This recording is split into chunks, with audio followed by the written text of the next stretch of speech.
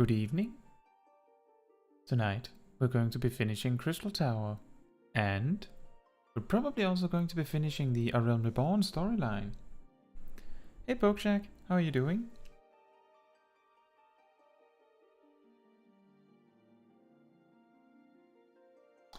I guess best we can do is just get right to it, because I imagine we're going to have a little bit of a queue time for World of Darkness. Unless we can catch the Alliance Roulette daily wave. Maybe I've induced some people to do it with the video. With the leveling guide. People going, oh, Alliance Roulette, I should do that. And then they incidentally, some of the Europeans meet me in their roulette. Wouldn't that be funny? Like how recently, last week, we found OJ in a random roulette for them, I believe. And Tuesday, we found Raziel in a random roulette for them. While we were spamming. Maybe we'll do that more. It was all a plan for fast queue. I'm that smart. I'm absolutely that big of a genius. The Gigabrain. Fine with the Reaper. That's awesome to hear. Yeah, I did notice that you finally got going with both of the Endwalker jobs. I thought it was December that you were getting Endwalker, Pokeshak. Did something happen? Did someone buy it for you early? Did you buy it for yourself early? What happened?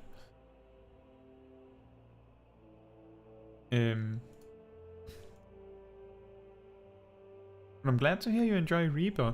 Recently, as a coincidence, based on me playing a lot more of Reaper to test it for some videos, I found out that I really enjoy playing Reaper myself.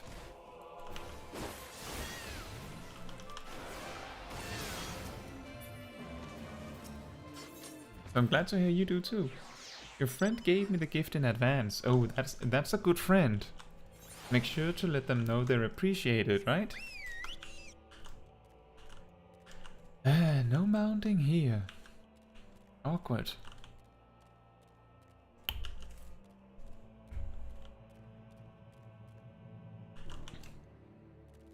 That's really good. So have you started on the Endwalker story, or did you never finish the Shadowbringer story yet? I can't remember if you finished the Shadowbringer story. And here we are with Wedge. Caetsu! Caetsu, I bet you're here to watch us pry open a rift between worlds, eh? We're almost ready. Circus Tower is full of engineers scurrying around and making adjustments. We're dealing with a lot of power, and if a single coupling's off, well, boom. But it should be fine, really. Anyway, you'd best wait at the top. The chief's there overseeing the whole operation. Okay.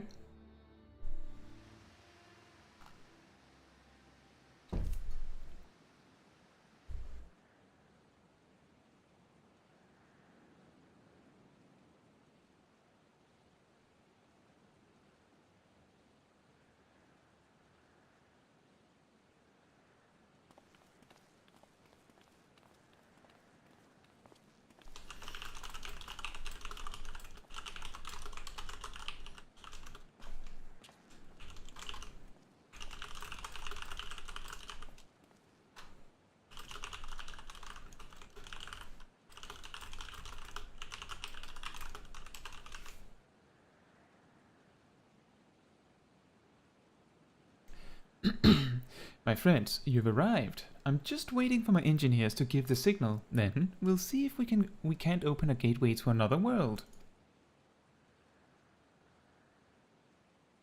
Is something amiss, Graha? Empress Sunde's throne. How the mighty have fallen, eh? Once it stood as a symbol of Alak's art and power. Now it's nothing more than an empty chair. Just imagine if elegant civilization had lived on, and a just emperor still sat on that throne. How different would our history be? How much further would we have advanced? Unfortunately, there was no stopping Sunday and his ambition. There were those who tried. Xande's war of dominion left no one unscathed. Unable to abide the horrors inflicted upon the people, warriors young and brave took up the sword against Alak. These men and women became as beacons of hope to those who had suffered, not unlike the warriors of light in our age. But all this merely hastened the destruction. Just as they moved towards Alak's heart for the kill, Xande lashed out in anger and frustration, as trapped beasts are wont to do. In his desperation, Xande decided that a great rift be opened to hasten the cloud of darkness's coming. To this end, he commanded the sun's power held within Dalamud be emptied into Circus Tower at once. The act brought terrible consequences. The tower only withstood the blast by flooding the land below with energy. Circus was swallowed by the very earth upon which it once stood. Last week, we specifically were told that happened by accident, didn't we? I'm pretty sure they said that something went wrong, and this happened. That's really strange. The fourth umbral calamity. I'd learned of its cause from Une and Doka. I had no idea that rebellion incited Sundae's rashness, though. Ah, of course. That's what Sid was just saying. He just said what I said. Didn't we just hear that? Your knowledge of Alak and history is astounding, Graha. Why, a man could study for 2 lifetimes and only learn half of what you know. Mayhap. 'Tis strange, though. I cannot seem to remember where I learned such things. Yes. Pigs, are you ready? Ready and raring to open up that void gate. Ready and raring to open up that void gate, Chief. We reckon when this machine's up and running, she'll be able to float 5 airships the size of the Arcturus. So just give us the words and we'll start channeling energy into the tower. Good. Then let's get started.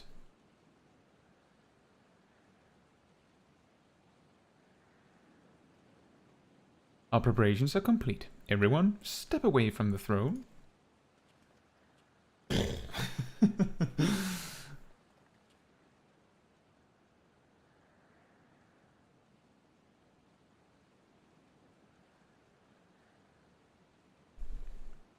Alright, let's see what this machine can do. Now, Biggs.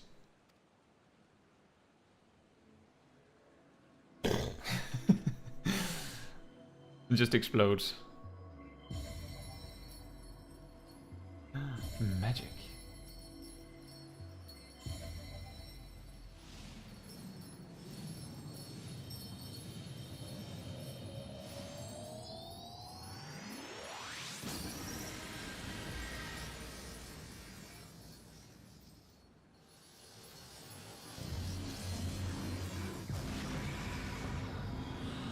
We did it! Exactly the same shape and everything. What a coincidence. Ah, a rift to the world of darkness, as Une called it. Splendid work, Master Garland. We can't break out the meat just yet. The tough part's still ahead. We've broken into the Dark Realm, but the gate's not all that stable. It won't stay open forever, and only a few can use it. I, for one, will remain here to ensure the Void Gate stays open. As will the sons of Saint Koinak. This rift is our sole path to salvation. If it closes, we are all truly lost. Which leaves Caetsu, my friend. What a coincidence! 'Tis a heavy burden I must task you with, but there are none more able. Pray lead the adventurers beyond the rift. I do not know what awaits you, save the cloud of darkness and our 3 comrades, but you must go, for the fate of our world now rests upon your shoulders. Your tiny shoulders.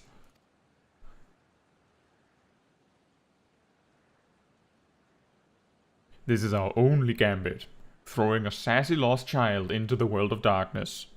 But I have every faith you will succeed.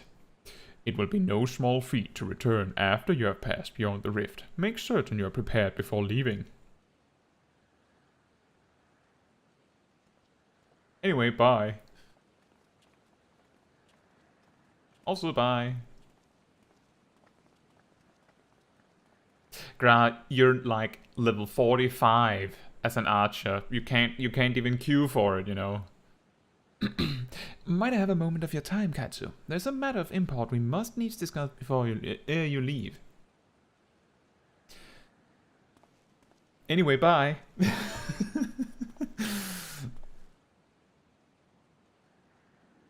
I'm gonna tell you over here. Don't ask why I have to stand that far away while telling you. Let's see, Pokeshak says, let him know that I'm grateful now. Let him know I'm grateful now. I'm going to continue with Shadowbringer's main quest to get to Endwalker and move forward together. Oh, together? Like, are you going to do the main quest with your friend? Is that what you mean? Or is it an interesting translation? You say, like I say, I like Reaper after practice in dungeon. With the dummy this time it was not enough, and oh boy, that was fun. And the Reaper has too much mobility without positionals 90% of the time, and using egress and ingress for harp is too fun.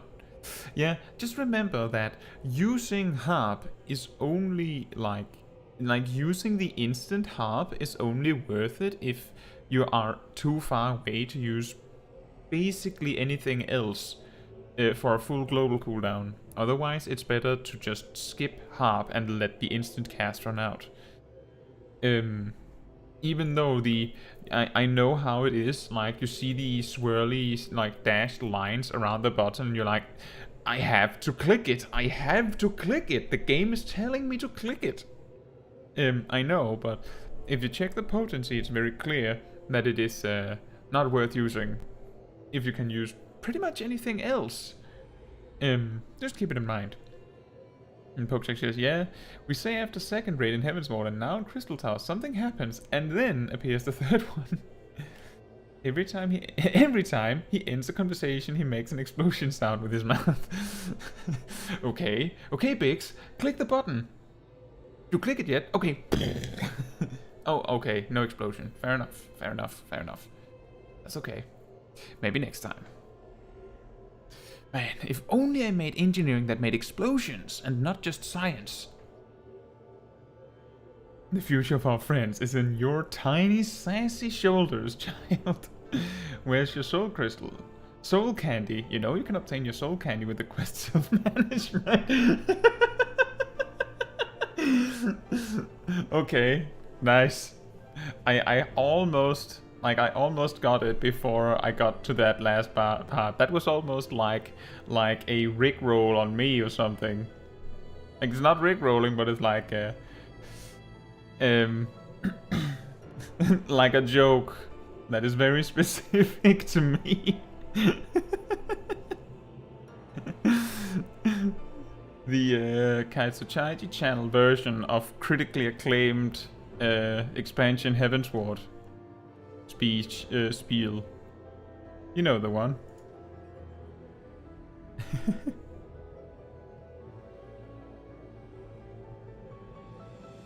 And it's like the boost of the range attack from Samurai. Yeah, exactly. It's like if you can't be in range to do anything else, then Harp is okay. It's even worth spamming it with the cast time. It's just you need to make sure that there is nothing else you can do, otherwise you're wasting your time. You're doing it together with your friend. Okay, that's awesome. I hope you'll enjoy doing it together. Caetsu, I wish to speak to you about my eye. As you are no doubt aware, 'tis a trait seen only amongst Allegan royalty. Long I have pondered why such is my inheritance. The sanguine hue must have some bearing upon my destiny. This much Doka himself admitted, but what? In truth, the more I learn of the Crystal Tower, the less I am myself. Somehow, meeting those two clones has wrought great change in me. I'm consumed with remembering something ancient, but ever so important. And my father's words echo in my mind, the selfsame ones his father told him. The truth of our eye rests with Allag. Mayhap what I wish to remember and these words are related, mayhap not. But I know I must learn the truth that history hides from me. I would see this journey, our journey, through to the very end with mine own 2 eyes, one of which is red. So I implore you, allow me to join you beyond the rift. Dude, if you can queue for it. You have my thanks, my friend. Now, let us venture into the world of darkness to save our comrades and our realm. Can you queue for it though, friend? Is your item level high enough, dog? I mean, cat?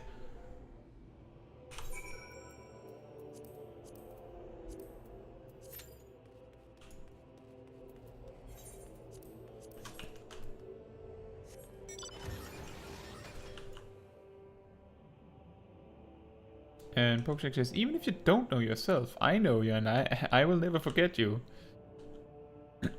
Greotio. Greotio, my dear friend, whose name I will never forget. Greotio. Granba Tongo.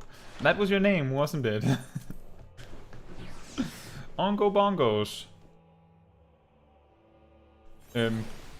My friend, whose name I will never forget. Minphilia. No, wait, that was someone else.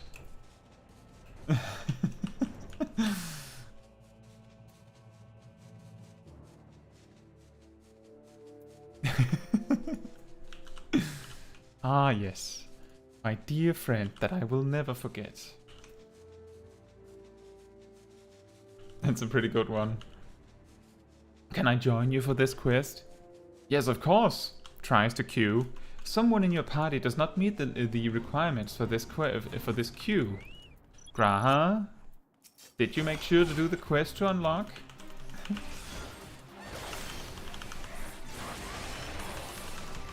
Oops, my bad. I still need to do the part where I speak with myself. Just a moment.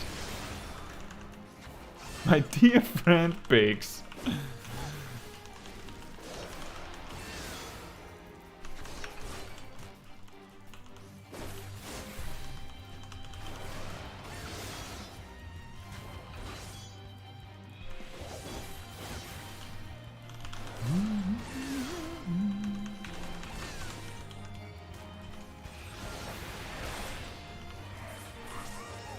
Kind of funny how like a boss fate is this easy, and there we go, there's a queue. Perfectly on cue, you could say.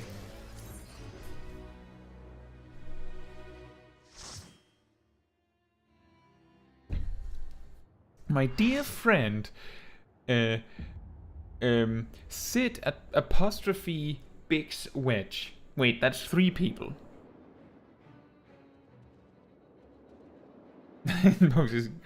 Yes, I have the quest. Sure, like your friend with the wraith of snakes. Yeah. The best part is that he said to me, like 2 days prior, that he knew for certain that he had unlocked everything and triple checked even, and claimed that he had unlocked everything. That was why I was really getting on these Ks for it, because he specifically said so, that he had, you know, done his preparation. And then he hadn't, after all.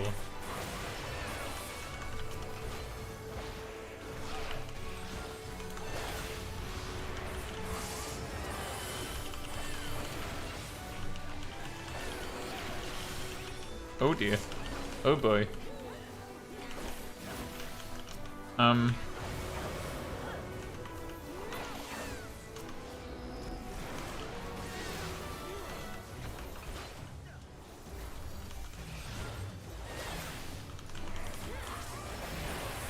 This is hard mode positionals when the mobs are just running around.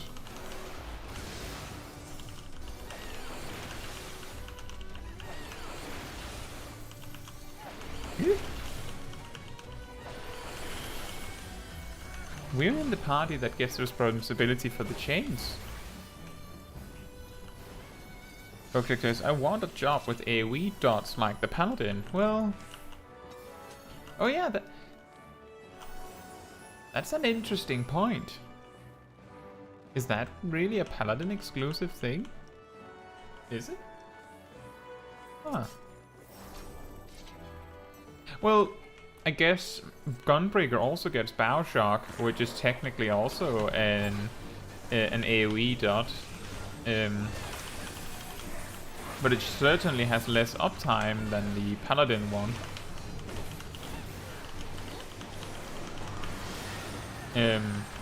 But are those the only two? They might be. Well, Black Mage has Thunder 4. Do we have anything else? Oh boy. Get me out of there.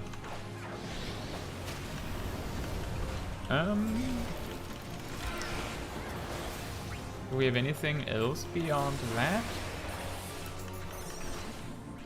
Dragoon has nothing, Reaver has nothing, Samurai has nothing.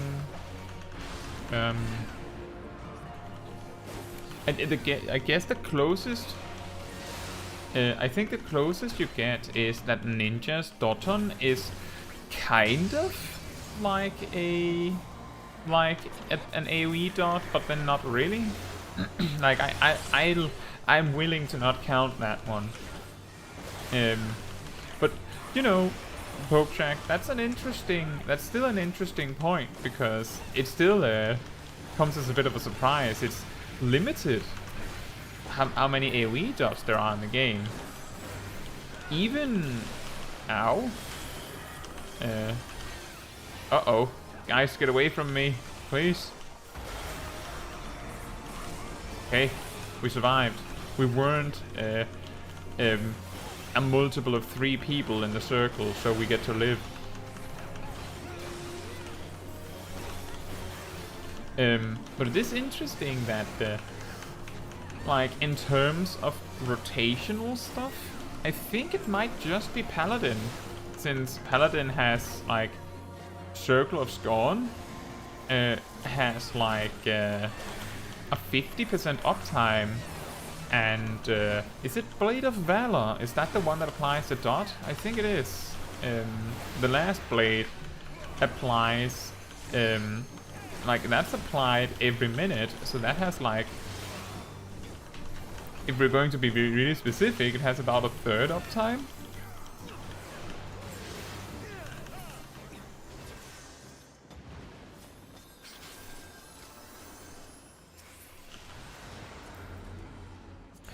That's an item, that's a gear upgrade.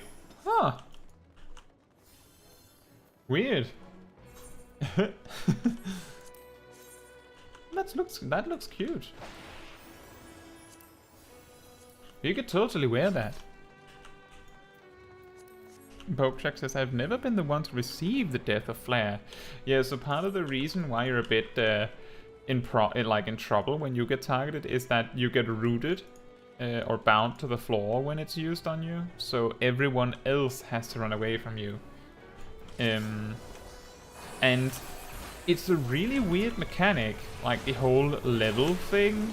I think it's really thematic because those kinds of mobs, those evil eyes and stuff in Final Fantasy games tend to have these really, really strange level something spells that either are extremely brutal if your level matches, or it's just if it doesn't, like nothing happens. That's pretty smart. I can't remember if I've ever seen someone actually use a mage limit break on those before. I can't remember if I have, so I'm guessing I haven't.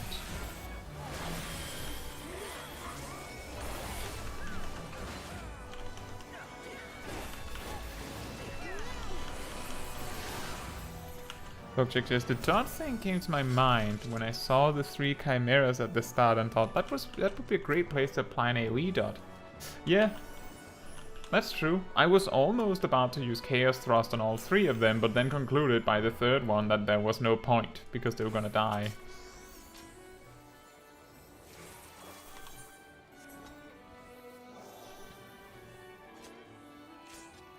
And there's the Red Mage pool. fine. I think people were just standing there because they weren't sure who was gonna pull.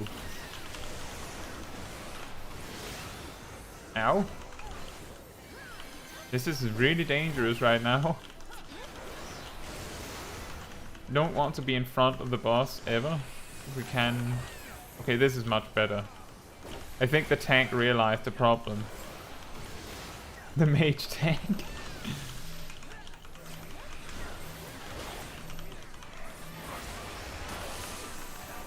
Actually, when I've done my daily roulettes as Red Mage not as Red Mage, as Reaper recently, I've gotten very used to the fact that if you're just AoEing everything as the tank is pulling, there's almost a 100% chance that you're gonna pull something. Like, among the enemies, you're gonna pull something. It's just bound to happen because you're going to do a lot of damage before the enemies reach their destination. But because you're a Reaper, and like Reapers are wearing the heaviest armor aside from tanks, it's not a big problem. Like that, accompanied with Arcane Crest, means that, in fact, it's almost a good thing that you're tanking a few things, because that means that as your tank is about ready to start doing the pull and clearing, they get the heal over time effect that happens when the Arcane Crest breaks. It's occasional that it lines up that perfectly, but it's more like, it's basically what I'm saying is that it's almost like it's a good thing, or perhaps even intentional, that the Reaper is made. It feels like it's made to take a few hits as you're pulling.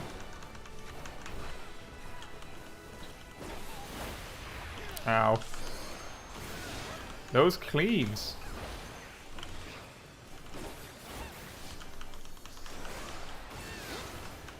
I think it's better to just continue our damage combo because the boss is almost dead. There we go.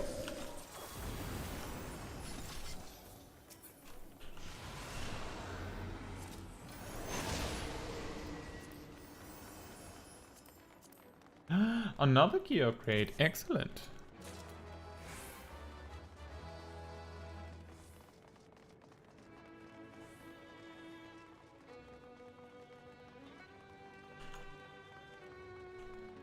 See, Pokeshak says, yeah, it's more like melee. For that reason, I use my full combo like tanks in the first part of the pull for sure to not lose any enemies. Oh yeah, I just realized that I won one. I hadn't seen that until now. Adorable. Fierce.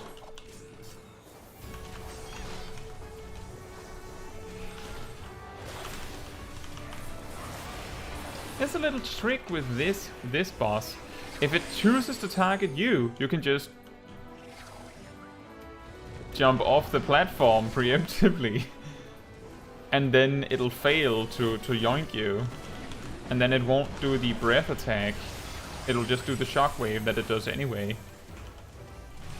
And you can dodge the shockwave by getting real up close and personal.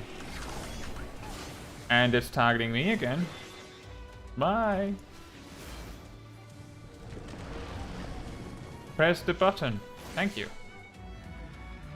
It looks like it scooped up someone else, so it decided to do the breath anyway without me.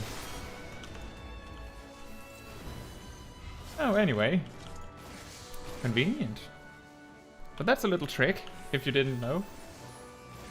If it targets you, just jump off the platform, just let it get, like, it's going to do that anyway. The difference is if you jump off yourself, then you will take no damage.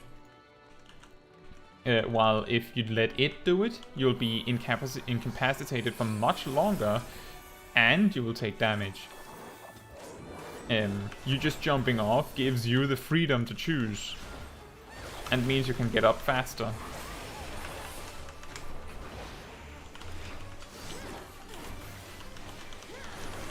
Yeah, exactly, Pokejack. There's so many small things, and this is so old content that I believe most players don't really care. Like, and so what if you can do that? It's not like you're gonna need this sort of optimization. If on the other hand I could somehow teach players how to do, like, to deal with this boss without having to deal with the belly phase, then I think people would really start to get interested. However, that's not a thing. Let's see how many players disappear. 2. Alright. Then I think I will attempt to join them. And they're attacking it. They're attacking it.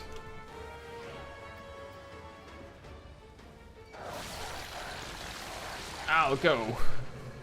Smol Caetsu to the rescue. I'm sure they've already finished by now, but... No, they haven't. They're dealing with just the ad because it's very overwhelming when you're this few players. I'll focus on this because if I get aggro on the ad, I don't have a healer. So literally anyone but me is a better choice to deal with the ad, because at least they can receive some healing if they get aggro. We got him. There we go.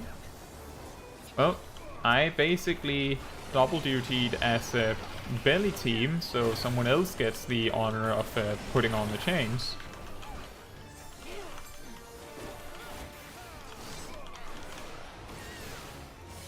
A little tip for this boss specifically I've learned is that it feels like if you're like hanging out near his backside, like if there's a lot of people hanging out behind him, he is more likely to use his tail swipe, which you don't want. So like if you're hanging out behind him, make sure that you're hanging out like close enough to the side that you can just step away if he chooses to tail swipe, and only hop in behind him when you need to for a positional.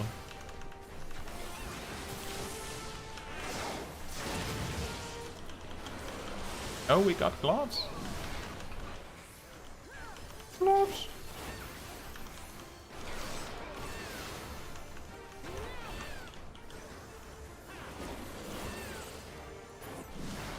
There we are. Wow. We're looking really fierce now. Wow. But we can't die this, so that's not going to stay.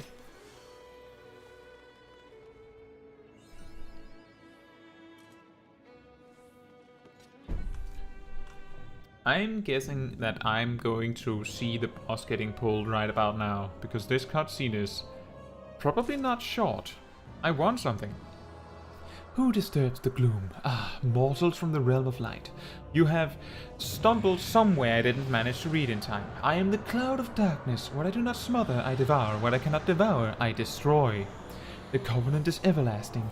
All mortals before the flood of darkness will sink lifeless into the void. I don't know why she speaks that fast.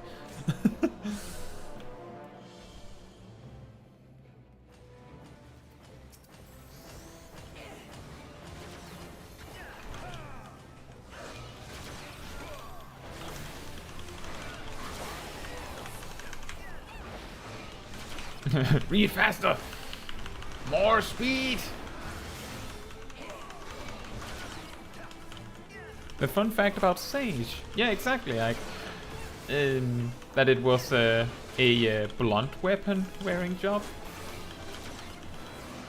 That's true. I believe that applies in some of the earliest Final Fantasy games where it, like, the very first time it exists, and pretty much every single time since then. I specifically recall that there's a Final Fantasy game where there is, you know, where there's like specific characters, and one of them happens to be a sage, and he has access to like an absolutely insane amount of spells, but he has nearly no MP. So like it's like, yeah, you could use any spell, literally any spell you want, but only like 3.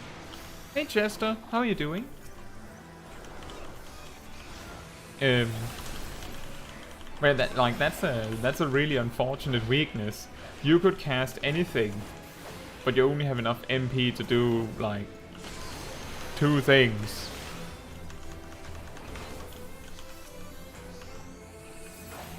Could you imagine that, Poketrack? Imagine if Sage just for some reason only had 1k MP as their limit in Final Fantasy XIV.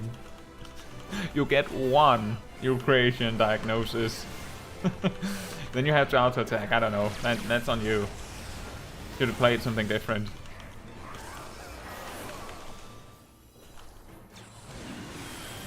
Oh, get to your team.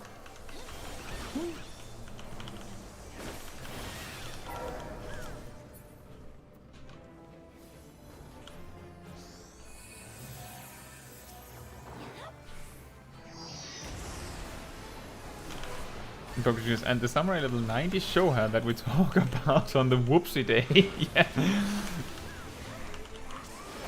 I was a little fast with making the meme that I posted, but I'm glad that some people really enjoyed it.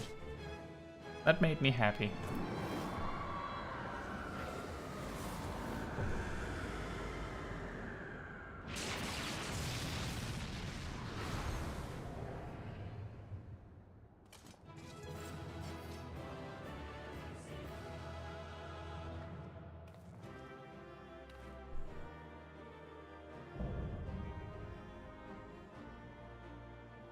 Cast 1 Eucration prognosis and my job is done. Bye. Lucid dreaming becomes your best friend real quick. Oh, I already have that apparently. I'll just take everything, guys. It's okay. Just fill my inventory. Yes, give me a minion. We have a new minion. We have acquired a new minion. Let's use it. Can't summon minions here, that's fine. Whose best friend was the old bard?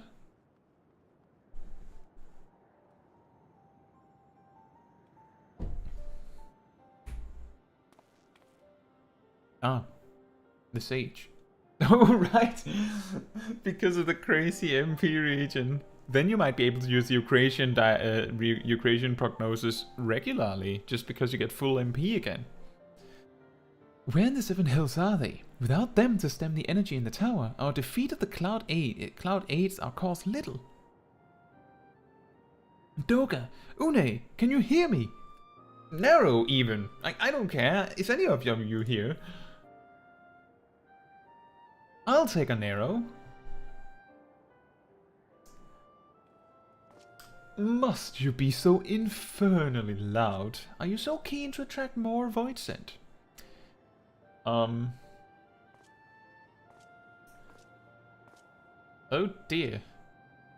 Though, I don't blame you for missing my company. Thank the 12, are you alright? Yeah, you don't look good, Nero. You don't look well. Why are you carrying her? You're the one that needs to be carried. As alright as can be expected, Une has simply passed out.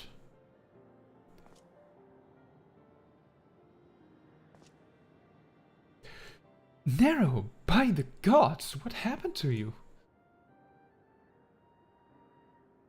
Alas, his wounds were too deep and allowed this foul place entry to his body. Now, the darkness claws at the ether of his very form.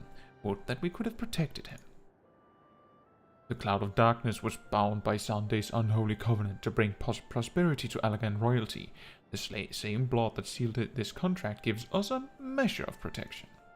I say a measure, for this vow does not protect us from other Voidsent. The cloud imprisoned us here precisely to unleash fiends upon us. We would be dead had Nero not defended us so valiantly. Mistake not my actions for kindness. I have use for you yet in Eorzea, and simply couldn't let harm befall you here. Dude, just take the compliment! Man, just take the compliment!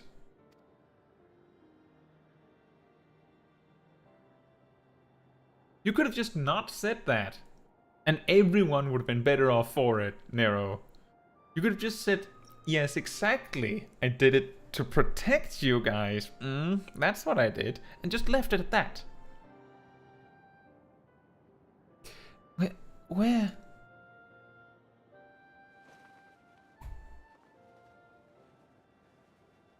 Une, you're safe. Our friends have come for us. I've lost my glasses. Have they? Then perhaps, Doka, there's yet hope we may fulfill our purpose.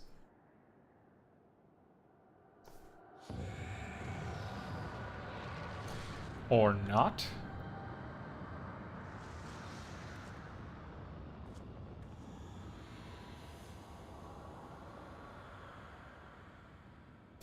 Mortals, you have dared to challenge me, and now must feel my wrath. Sore loser much? Sore loser much? I think. Pretty sure. Did you think to destroy me in my realm? Here I am eternal. I will smother your light and entomb your bones amongst my shadows. And you missed. Are we truly powerless here? As long as we fight the cloud in this realm, I fear so. And yet, though we may not be able to destroy it, this may be our chance to stop it. If we strike now whilst the cloud can barely hold her form, mayhap we can sever Sunday's covenant. Yes, and raise the bridge between Crystal Tower and this foul place once and for all. Caetsu, Graha, you must flee to... Where? Where, mate? Where? You and Doga mean to stay here? It is madness. You must return with us. No one but you can save the world from the threat of the Crystal Tower.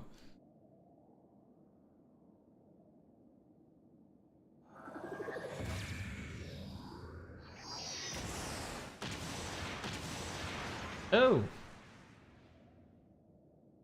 Ew. Convenient. What is this trickery? Your blood. You too gain protection from Sunday's blood. Sunday is actually a cat boy. Just a really big and buff one. An ancient one. Gratia, you are possessed of royal blood. That is why the royal eye runs in your line. It is a gift you have inherited, Graha. You have been granted authority over the Crystal Tower. I had thought time would consume all of Alak that was. That a man should still live with his forebear's blood in this age can be no coincidence. Some person must have planted this gift in your line, and used the highest of elegant technology to do so. True, the Crystal Tower is not like to recognize you as Allagan. Not as you are now, but your royal eye bespeaks a simple truth. Within you dwells one feeble glitter that will illuminate all, the light of hope. But how should I use this light? Pray tell me.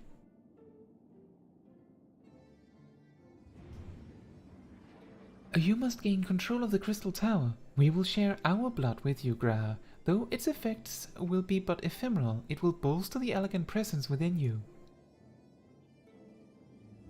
We can shoot blood out of our hands, like a magic beam, as you see. This is our gift to you, that you may fulfill your destiny. All with the royal eye are bound by fate to Alak. Our part in this journey is to bury Sunday's dark ambitions in the past. This was the true Ney and Doga's purpose, one we have carried into the future. Know that as long as this light of hope survives in you, our souls will still remain, even if our bodies are lost. Don't cross the beams! Except that's the entire, end result of that Ghostbusters movie, isn't it? That they cross the beams. Because it makes it stronger.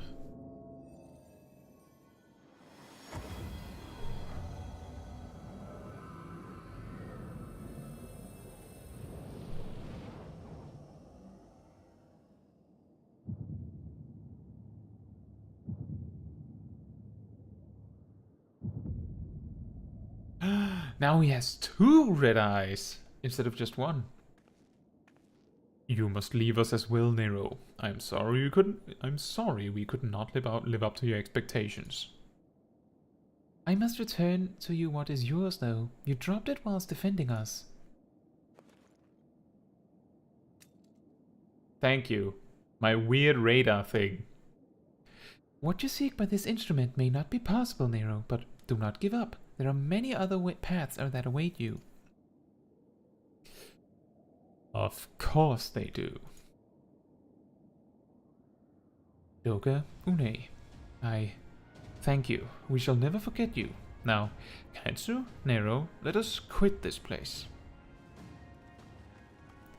Let's run somewhere. You shall not escape me, impudent children of light. Blam, blam. Well, as long as you don't shoot at Graha, that would be pointless.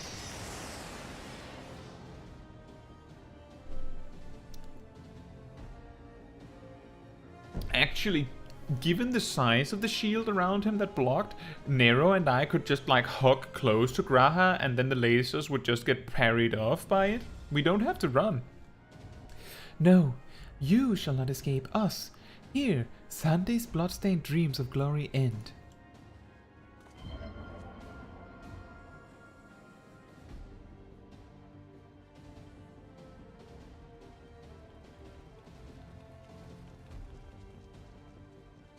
There, the glint of light.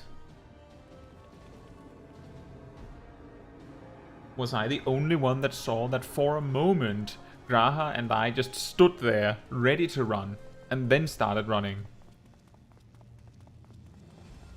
It grows faint. Then the bridge between realms grows fragile by the Covenant's annulment. Annulment. If that light dies, we're stranded here. Hurry! He's just running on like what's it called? On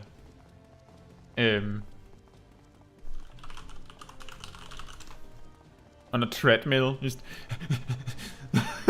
he's not going anywhere. Guys, I'm not doing too well. Nero, no, you must move. He was sick already, you know. Leave me. I don't need you. If I die here, it'll be because I bloody well decided to. I failed to master darkness. I'll not suffer watching a green boy master the tower. He's red. Do what you will with it, but remember me, son of Alag. I am Nero Tolskaber, the man who'll yet outdo Alag and Garland. That was what you hoped to. Yes. May the Crystal Tower again be a beacon of hope for mankind. Go, damn you.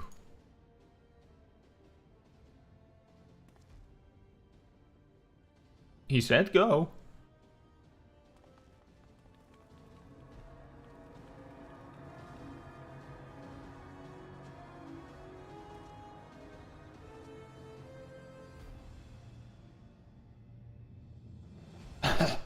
Must move onwards. This is not where I come to rest. Although it could have been very easy, I could have just asked for help. But I decided to say no because of my pride. Ah. But how did...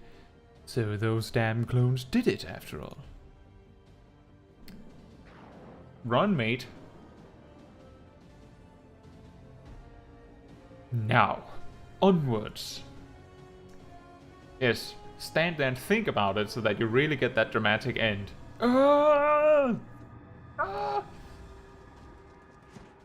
You know, it wouldn't have been... And there's Sid. You owe me, Nero.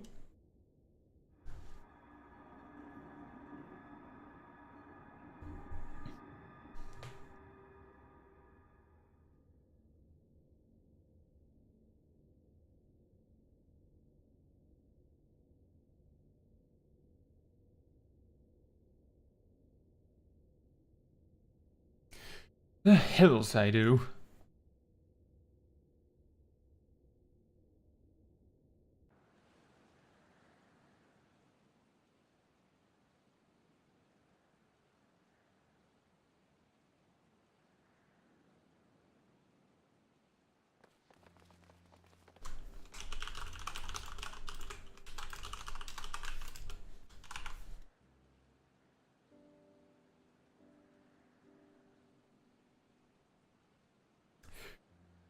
You are returned unharmed. Thank the gods.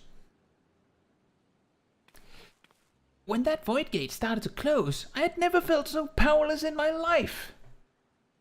We were running about like madmen, trying to keep the gate open, and then the chief actually went and dived in. But if you're all set, Where are those, Where are Une and Doga? They're not... Yeah, my glasses. Where are my glasses? We lost them, you see. I see. I will miss the two of them dearly, and your glasses, but I am happy they fulfilled their purpose. We who live on must still attend to the Crystal Tower, though we now have no one able to seal it. Actually, that is not true, my friend. Une and Doga have entrusted me with their blood. I can now control the Crystal Tower. Watch. Tower, stop energy transfer. Access denied. I think we may have a problem. Anyway...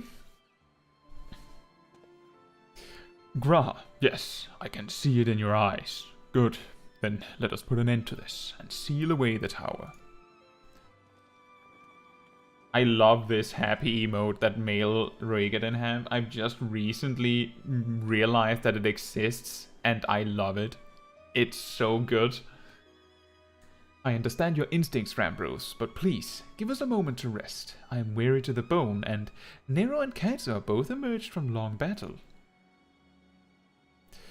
Of course, you have the right of it. Come, you shall leave this place for a spell, and repair to St. Koinak's find.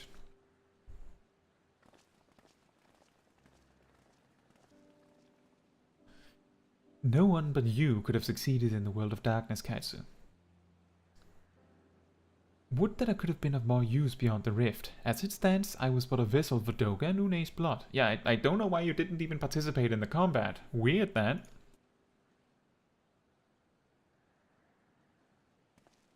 Have I remembered what I wished to? Yes, something has come back to me. Gaining royal blood and witnessing true bravery has reminded me of my forebear's dearest wish. But we need not speak of these things now. It was not my place to keep you. Pray go on ahead of me. There's something small I would do before I return. Alright then. I could not have asked for a better comrade. If only I could have been a part of your adventures for longer, Caetsu. Alas, fate dictates I have a different role to play. A wish hidden for millennia and brought to light by the good people of Noah. Now, finally, 'tis my time to see it realized.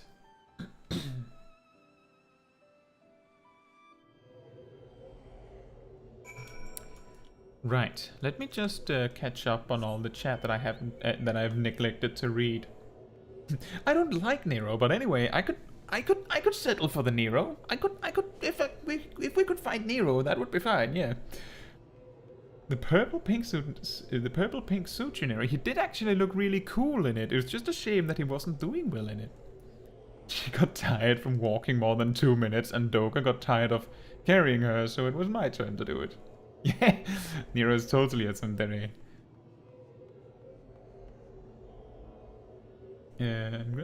Grey Tio. What are you talking about? Nero carries Une and Doga is standing.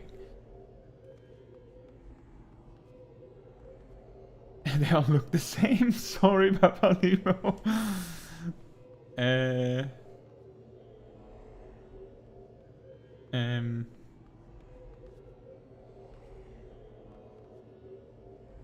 Hey, Luel. How are you doing?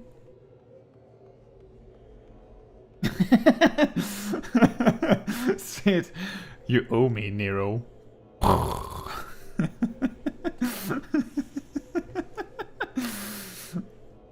That would be a weird quirk. Just every single time Sid says a sentence, he just finishes it with like explosions. I did not participate because I did not meet the requirements, but I accompanied you by Discord call, sharing screen. I saw the dungeon, okay? I saw it, and that has got to be enough.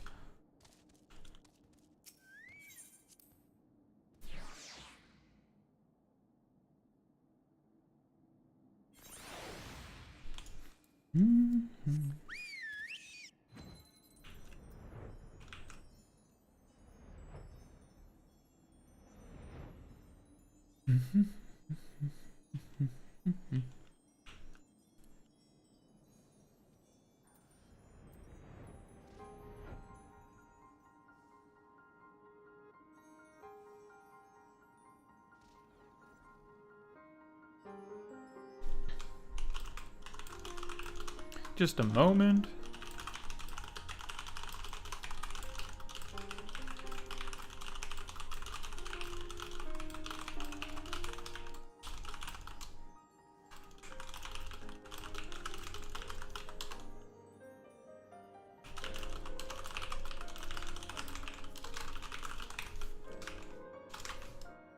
Turtle left a few comments on my recent video and I would like to respond to them because they're being super helpful with like adding extra detail to some things I wasn't certain of.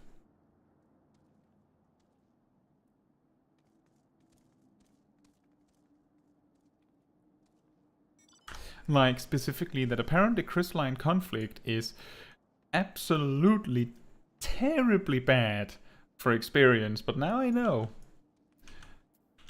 Good thing I didn't say that it was good, but it was just a suggestion in my video.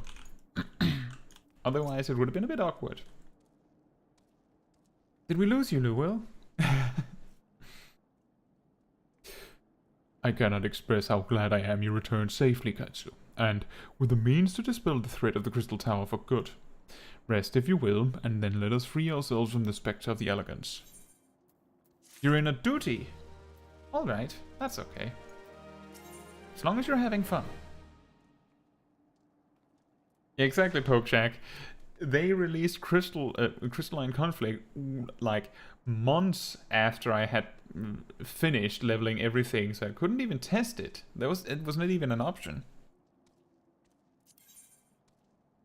And technically we could have tested it with Smol Caetsu here, but I think it would be hard to say, but Turtle happens to have an alt that has Road to 80, and there it gave like 6%, so that's like, you'd need to win like 34 matches without the Road to 80 buff to gain 1 level. So the only reason you would be power leveling through Crystalline Conflict is if you were going to play that job anyway.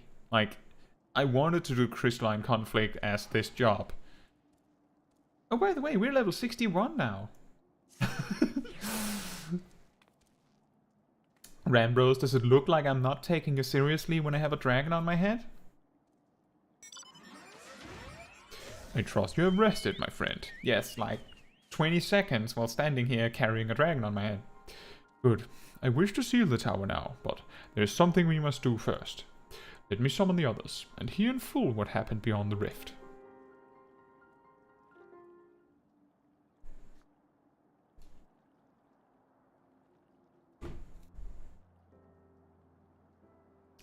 So, the elegant eye that runs in Graha's line does mean that royal blood flows in his veins. I suppose it is not so odd to think his forebears gained it via ancient technology, but who imbued his family with the blood, and for what purpose? Mayhap all this was fate, from discovering the tower to Graha gaining Une and Doga's blood. Has Graha said anything? For that matter, where is Graha? And what of Nero? I'm not sure about our resident historian, but Nero left the tower with me. Where he's vanished to since, I cannot say. But knowing him as I do, I don't believe he'll scheme against us for the time being, though he is still Nero.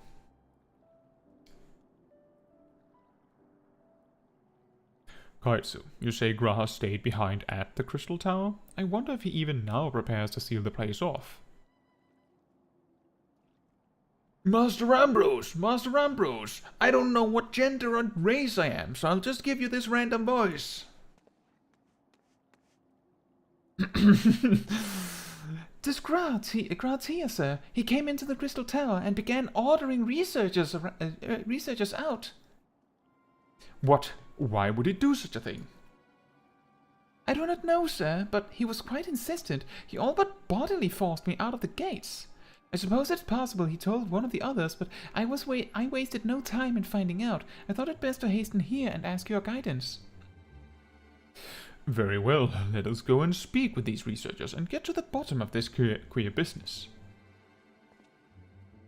Master Garland, Caetsu, please come with me. No doubt Graha means to seal off that crystal tower, but it worries me that he did not breathe a word of his plan to us.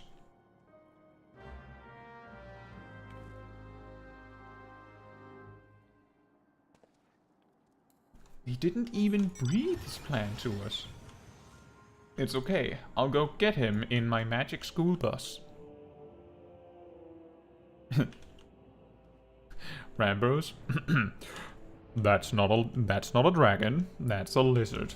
I'm pretty sure I'm not carrying a small dragon aura on my head. You see, that would be too big.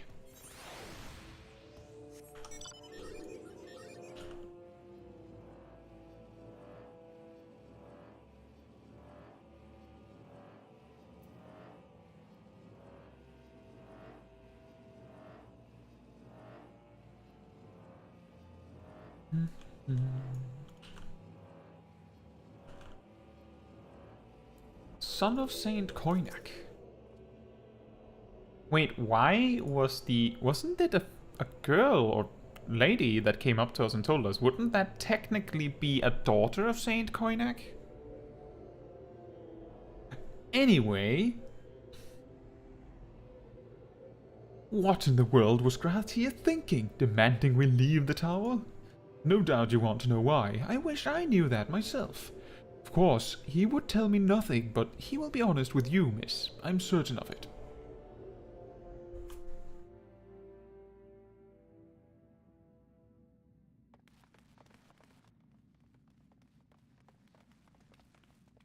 Go no further, my friends. The doors will close ere long.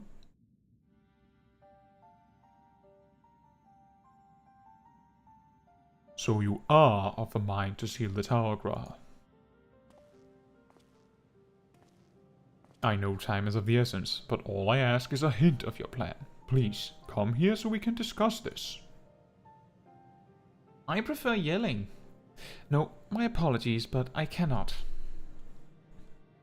Come man, what is this nonsense? If aught is amiss, surely we can help. Not this time, my friend. Just as Une and Doga fulfilled their destiny, so too must I fulfill mine.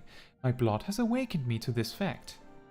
As my father told me, the truth has always lain with Alak, or rather, 'twas there the wish I must grant was born.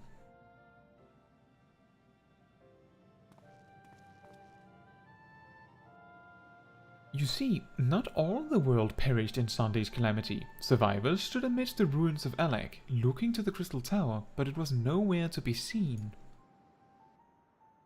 Yet they hoped its spires would again dominate the land and prayed that the Crystal Tower would be a beacon of hope to people everywhere.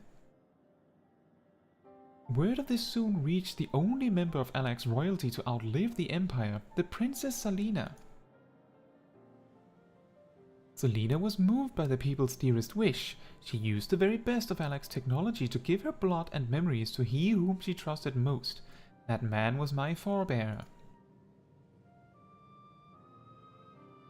For millennia, we waited. Alak's art and ingenuity faded. Our royal blood grew thin, but before the last drop could vanish from the realm, the memory of all this returned to me. And now, I must fulfill the wish of the ancients. The tower will shine forth as a new beacon of hope. By being closed? Graha, the Crystal Tower's strength poses too great of a threat to Eorzea now. We would need technology as advanced as Alak's to use it correctly. As things stand, we barely understand the tower's workings, else we may never fully comprehend them. 'Tis as you say, Sid. We could wait for someone, someday, to reach the same heights as Alak, but by then we will have lost the royal blood and the means to control the tower. But what if I do as Ammon did, and put the tower into a deep sleep? What? You cannot mean that! I'm deadly serious, Sid. The tower may only be used once men rival the elegance in knowledge. I will slumber within Circus Tower until then, to greet those with the means to open the gates. Then I will guide them, and thus will the tower shine forth as the beacon of hope it was meant to be. It is the only way to make the wishes of the ancients come true.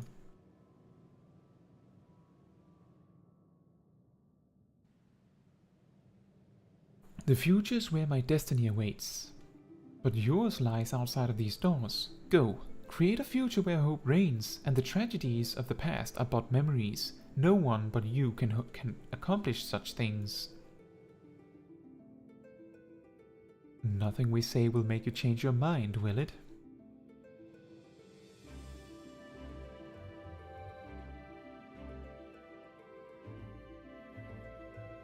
Onwards to a brighter future. It won't be easy, of course, but that's exactly why we'll do it. We'll catch up with Alec, just you wait. We'll cover all that lost ground before you even know it. Well said, Witch. It'll only be a few years before we come knocking, Graham. Then you're in for a rude awakening. You shall be witness to Noah's accomplishments. Pray keep alive our successes, and forgive us our failures, and may we meet again, my friend. The 12 keep you till then, Rambros. I look forward to learning of your exploits, and you, Caetsu, I know history will remember you. No doubt your heroism will be the star by which I chart my course when I awake. Well, now I must rest. Recalling so much has put me in the mood for sleep. Farewell, my friends. I eagerly await a future born of your courage and the ancients' wish.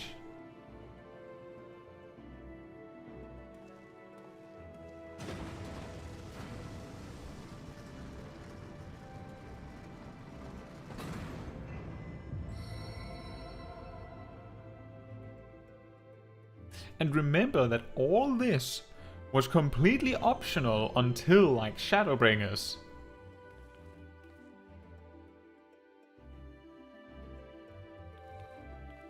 And I'm sure a lot of people mashed through these cutscenes so they had no clue what was even happening with that with what's happening in Shadowbringers. Like, who is this? That tower? Yeah, I guess it looks familiar. Why is that important?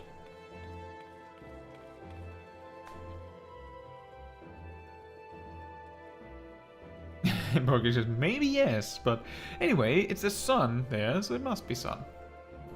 Lewis is leveling Black Mage. Are you enjoying it? I think I remember that you said you really didn't like the idea of the whole standing still and casting stuff. I completely understand if you find it a little jarring or annoying to deal with.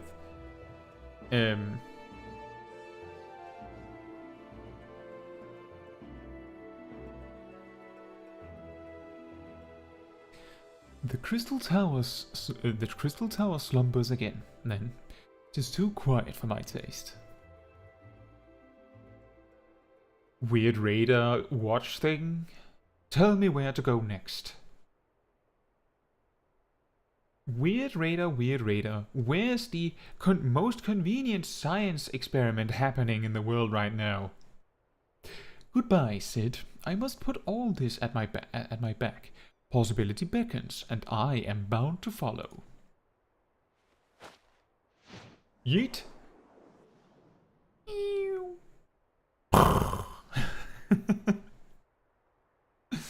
A new dawn has come for me. Anyway, bye. I'ma head out.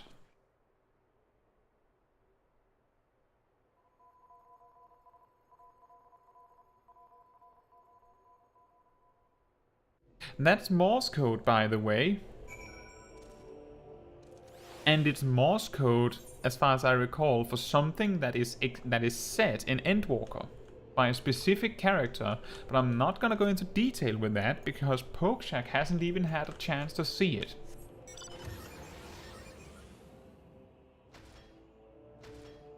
And that's another case of, wow, they planned all this back in A Realm Reborn? That's amazing! No. They probably added this Morse code thing and then thought, maybe we'll use it at some point. And then they found something to use it for. I'm pretty sure it's Morse code anyway. And Lowell says, yeah, it didn't, but it's good now. I'm not a baby anymore. Ah, well, it's completely understandable. Some people don't like casters. I don't know if I'm ever gonna pick up Blue Mage. Well, that's also, like, that's even more optional, so don't even worry about it. You'll get to it when you get to it. Is it Morse code for hamburger? That would be funny, but it's not. I can't remember what it's Morse code for, but it's Morse code for a really specific character. I don't think I can explain who it is for Lowell without spoiling anything for Pokeshack. Missed opportunity, Yoshi P. You have just missed Smol Caetsu. There's much that needs his attention if he is to fulfill Graha's wishes, it seems. But this is not the end of nowhere, no matter how lonely St. Cornac's find has become for our friend's departure. We must all walk in different directions now. Remember that we labor for a brighter future. Led by Graha's beacon, sealing the Crystal Tower was but the first step. Farewell, my friend. May our paths cross again. How... What do we use those for? What do we actually use Allergan catalysts for? You have completed the Crystal Tower quest series. By speaking with Seal at St. Cornac's Find, you can accept a quest that allows you to trade items obtained by repeating Crystal Tower Alliance raids. What? The next main scenario quest can be accepted by speaking with Minfilia at the Rising Stones. Excellent. Seal? What? What? Huh? Woot spear. Woot.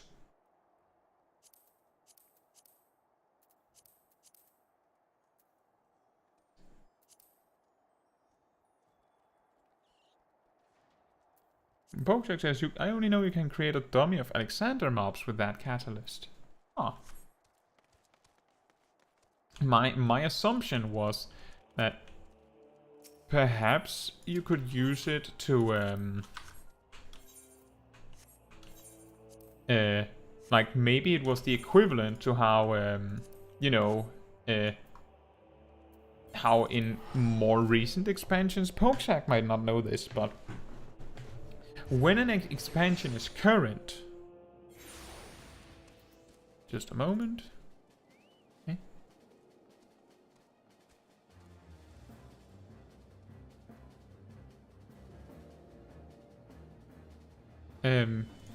When an expansion is current, when you do the Alliance raid that matches the current raid tier, it will typically have a weekly logout where you only get the reward once.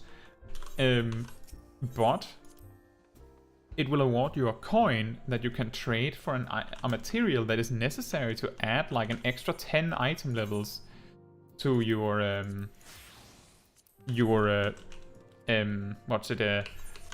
high level tombstone, the weekly tombstone gear, which will move them to the highest possible item level available for the current raid tier. And I sort of assumed that these catalysts might be related to that, but it appears to be a big no. But maybe they were at one point. Now, let's barrel onwards to the end.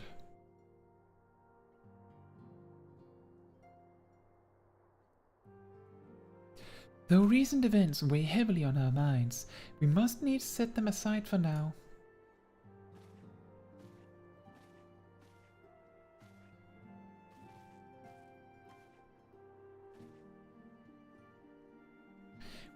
We are come to a defining moment in Eorzean history. The grand commemoration of our joint defense of Ishgard, the first time in 15 long years that our people have stood side by side with our neighbors to the north to fight in common cause. That was a long sentence. This may mark the true rebirth of the Eorzean Alliance. Failing that, it should at the very least serve to bring our nations closer together.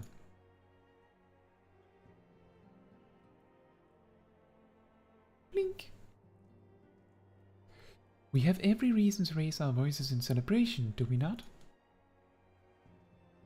We have bested Dravanians and Ascians both. Against desperate odds we have fought and won.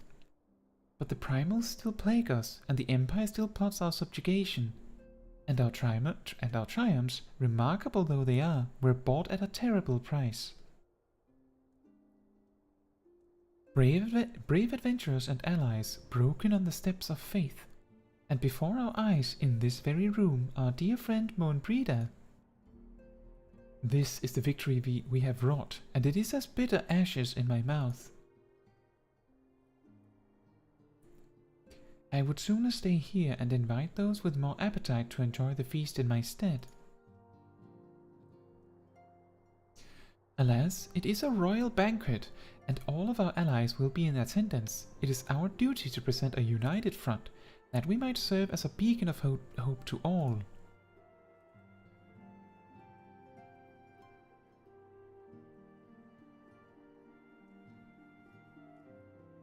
It seems I have no choice but to take my own advice.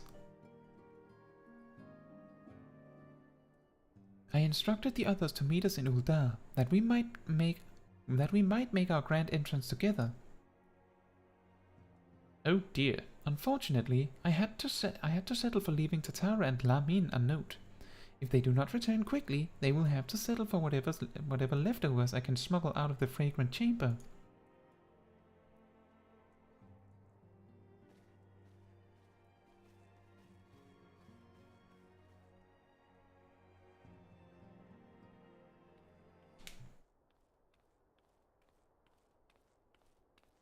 I'll answer your question after the cutscene, Lowell. Off to the big soiree, Caetsu. Raise a glass for me, or not. You don't look best pleased, lass. Something on your mind? Yeah, the stuff you told me, about betrayal and stuff. Why, the Navigator, Wilmot's dead! God damn it! They must know they've been rumbled. Sod it. It's past time we had this talk. After our last conversation, I got to thinking about where certain funds were coming from, so I had to dig around on the quiet. Sure enough, I found it. Seems a fair bit of coins made its way into the Braves' coffers, courtesy of Dodo Consortium, a daft name for a business if ever I heard one, which is what first gave me an inkling that something weren't right. So I went through the ledgers again and found another half-dozen donations from organizations with stupid bloody names. Didn't take long to find the common thread. All were owned by the Mirage Trust. Oh, I'll give the bastard credit. He showed us up for the amateurs we are, short of calling one of his businesses the bloody bribery consortium. I don't know what more he could have done to mock our rules on financial contributions. The gods only know how many men of the first and third are taking Telegi's coin, but now we know, as some of them are, I'd wager my right eye they're the ones what did for Wilred.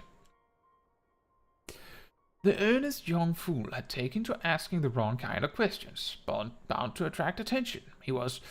Should have seen it at the time, but I didn't. Gosh damn me. Still, I don't see what Telegi hopes to accomplish. He hit his scheme with all the care of a drunk pissing into the wind. No, he's cleverer than this, so we need to be clever too. We need to be cleverer. That's the only way we'll ever repay this debt of blood. We'll purge every one of them traitorous bastards from our ranks. On that you have my word.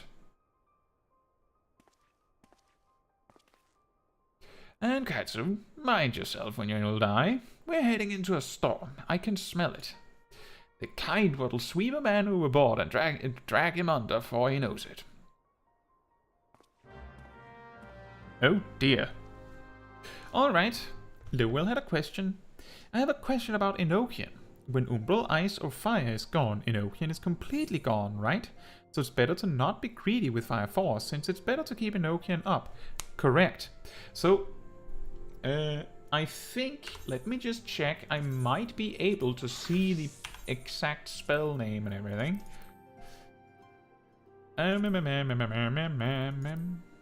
Enochian. So, let's read the tooltip to be completely sure. Increases the damage dealt by 5% while under the effect of Astral Fire or Umbral Ice, which means the instant that Astral Fire or Umbral Ice disappears, gone. 0 damage bonus.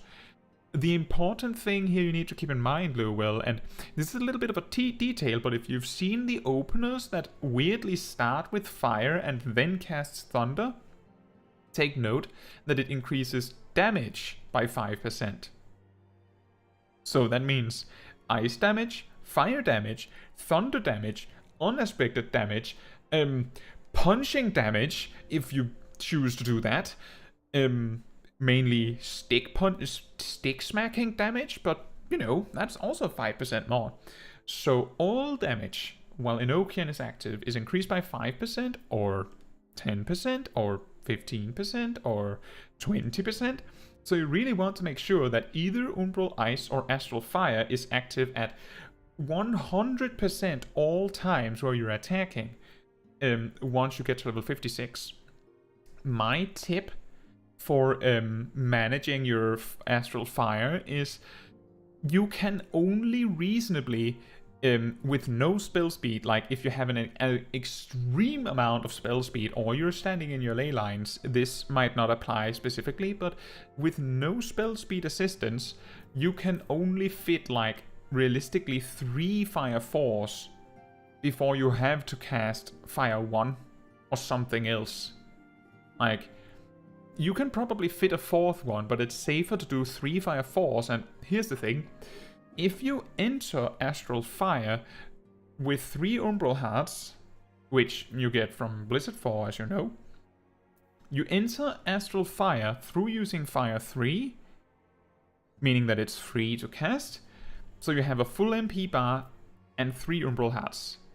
Then you have enough MP for 7 casts of fire or Fire 4. Like, you have 7 casts of something that costs 800 MP. Now keep in mind the first 3 will be 800 and the remaining 4 will be 1600. I believe that should add up, yes. Let me just think. 4, that's 6400, and then 2400 on top of that. Yeah, that puts you at 8,800, so you're just shy of an extra 8th cast. So you can't cast an extra Fire 4. So given that you have extremely comfortable space to cast 3 Fire 4s, then a Fire 1, and then another 3 Fire 4s, because that is really comfortable and you don't need more than that, that's my advice. If you're having trouble with like limiting yourself or timing how many casts you do, specifically go for 3 Fire 4s, then Fire 1, and then another 3 Fire 4s. In most cases, you don't need to stack them closer than that. 3 is all you need. If you know that for some reason in a moment you won't have a lot of time, then maybe casting 4 Fire 4s will be better, but as a good starting point, do Fire 4s instead of 3 and then do something else. If you need a lot of movement, keep in mind that the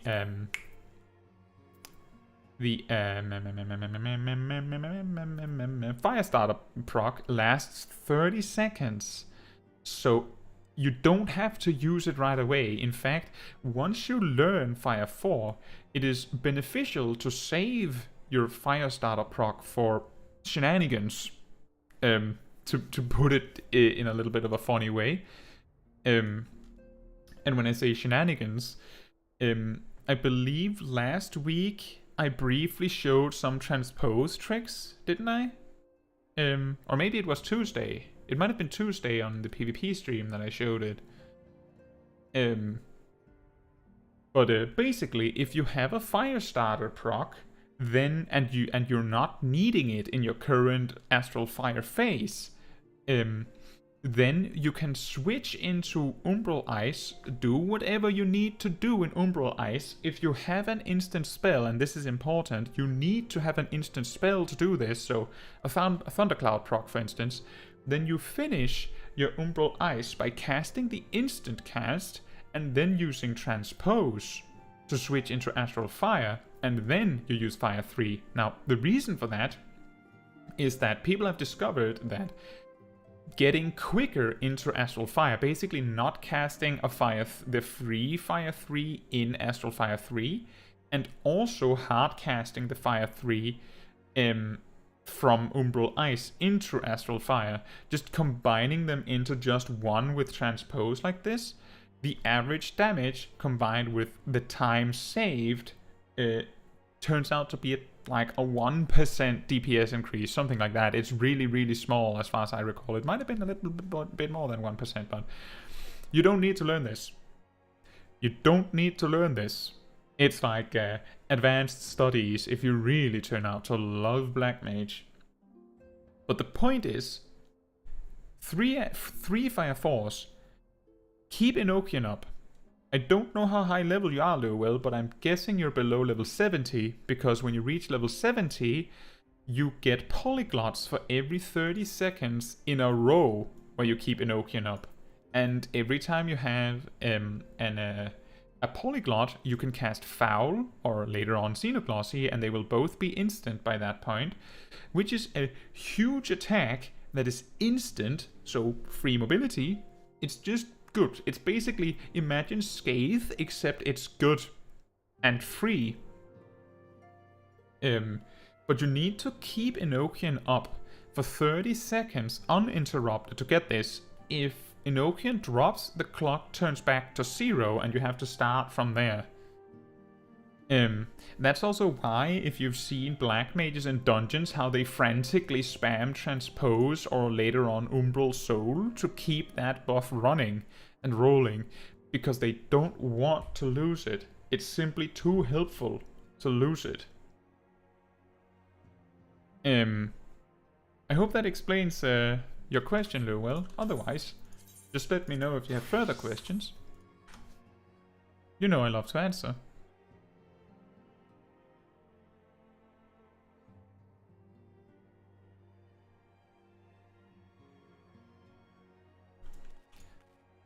See, Pokeshak says, Dragon Kick combo and Transpose rotations are good friends with the low damage difference. Well, specifically, a very significant difference here is that the Dragon Kick combo is technically a DPS loss outside of a mathematically impossible coincidence that I described in my whoops, we have a return for that, in my short on the matter. Transpose tricks are explicitly a DPS increase to use. Infinite Paradox, which is Transpose tricks pushed to their inevitable ultimatum, where it like reaches a point where it's just silly, is a DPS loss. Except, like, little asterisk, DPS loss asterisk, except if the mobility of using Infinite Paradox somehow is a DPS increase. Which I don't know when would be, but maybe.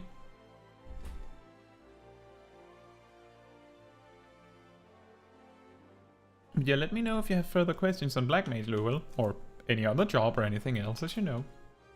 Now we go into the sadness. We've been waiting for you, Caetsu. The celebration is due to begin shortly. I had hoped that we might make our introductions together, but Mistress Momodi just sent word that you are needed at the quicksand. Oh. A hero must go where she's needed, and according to Minfilia, you are needed elsewhere. We will go on ahead, Caetsu. Pray join us once matters at the quicksand are resolved.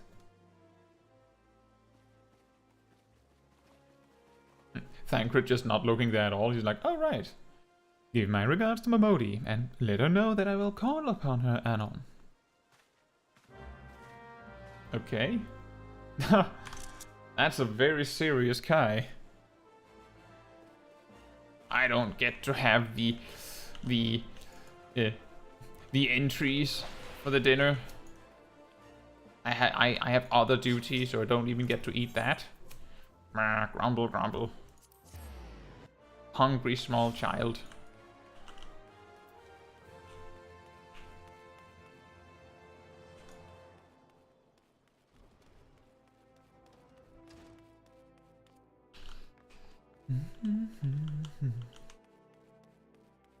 Just, I did this part like paladin for my service to the Sultanate. Oh. I appreciate you dropping in on such short notice, Caetsu. I know you've got places to be, so I won't waste your time. You're friends with a crystal brave by the name of Aliani, aren't you? Former adventurer? Come to think of it, I'm pretty sure you recruited her yourself. Well, anyway, she came round for a meal not long ago, and before she left, she asked me to give you a message. She said if the others ended up dragging you to the feast, I was to see you got it before you made your grand entrance. Meet me at the station west of the Coffer and Coffin. There's something I must show you. A short message, I'll grant you, but she thought long and hard before picking these words. Barely touched her food, too. Under other circumstances, I'd have thought those signs of a troubled heart, but something tells me she ain't planning to ask your thoughts on a gentleman caller. Alright then. Bokjak says, be right back. I will do my roulette and my tribe. I have you in the background. Alright, enjoy. I want to play more Sage and Reaper. Understandable.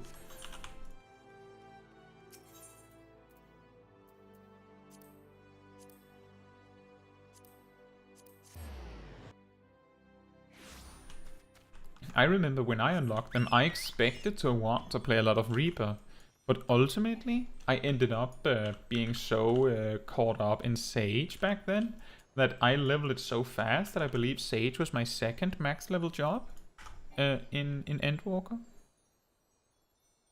So I totally understand that you get really caught up in it. They're very fun jobs.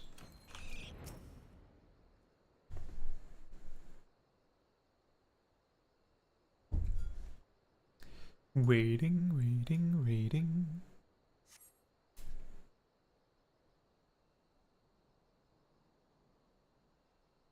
As you stand upon the platform, your thoughts begin to wander, and all too soon the ghosts of comrades lost and enemies slain begin to file by your mind's eye in solemn procession. Clearing your head, you scan the horizon, but see no sign of Aliane. Let's wait some more.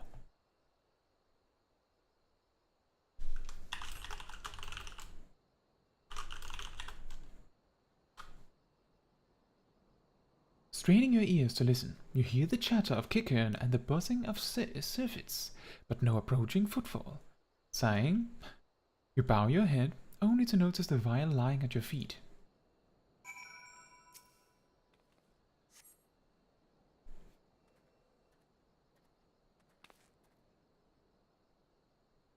Caetsu, is that you? What brings you out this way? Laurentius?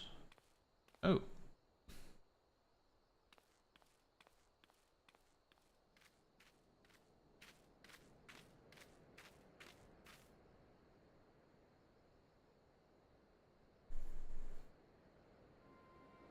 Lieutenant Aliani? Why, no, I haven't seen her about. Had she come this way, I guarantee we would have crossed paths. I must have passed this spot a dozen times. We're to patrol the city's environs on account of the royal banquet. Captain's orders, you understand. Speaking of which, isn't it about to begin? You should be with the other honored guests, enjoying your well-deserved respite. Aye. Pray return to Uldar, Caetsu. If I chance to meet the lieutenant, I will tell her you were here. Alright.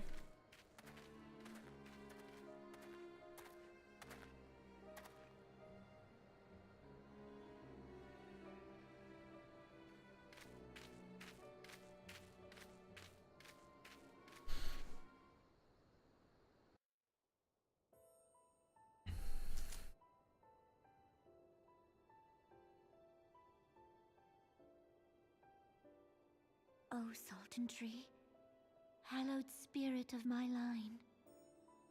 I seem to recall this is a really long segment with voiced cutscenes, so I'll probably be quiet for a while. Through my weakness, the but disappeared beneath the sands. For want of the strength to raise it up again, it were better that it fall. Forgive me, but I know not what else to do.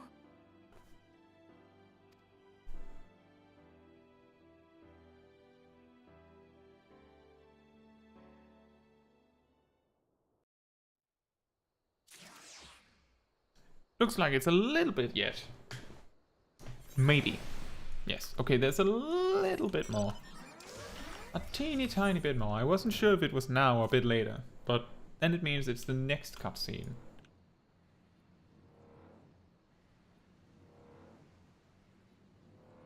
I guess.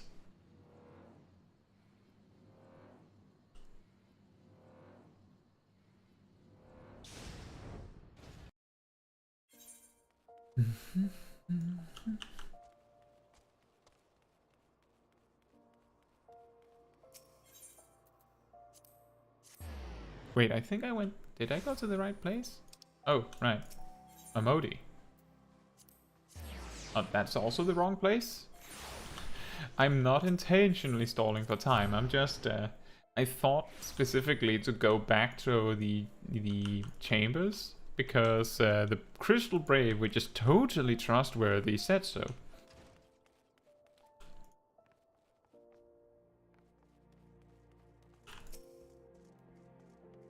Newell says, and yeah, that did. I suppose there are a lot of tricks to do with Black Mage, more so tricks to help with keeping Enochian up, above all other tips and tricks.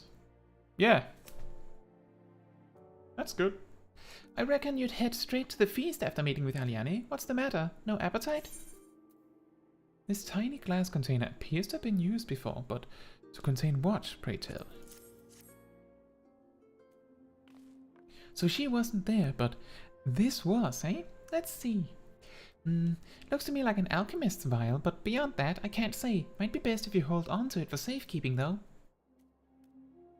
Any road, no use worrying about Aliane. I'm sure she'll turn up before too long, and when she does, we'll soon find out what this was all in aid for.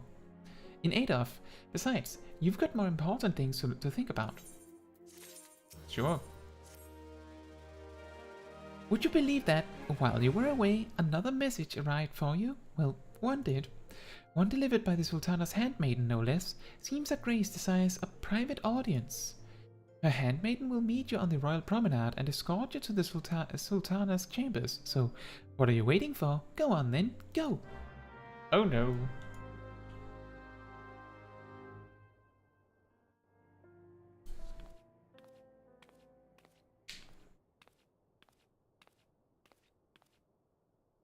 You needn't trouble yourself so. Your Grace is most kind, but it is no trouble to me, rather an honor. If your Grace is ready, I shall summon the Warrior of Light. I am.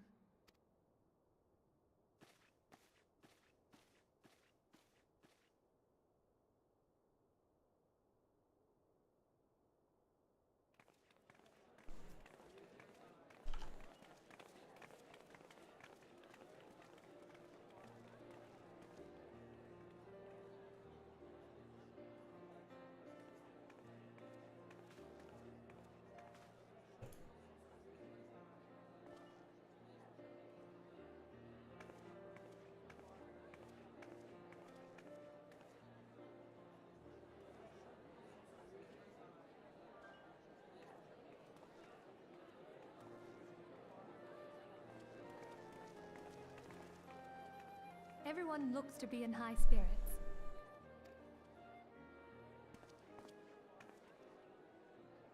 With good cause. A common victory may serve to unite even the most unlikely of allies. You've brought us one step closer to a united Eorzea. Your modesty knows no bounds, Antecedent. Were it not for your efforts, Sir Emmerich would never have become such a steadfast ally. When he convinces his countrymen to rejoin the Alliance, we shall all reap the benefits, military and economic. I tell you, we are on the cusp of a new era of unity and prosperity. territorial disputes are all that divide us now. But I have faith that we will find an amicable solution in time. And failing that, I'll have my trusty warrior of light box the ears of all concerned. Speaking of whom... She will be joining us shortly. A matter at the quicksand required her attention, but it did not sound serious.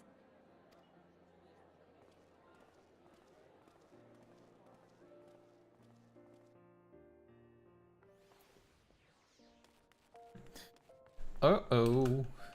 SpaghettiOs.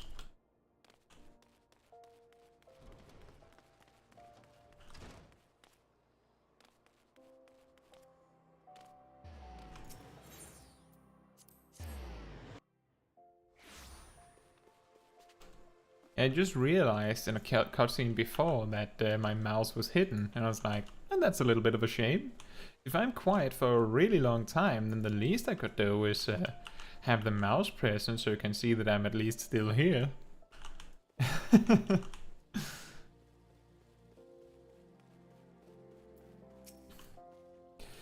Thank you for coming, madam.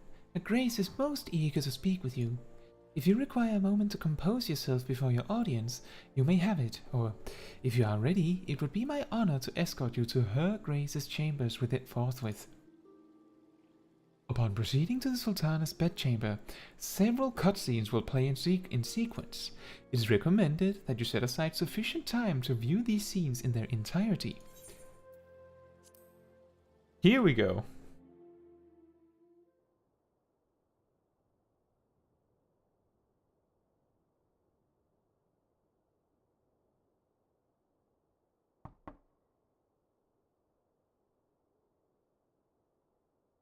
Enter.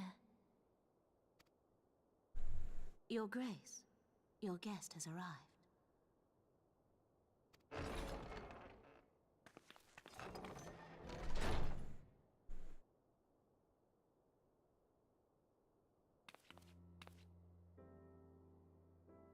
Pray, come in and take your ease.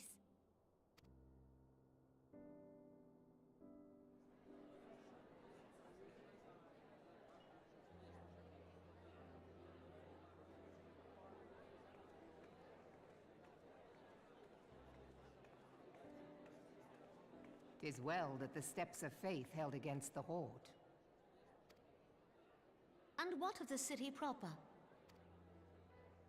We sustained some few losses, but the heart of our nation yet beats with vigor. I am not certain I could say the same had we not received your most generous aid. An attack on Ishgard is an attack on the realm. We stand together or fall divided.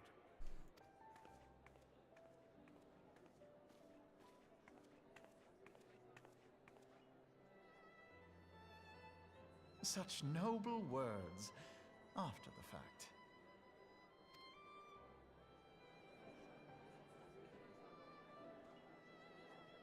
I had hoped to speak in the presence of Her Grace, but it seems she has been delayed. That being the case, now would seem as good a time as any. Honored friends, pray allow me to convey Ishgard's warmest gratitude for your part in the defense of our lands.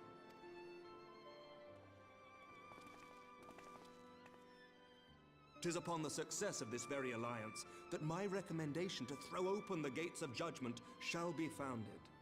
With the blessing of the Archbishop, it is my hope that Ishgard will soon be reunited with her long-estranged sister nations, and that Eorzea shall once more be as one.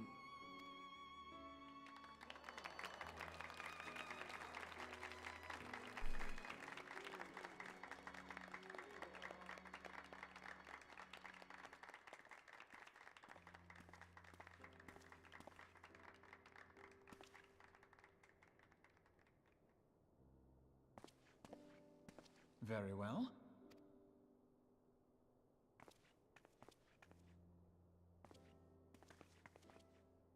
Is aught amiss? Nothing to worry about. I shall return anon.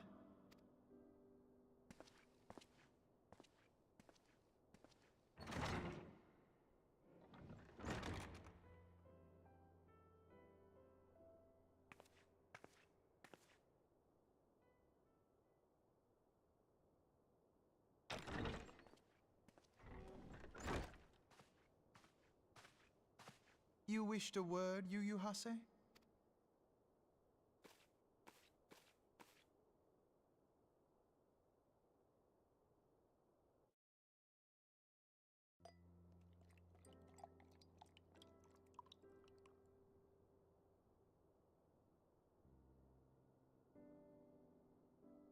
You may go. Your Grace.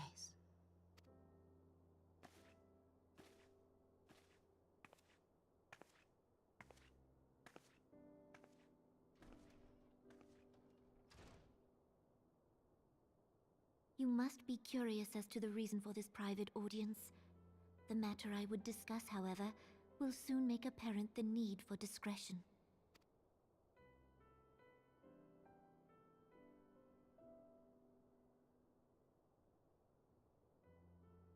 I intend to abdicate the throne and dissolve the monarchy.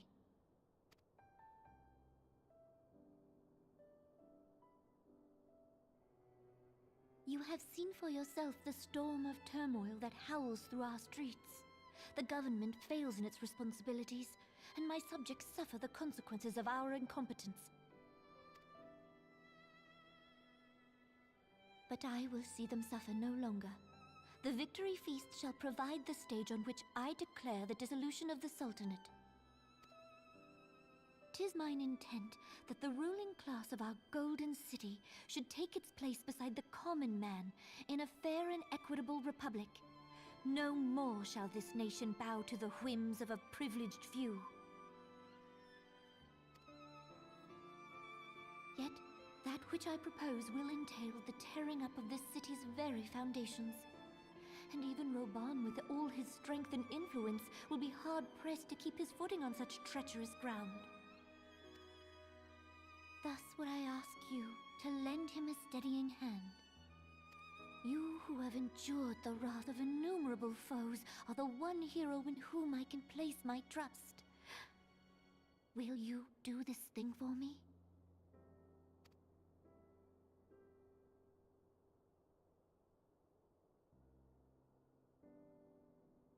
I am truly grateful.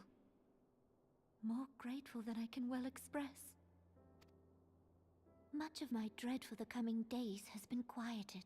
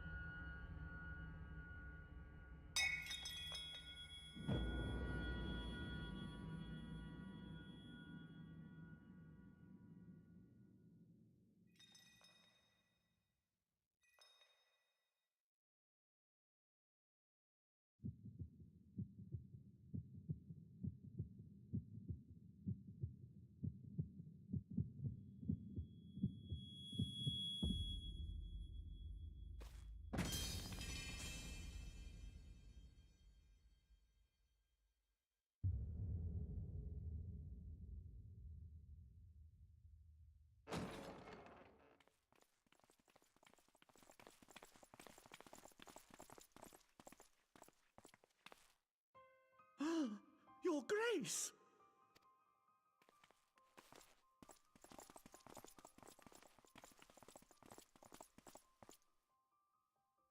Her Grace, the Sultana, is dead.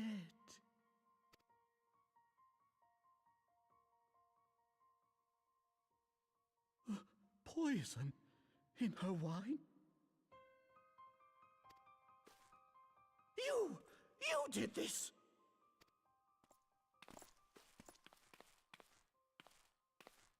Spare us your denials! I see no other suspects, and the room has but the one entrance. I hereby accuse you of regicide. Men, arrest this viper.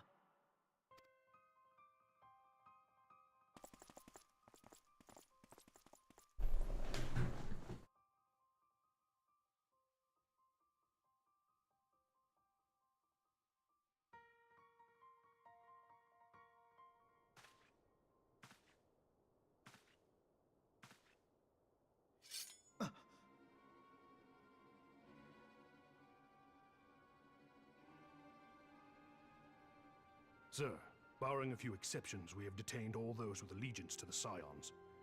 The Rising Stones is also under our control.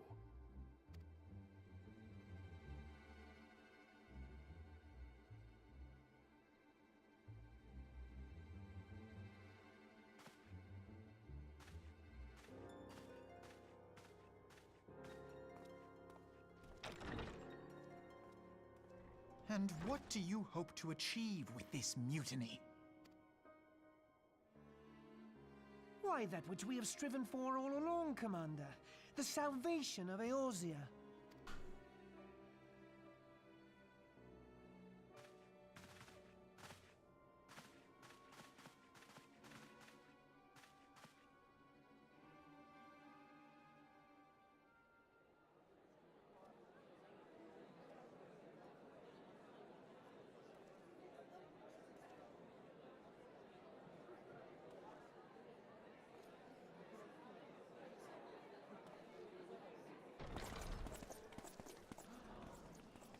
What is the meaning of this?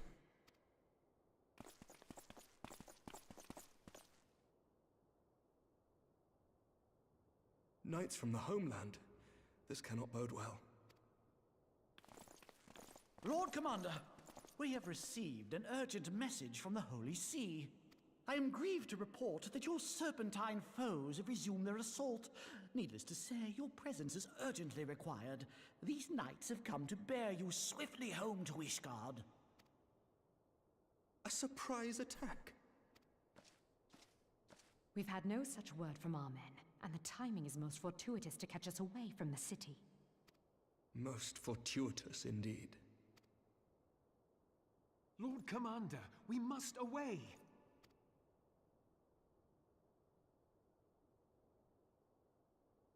You have been a most gracious host. I hope that I might one day return the favor.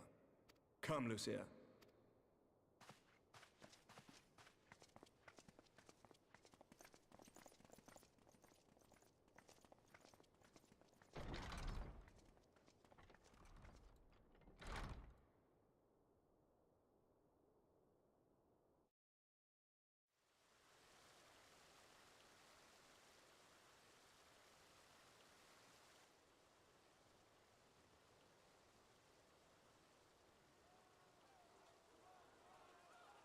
Whatever is going on in there?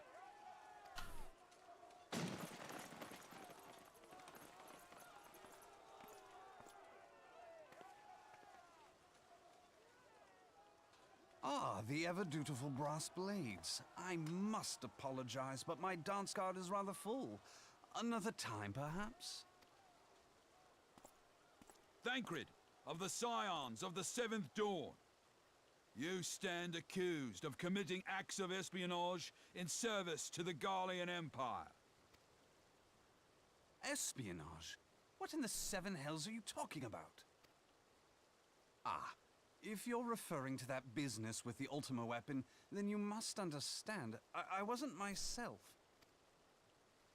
Under interrogation, an Imperial prisoner revealed your involvement in numerous dealings with the enemy.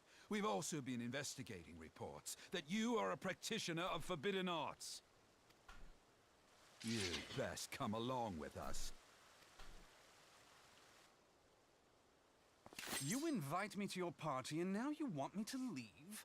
I do so detest receiving mixed signals. Come then. I believe I've lost my appetite for this farce of a celebration.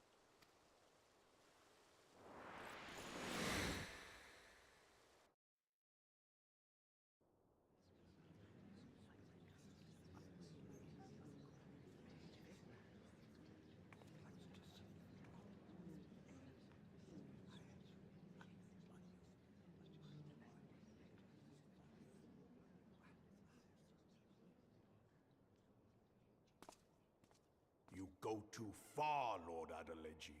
By what right do you march armed soldiers into a royal banquet and eject state visitors without her grace's consent? You treat the brass blades as your personal army and show contempt for the throne with your every act. Leave us, now.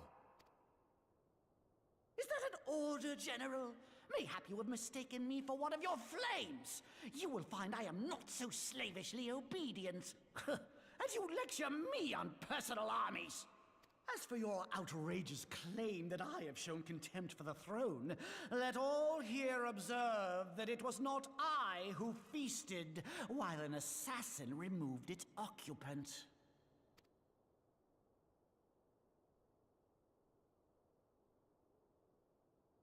I expect this is your idea of defending the nation, is it? This and diluting our forces through these distractions in Cartano and Kurthis. I do begin to see how the ranks of the Immortal Flames came to be riddled with Garlean sympathizers. You are plainly unfit for command. Wait, goddamn you. Your words make no sense. What assassin? You mean to say you don't know?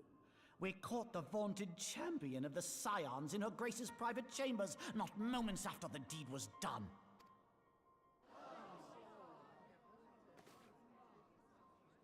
No!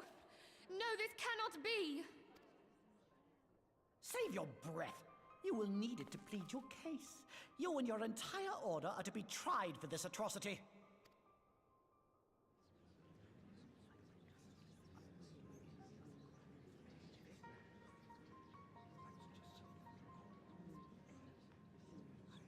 Bring in the prisoner!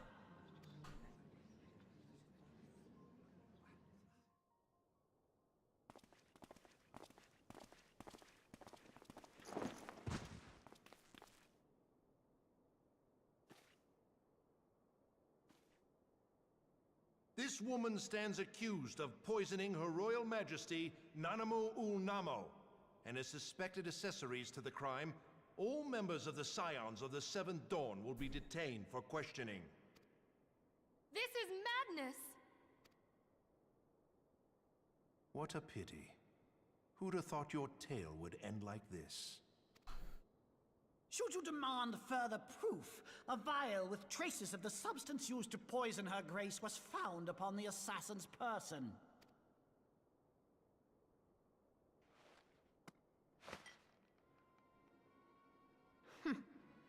How very convenient. You would speak of convenience? Who persuaded her grace to host this celebration? A diversion which presented you and your confederates ample opportunity to commit the crime, and a crowd within which to fade from view. A more convenient occasion I could scarcely imagine. How dare you! After all we have done for Uldar! Hold your tongue, witch! I'll not be ensorcelled! I know all about the dark gift that you and your disciples wield. Oh yes, I've observed how you worked upon the minds of the Alliance leaders, bending them to your will. And what of your cordial relationship with Sir Emmerich?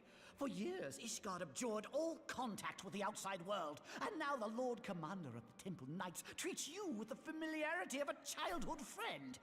I'll tell you what I think. I think this desperate defense of Ishgard was but a ruse to deceive us into dividing our forces. Your next move will be to charm your Kurthan allies into invading our lands. Now that is truly ridiculous. How do you even think of this stuff? She cannot be dead.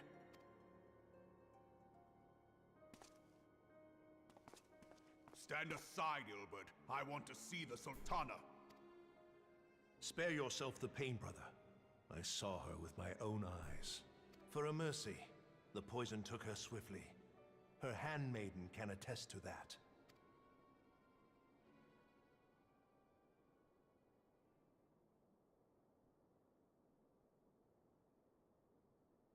This cannot be. Nanamo. No!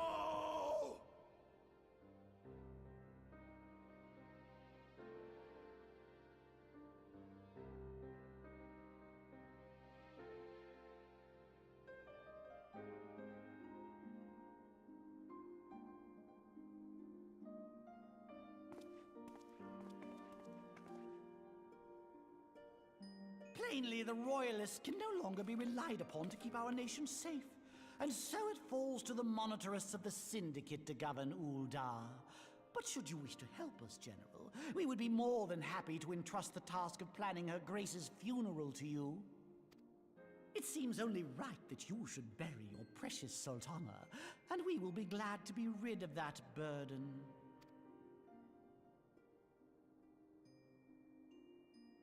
I'll bet you will. You more than any man. Whatever do you mean? I mean you had her killed, you black-hearted bastard! What rot!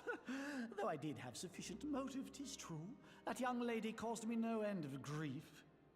She always was a most unwilling puppet. I dare say Her Grace was grateful that someone thought to cut her strings.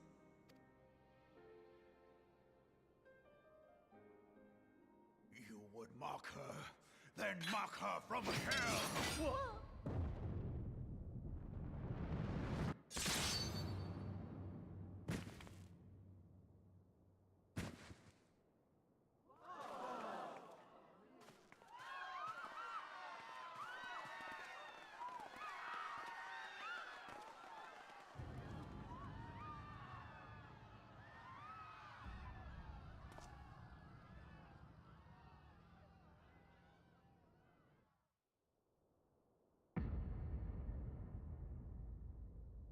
Have you lost your mind, General? It is forbidden to draw steel in the royal chambers, much less slaughter our fellow Syndicate members. You're one of them. You've been in league with the Scions all along.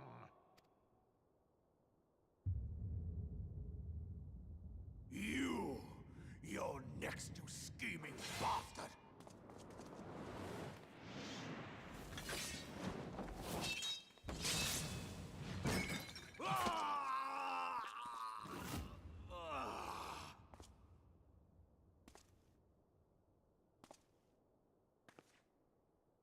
Reborn! Seven hells! Admiral, we must leave. Ah!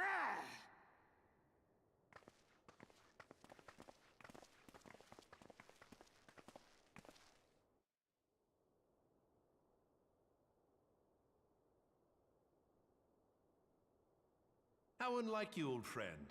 I did not expect to take your arm so easily. Take the Scions into custody. They have conspired to commit regicide. And arrest this traitor as well.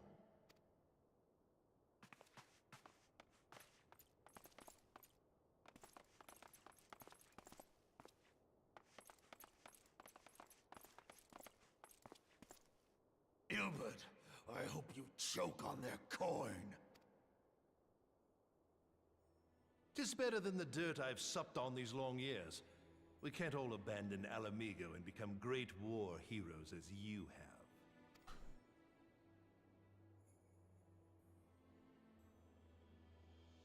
You are not the man you once were, Raban.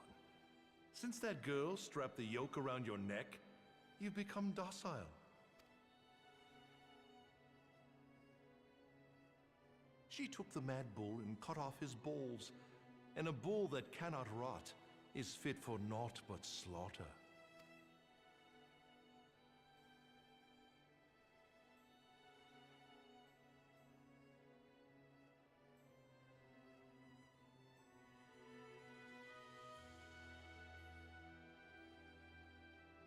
Shall I tell you who really killed your precious Sultana?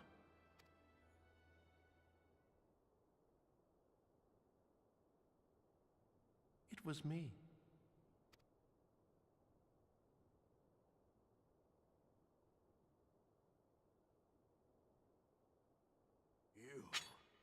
You die!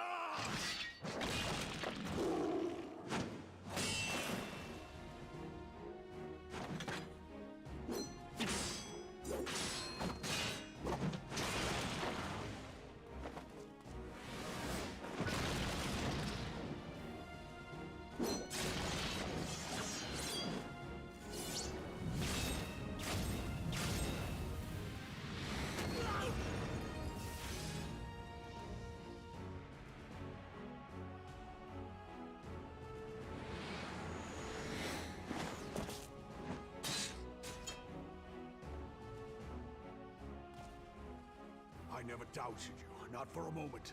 But there is more to this than I yet understand. Flee this place. Clear your names.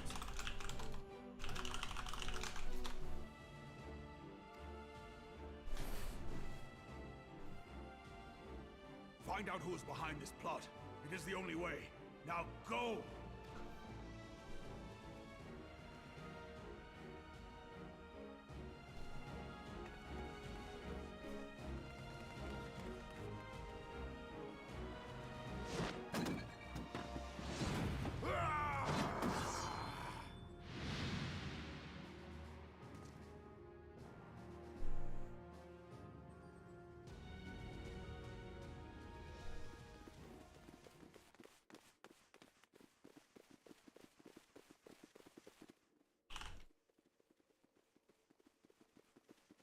Ah, there you are.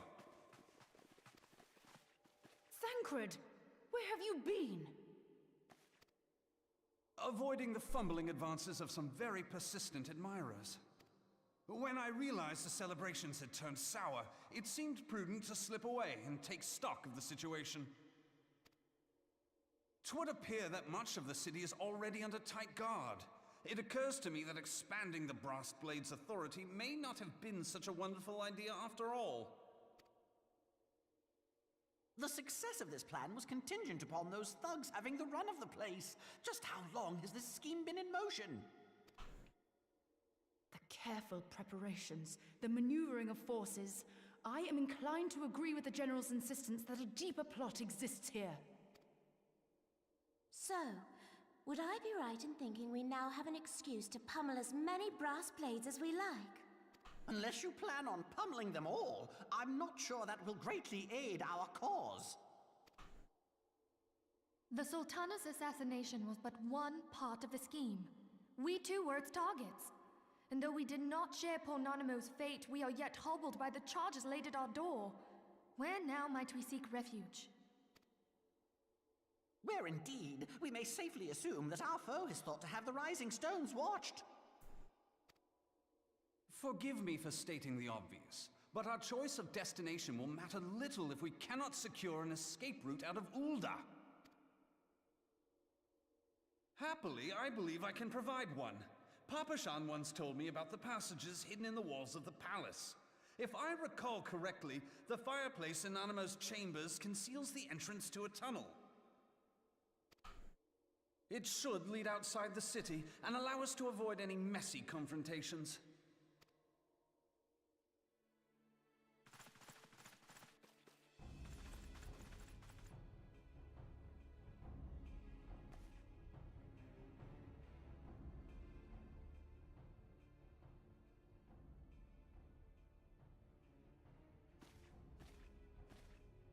The rest of you go on ahead. I'll handle this lot. By yourself? I suppose I shall just have to join you.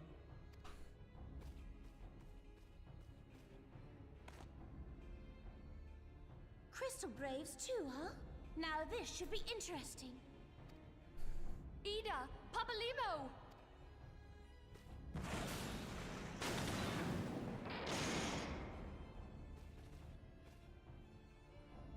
We will hold our pursuers here. Hurry, now! Find this tunnel of Thancred's.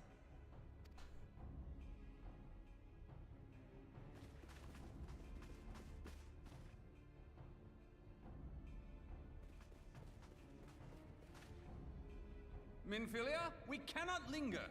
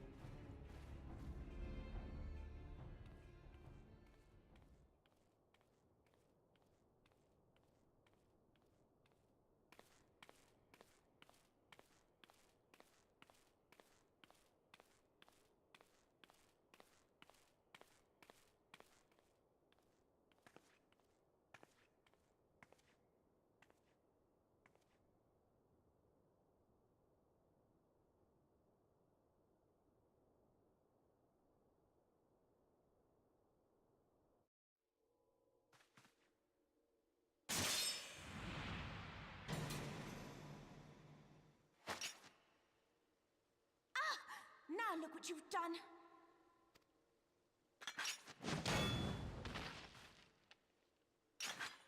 Ida, are you all right? There are just too many of them. I'm fine. I could do this all day. How about you? Nearing the end of my tether.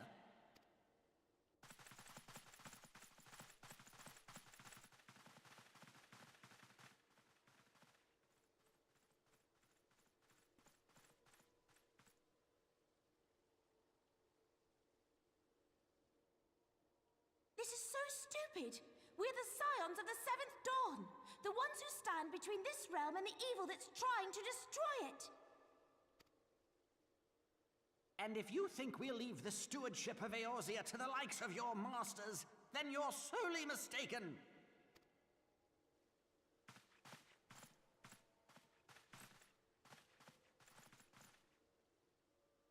Sorry I dragged you into this, Papalymo. 'Tis hardly the first time, and I'll be damned if it will be the last.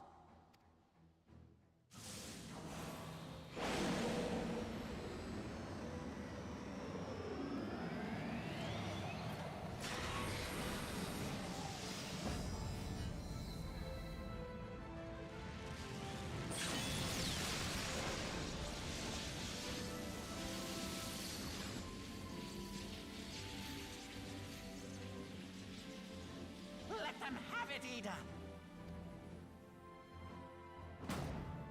I was hoping you'd say that.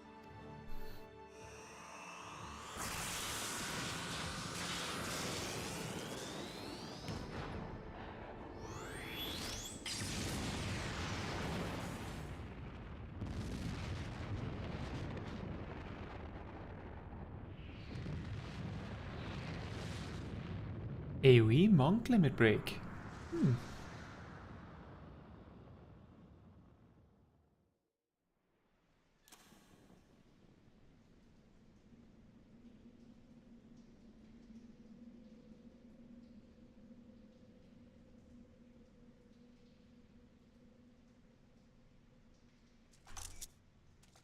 I never knew such a watercourse existed beneath Uldar.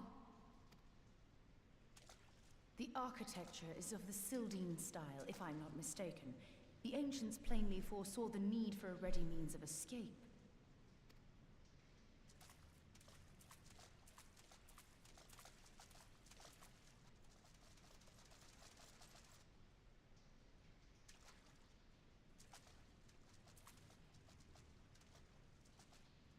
This way! Well, that didn't take long. It seems these tunnels were not as secret as I'd hoped. You two go on ahead. Thancred and I will deal with this. What do you mean to do? Only that which is required to ensure that the dawn's light survive to brighten the morrow. Fear not, antecedent. You haven't seen the last of these fair features. My friends.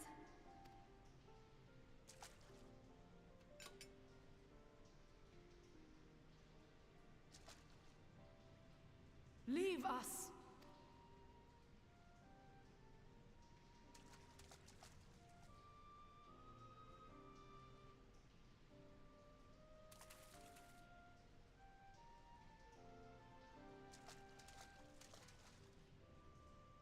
What is the plan, milady?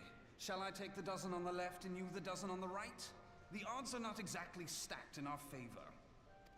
Numbers will count for little when I bring the tunnel down upon their heads. Though I cannot say I relish the thought of being entombed with you for all eternity. You wound me. I will have you know that many a maid would kill for the chance to spend forever at my side. Now, may I have the last dance?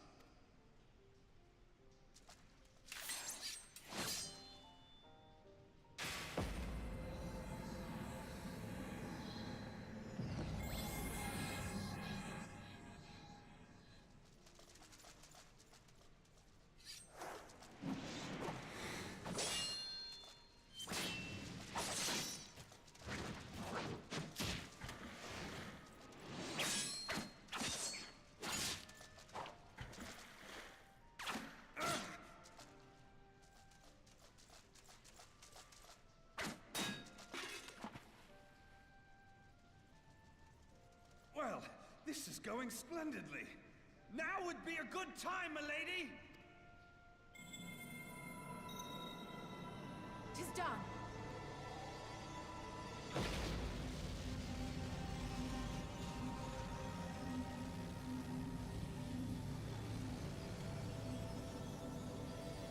Forgive me, Mitra.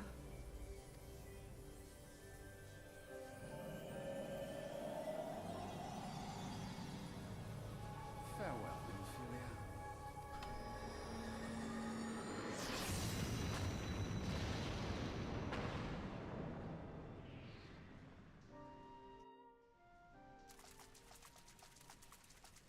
That was a big holy cast. Heidelin, she speaks to me. No.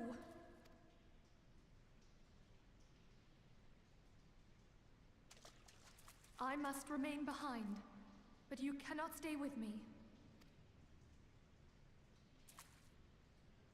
Please, you must go on. You are the warrior of light. You are hope for the Scions and for all the realm. As long as your flame continues to burn, the light of the dawn may ever be relit. You must escape and save Eorzea from those who would plunge it into darkness.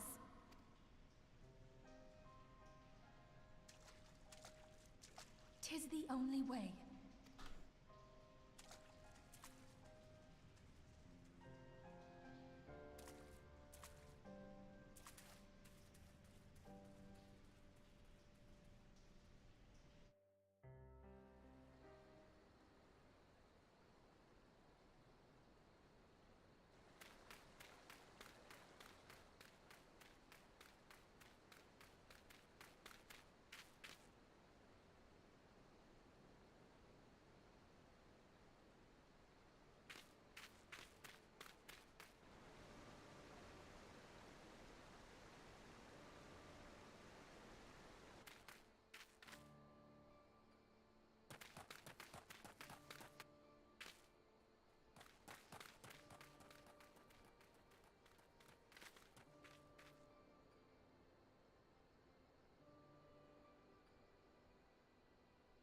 I am glad to see you safe, my friend.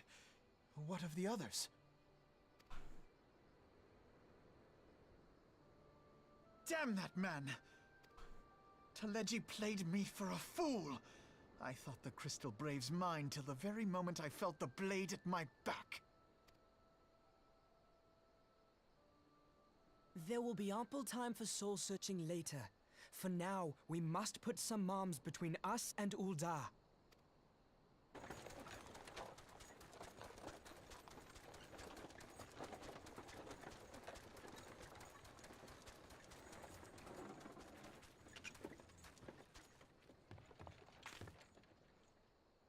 Well, would you look who it is?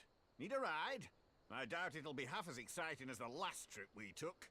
Not if I have anything to say about it anyway. The man from the very first cutscene of the game, by the way, Bremont. Do you remember him? Have we become the hero that he would be proud to tell stories about meeting?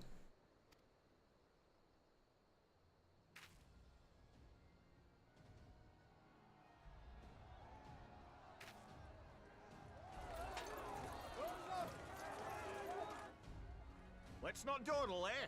All aboard!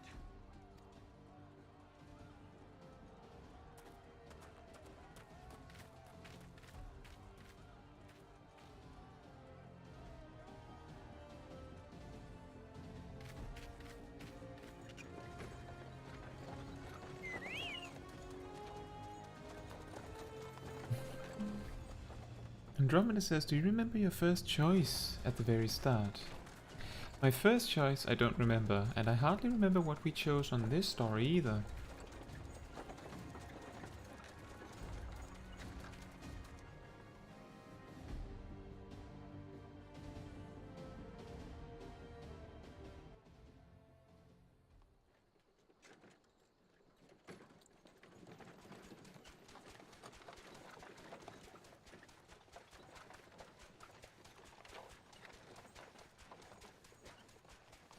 was stocking up on supplies over in Vesper Bay, you see, when your sister come up and begged a favour.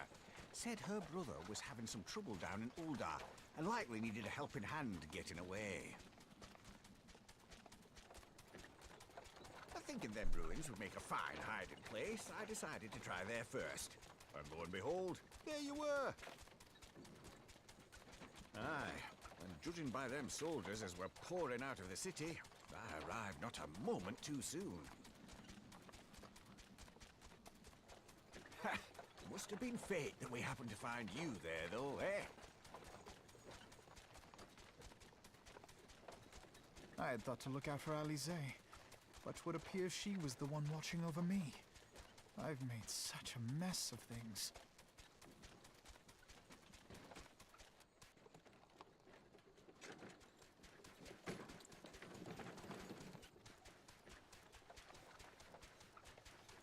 And who might you be, young sir?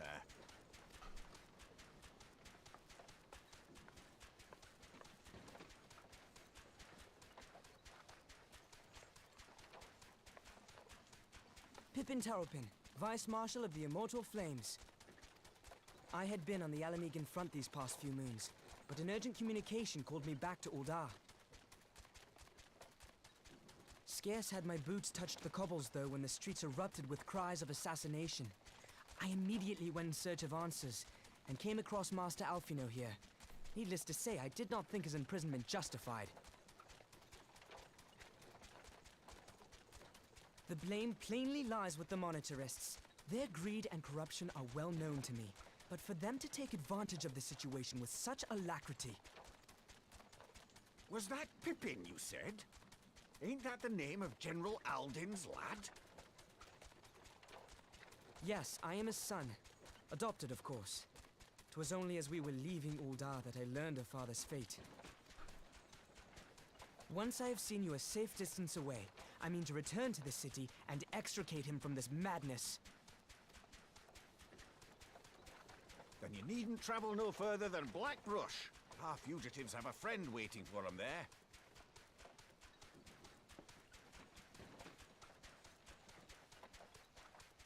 I dreamed of bringing about Eorzea's salvation, but in the end, 'twas I who needed saving.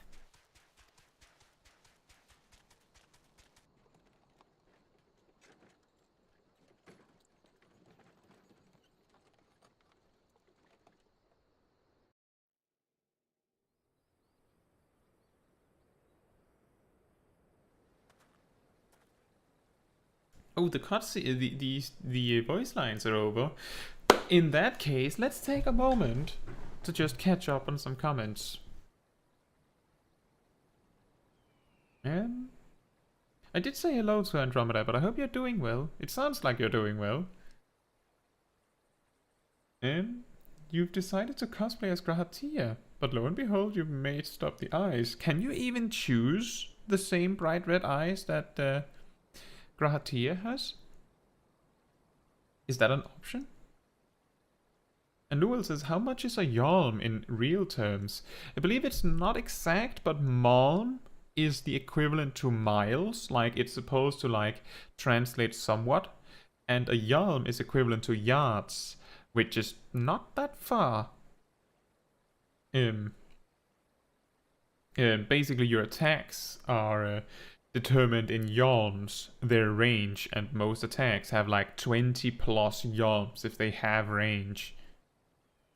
But they're basically the Final Fantasy units of measurement intended to be obscure such that you don't try to figure out how big things are. However, you know that I do believe in the character creation when you choose the height of your character. I'm pretty sure they say it in meters or something like that. Or feet. Which means that if you know how tall your character is, then you could figure out to determine how much a yalm is by basically placing on a line characters of a length that you know until you know, like for instance, if you start at one end and then have a friend you're targeting at the other end, when you know that they're out of range of your 20 or 25 yalm attack or heal or something, that'll tell you how much that is. And then you can just, you know, divide it out, figure out how many people that is and how long they are, and then you know how much a yalm is. However, I can tell you that the player character runs at around 6 yalms per second, if I remember correctly. Which is particularly interesting because attacks, most melee jobs have like an attack range of 15 to 20 yalms, I believe, which happens to be very close to the amount of length you can run in a single GCD.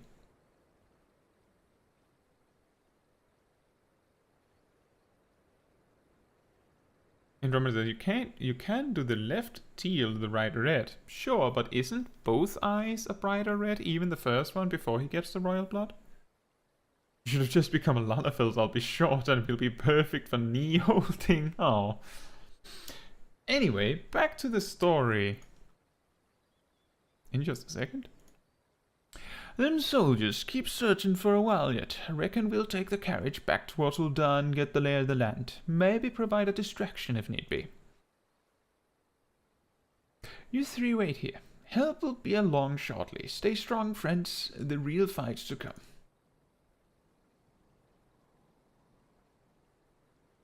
Oh, Alphino. Alright, let's go.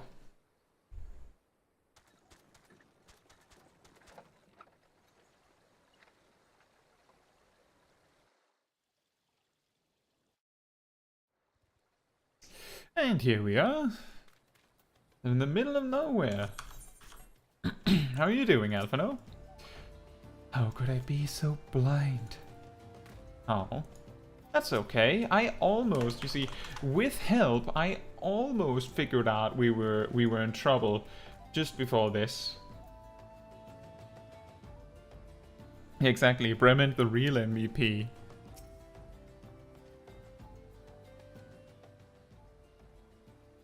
The most unassuming folk can prove to be our greatest allies. That fellow was but a passing merchant, yet he lent us aid without a moment's hesitation or any hint of concern for his own safety. Well, to be fair, he knew me. Though I can well imagine how a man could feel inspired to risk all in your presence. Father spoke often of you, Caetsu, and long have I looked forward to our first meeting. Needless to say, this is not at all how I envisioned it.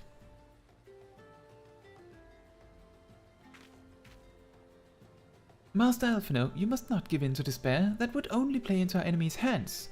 So long as you and Caetsu are free, we may still set things right. Forgive me, Marshal Tarupin, but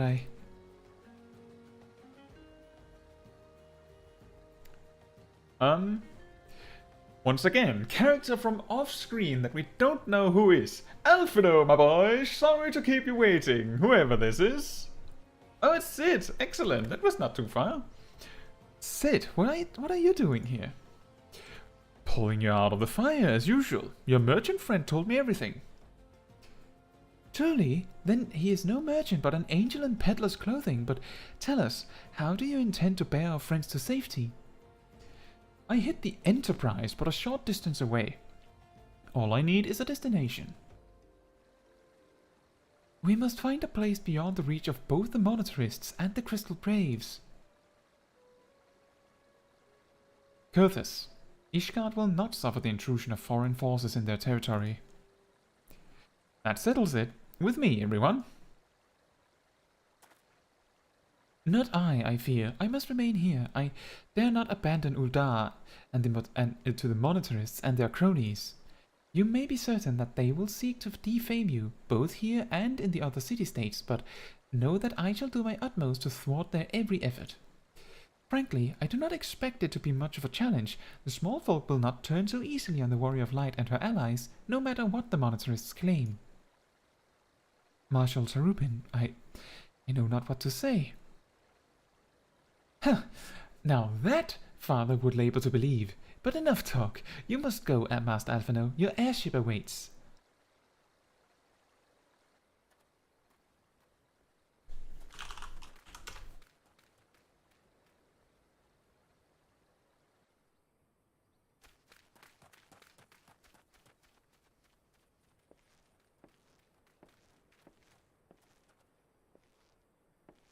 Up, up, there's no rest for the righteous.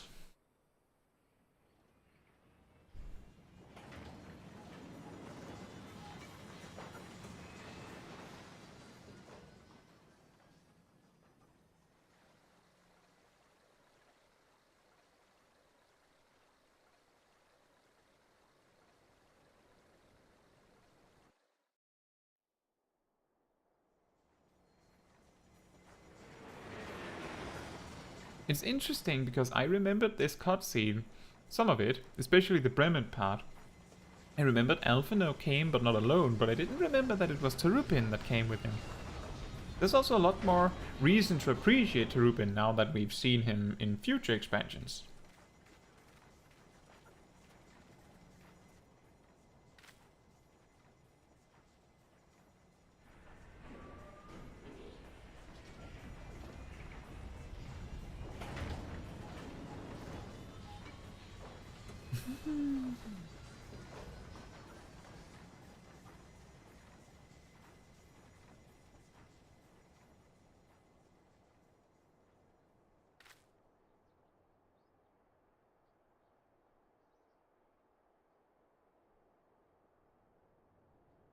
We should make for Camp Dragonhead and speak with Lord Haurchefant. Mayhap he will know what to do.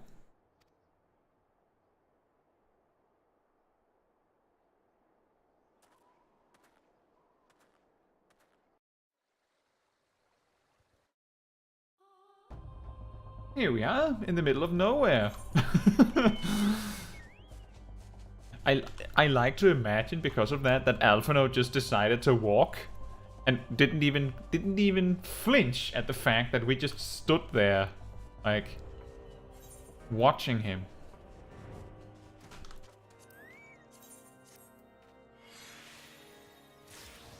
So congratulations, Andromeda, on getting Scholar to 70. Are you enjoying it?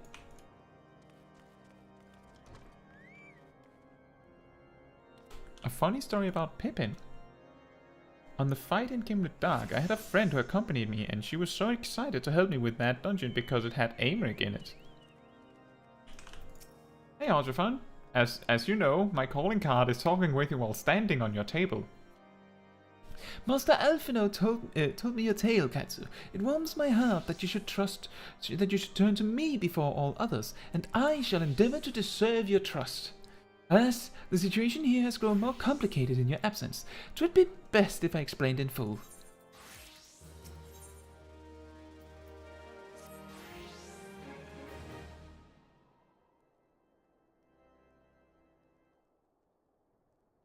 There has been word from the capital. Ishgard has weathered another assault, and 'tis said several wyverns broke through into the city proper.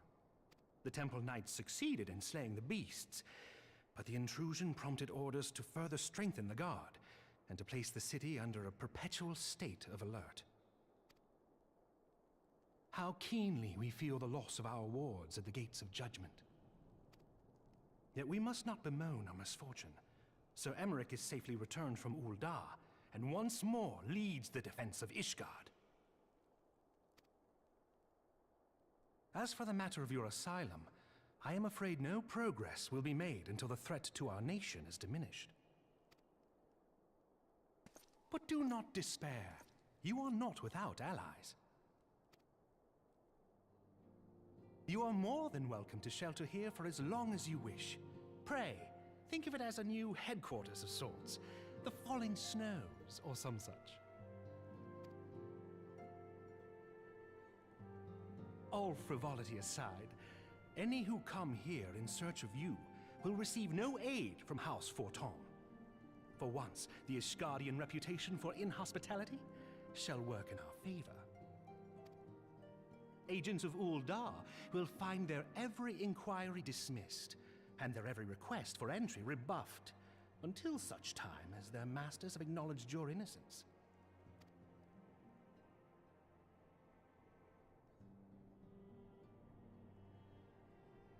You once fought to preserve the honor of my dear friend. 'Tis a blessing that I may now repay that debt in kind. But let us dwell no more on this.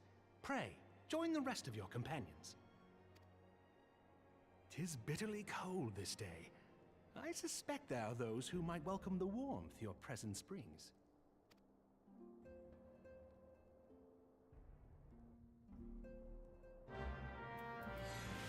Right, I was on the table, correct. Hey, Alphino.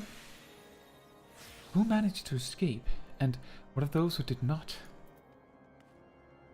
See, one more comments, and Sip said, I knew it was a Lalafell. How did you not, Kay? There's a reason I speak so pridefully about them. I mean, Tarupin is awesome, but that's one person. All races are awesome. Yeah, and Andromeda says, then when I had to help a friend, a tank, he marked Pippin target number 1 and told me, forget about me, just heal Pippin. Why? That's so random. And Pokeshack was just in Gimlet Dark too. That's even more random.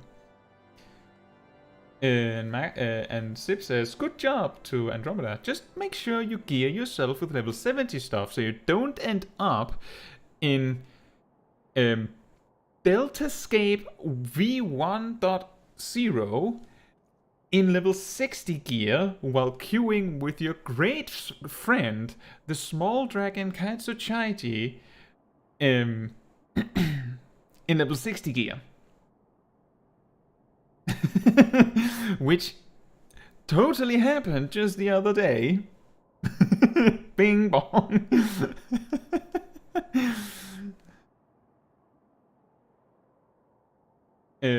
Pokeshack says, this is my 5th dungeon and my 2nd in high level, and I say, sorry for the bad time, because I think I play bad because I'm new and they say I play like a professional. The problem is they take too much damage. Oh, I'm sure you did fine. Andromeda says, done that already, good sir. I was so excited to switch out of my Shire gear that, funnily enough, the leveling roulette that got me to 70 my warrior didn't know what Defiance was. Oh boy. But if you're able to keep them alive, then you're doing great, Pokeshack. Sage easiest healer.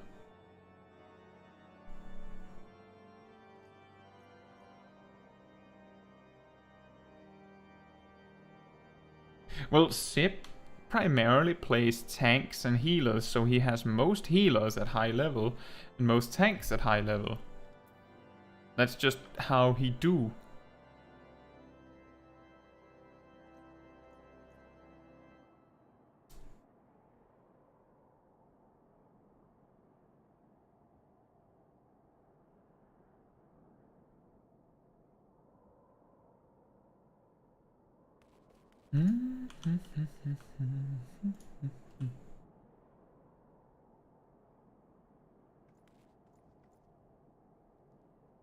Newell says you always have the hardest time with healing in dungeons as a Sage. Really? I always have it very easy with Sage. And that's also my default choice, so maybe that's why.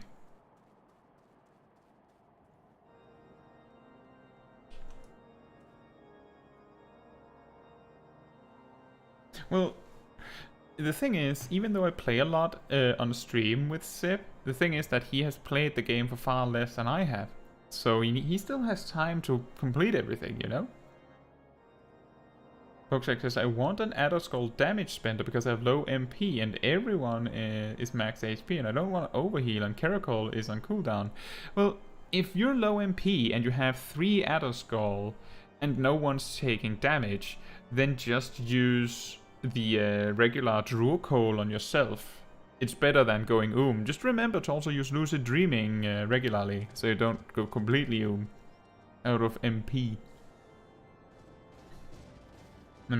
Sip says, I'm too lazy to level the DPS. I plan on doing it at some point, which is why I focus my healers and tanks, as it's less time consuming. Well, you're gonna find that leaving all of the DPS to level last will be extremely daunting because it's going to be a lot of queuing, but fortunately for you, I have released a leveling guide specifically designed to tell you what to do with that queue time.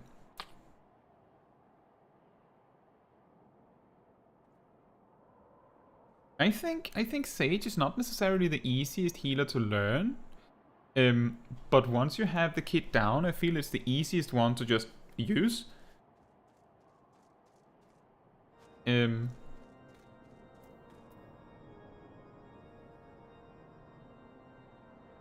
You don't want to spam your creation diagnosis. If the tank is taking that much damage, something is wrong. You don't want to, like, if you're playing a barrier healer, preferably you want to alternate between the shield heal and the regular heal if you're really doing that bad. But that should really not be necessary. Ever.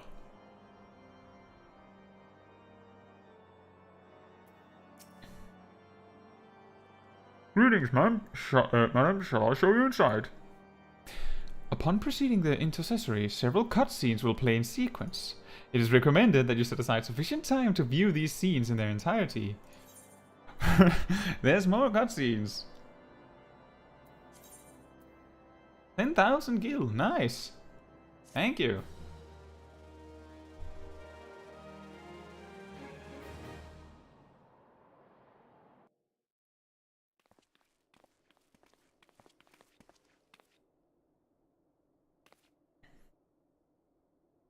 Alphino, Caetsu, is it really you?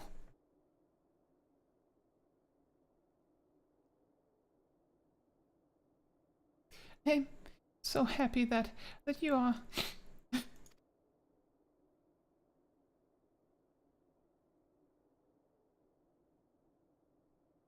I tried contacting Minfilia and the others, but no one would respond.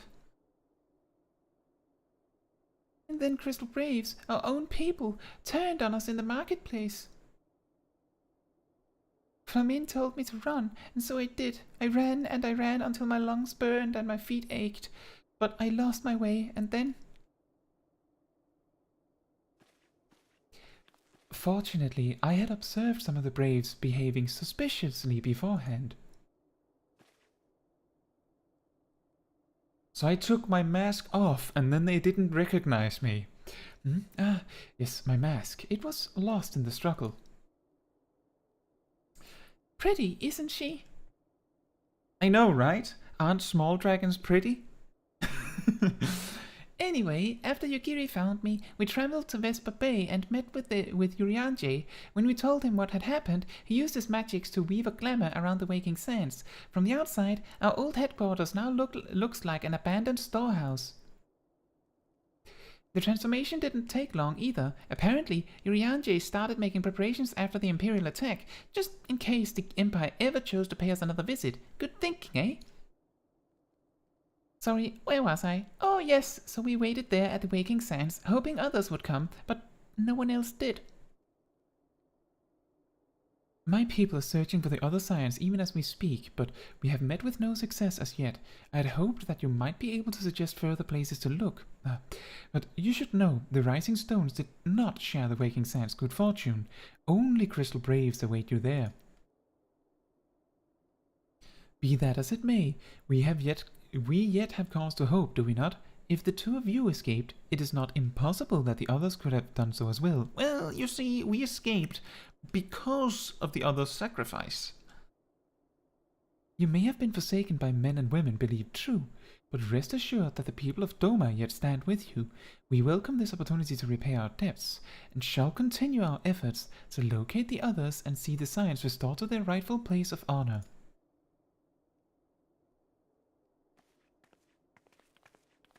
Anyway, bye.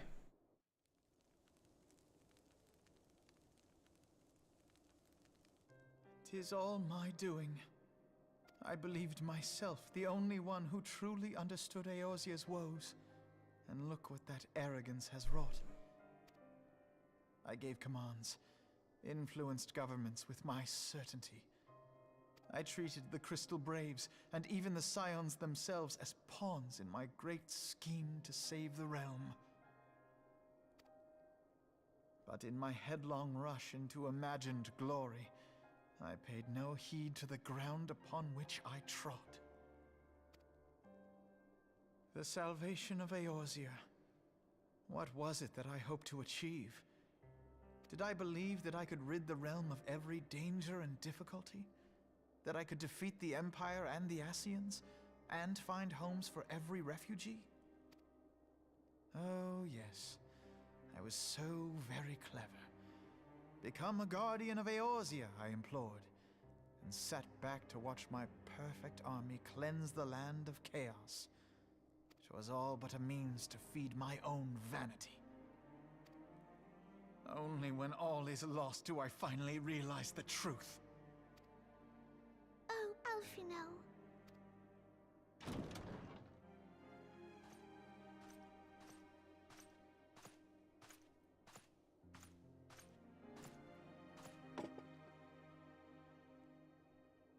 So, Master Alphino, are you content to remain a broken blade? Is there no flame hot enough to reforge you? What of the fine companions who yet stand at your side? I dare say the fires of their determination will soon have you slicing the air again with your customary wit. I hardly deserve such friendship. And besides, where are we to go?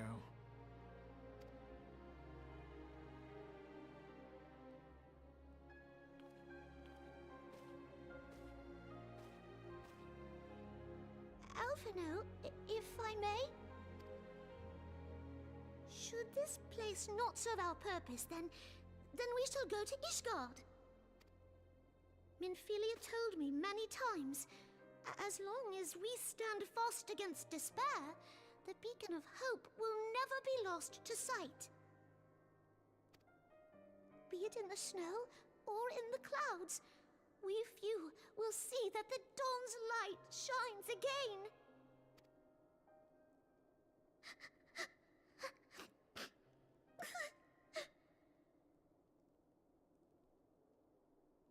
You are right, Tataru. Thank you. And thank you for your kind words, Lord Orchefon. 'Tis true that Eorzea yet has her guardians. The Scions have achieved much, and 'twould be remiss of me to discard it all in a fit of self-pity. Let us then resume our journey, together, one step at a time.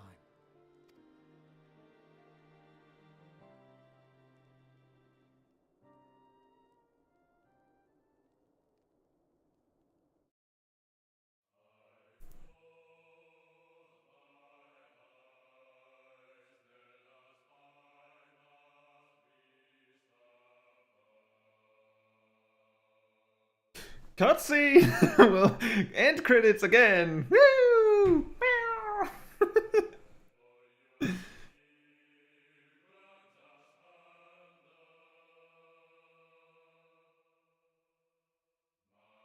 See,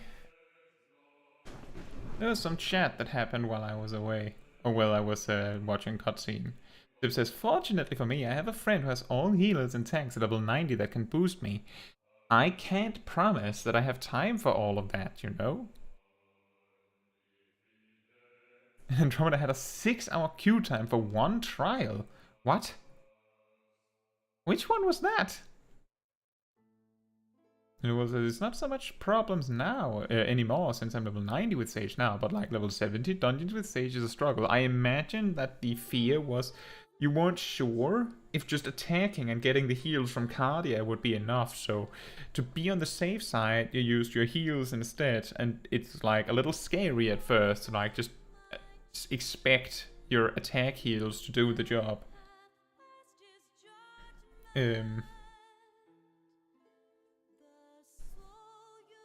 Andromeda says you have a friend that is a healer tank main you used to queue with, but he's too busy healing people in real life now. Oh, doctor, nurse, cool. And Poker says, I'm AFK in Limsa at this time. I chat here, and now I see in the chat someone come to me and pat me, and I'm not even a Lala. Andromeda, Sage plus Black Mage, only fun at 90. I mean, I think Sage is fun as soon, it's really fun as soon as you unlock the heal over time component on Caracol, which I believe is 78. But I don't mind playing Sage at lower levels, you just need to be smarter about your choices. Except when you go really low level, it just becomes, I don't know, attack? Your attack heals heal the tank for like 20% health. Why bother casting a real heal, right? And Zip says, was it a Lala that pet you, Pokeshack? Because I do go around doing that. I don't think it could have been you though, Zip.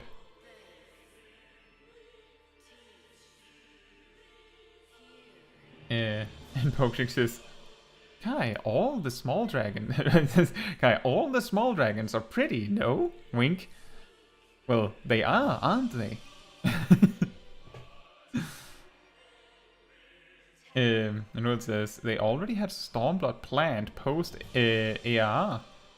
Yeah, you could say that. Well, you have to keep in mind that if you watch that documentary on Final Fantasy, they made pretty much all of A Realm Reborn like in a speed run, and then Yoshi P was like, and now we make the first expansion, right?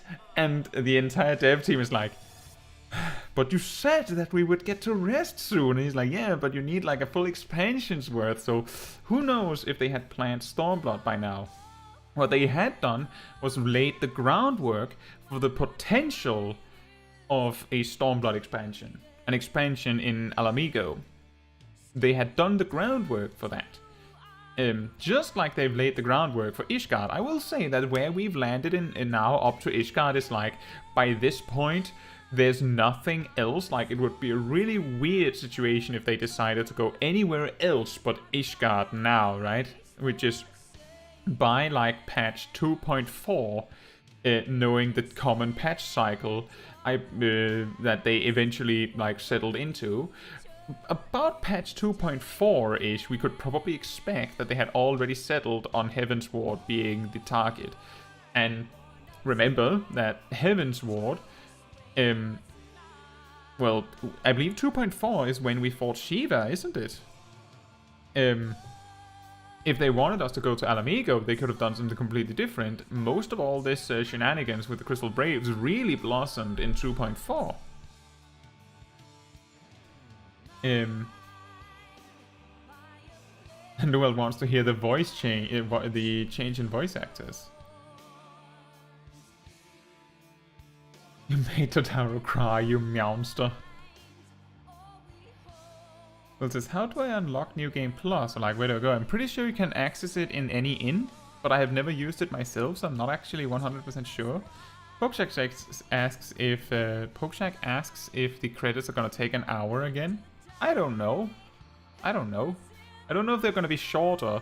Last time they took like 10 or 15 minutes, and then there was like 30-40 minutes of the list of names to thank. But I'm pretty sure not all of those names are gonna be there this time, because they were thanking all of the people that stuck with the project through 1.0.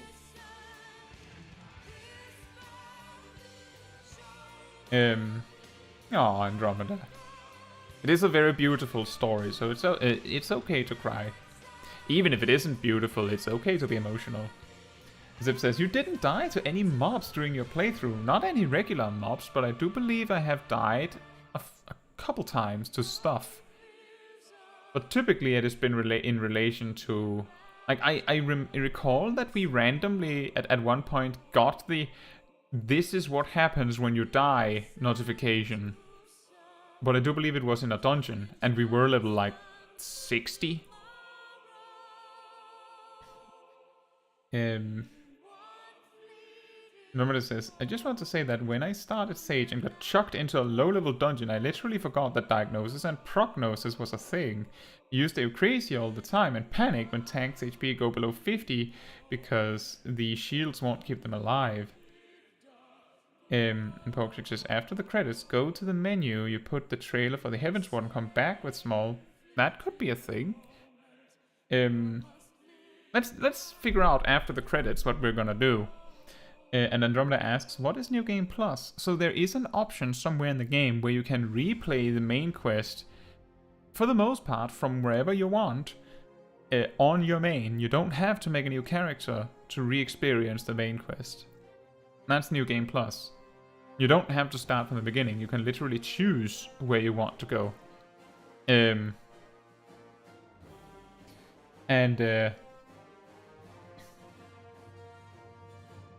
Yeah, exactly, as Pokejack says, an option for the to do the quests again for the story. Precisely. Precisely that.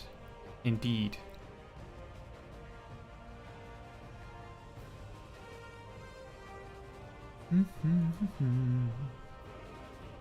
Oh. We can increase the scrolling speed. Do we want to increase the scrolling speed, guys? Do we want to do that? Or do we want to take it slow? No, Andromeda, it will not reset your current main quest. It will just mean that you can play some part of the main quest as you please. I believe you can cancel out of it. It should not lock you out of anything.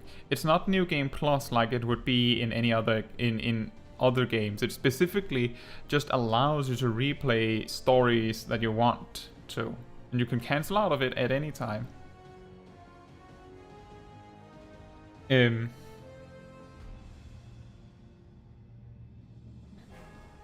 So, when I say we can talk about what we should do after this, is because maybe we would prefer to start a new stream with Heavensward. So we start with the trailer and then do start the Heavensward main quest.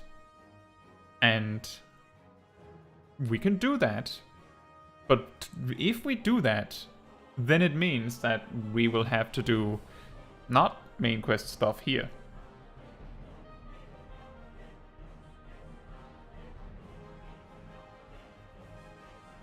Which means, for instance, we could level Black Mage a little bit. Or we could level a different job a little bit.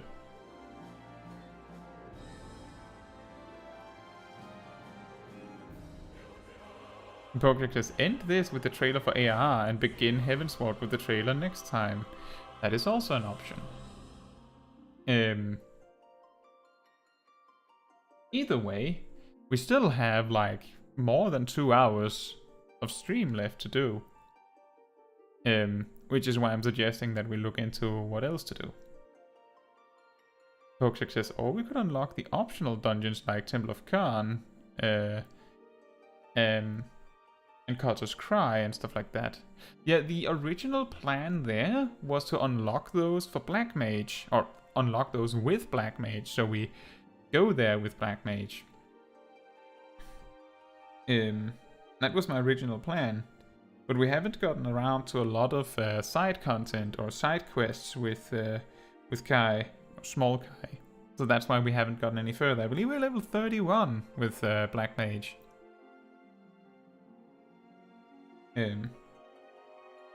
Start a Realm Reborn relic. Oh.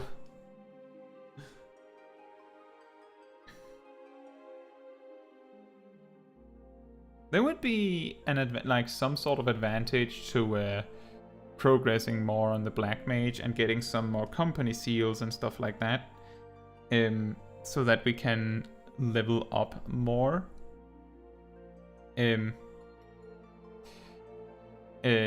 Level up Black Mage more and level up the Grand Company rank more. Do leveling roulette. I believe we only have. Do we have more than just leveling roulette? We might have a trial, and we do have main scenario quest roulette, of course. We won't be able to get normal raid roulette, but most of those roulettes are not relevant for Black Mage because you need to be level 50 at least.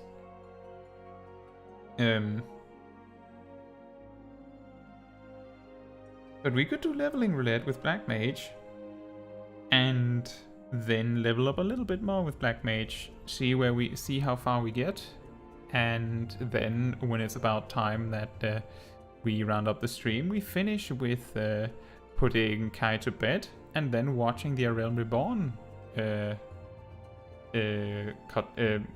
trailer. I think that is a good way to finish up.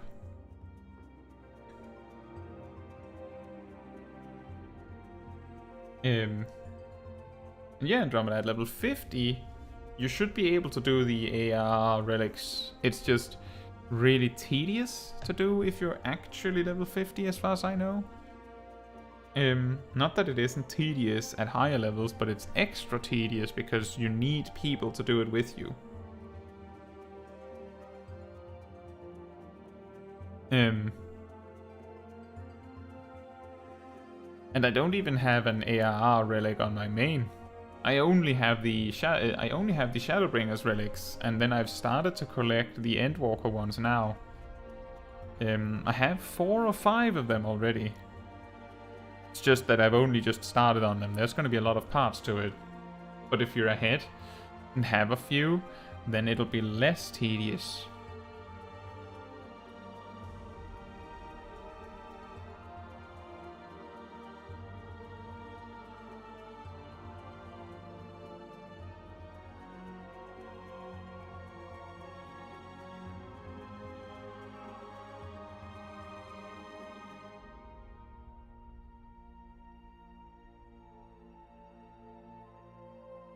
And then Romulus says, I have no relics. Can't for the life of me grind them. Well, when it's old content and you're literally grinding just for glamour, it's completely understandable. But right now, there are relics to be had that are item level 615 at max level, which means that like if you've played your main and you've done Savage Raiding, then your main job very well might have a 630 weapon, or even a 635 if you completed the Savage Raid completely. But if you haven't done that, if you don't have a 630 weapon, then the best you might have is a 620 weapon. You probably only have 1, maybe 2. But for a little bit of grinding, because basically what you need is 1,500 astronomy tomestones, you can buy a 615 weapon, and those 615 weapons are actually better than the ones from the recent extreme, because there's slightly more stats on the relic weapon. Like, very slightly. Like about 2.5 materias worth. And then they also have materia slots.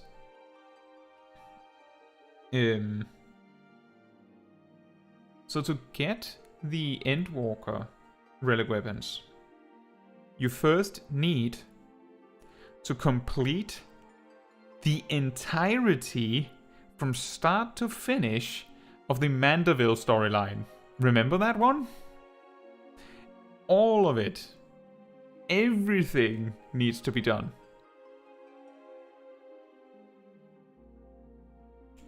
And when you have done that, the story will naturally explain why and how this leads to a relic weapon. You just continue the quest that immediately follows.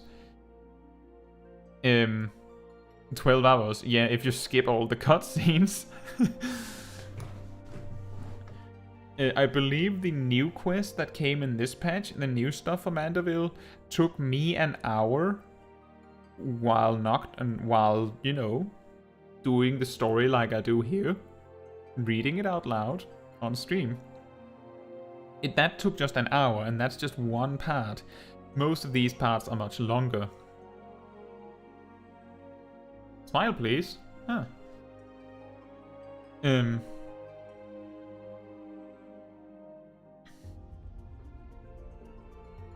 But, yeah, once you've gone through all of the Mandeville stuff, right now, all you need to do to get a 615 relic weapon, if you've already completed the Mandeville storyline, then all it requires is 1,500 astronomy tomestones, which you can get relatively painlessly by doing daily roulettes at a max level. Well, Andromeda, you can max have 2,000 of any tomestone, so even if you had a vast collection, it would cost you 75% of your astronomy. What I can say is that an interesting knock-on effect of the Mandeville storyline requiring such an insane amount of astronomy tomestones to get all of the weapons, take your time, Newell, to get all of the relic weapons, is that, one, you may have noticed that it's more common recently that the adventurer in need on daily roulettes is DPS, because there's a lot of people farming that are tanks and healers.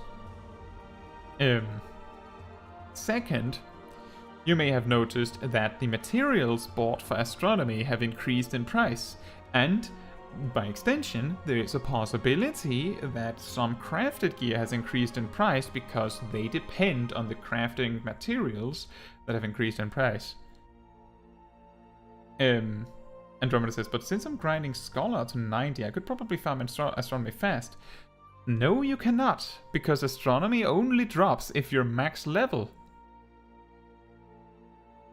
As far as I recall, anyway.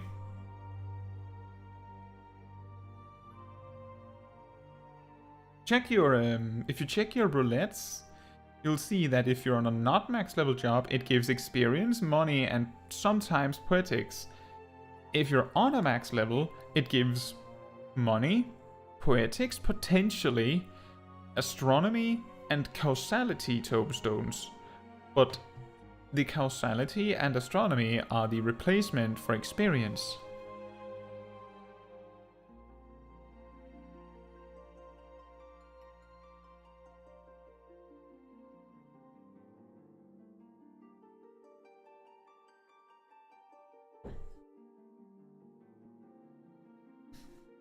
That's true, Andromeda.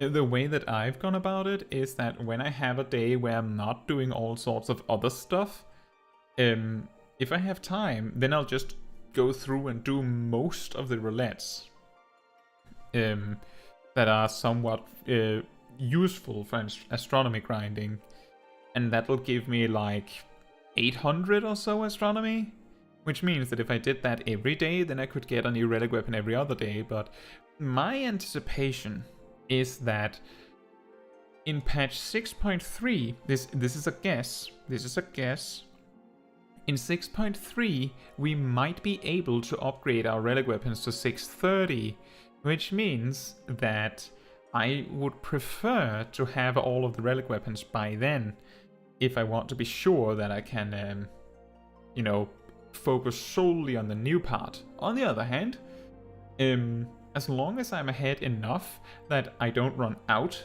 of step 1 relic weapons to upgrade to 630, then it's fine, as long as, like, you know, continue to progress.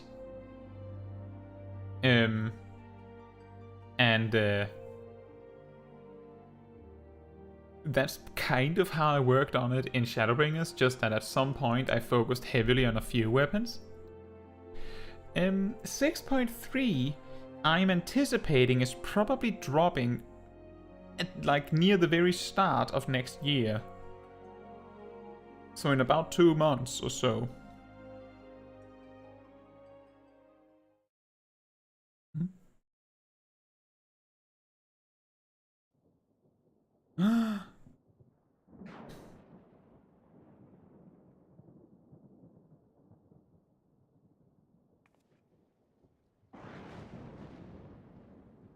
All has been arranged as you desired, my lord.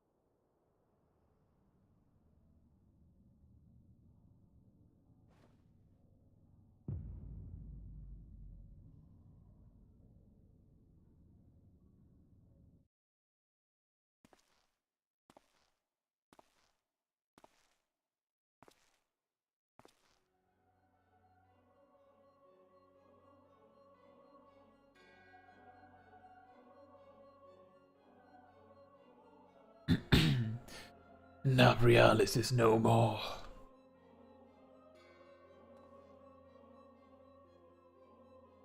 The Ardor was not his to invoke. His demise was of his own making. Nevertheless, it concerns me. They have extinguished that should be rightly should be eternal.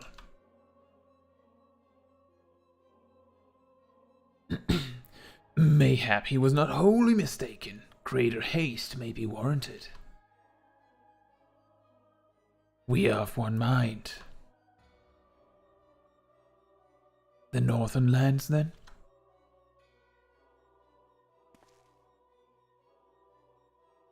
The earth is fertile, and the seeds well sown. By my will, they shall reap salvation unlike any the world has known. By his will. By his will.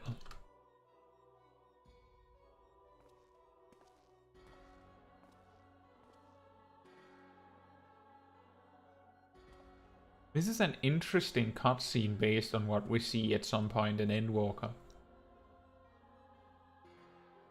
Dun dun dun! That's unrelated to that. I have answered thy summons, emissary. Speak and make thine intent known.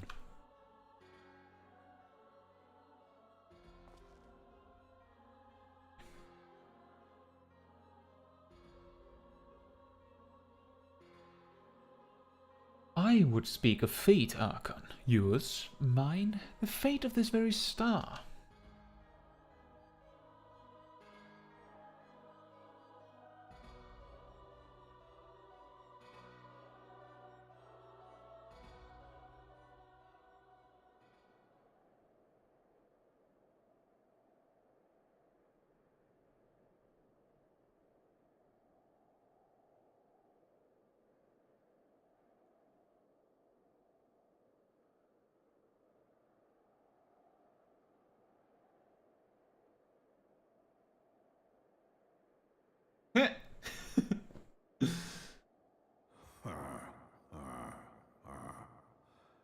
Thou thinkest sanctuary lieth beyond. Delusion, despair, death. Thou shalt find naught else here.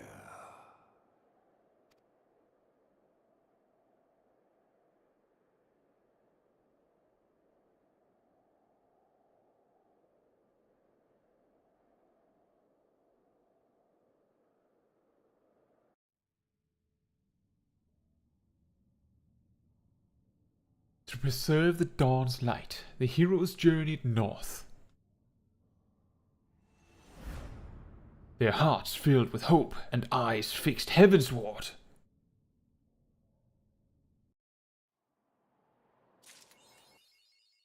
My left arm!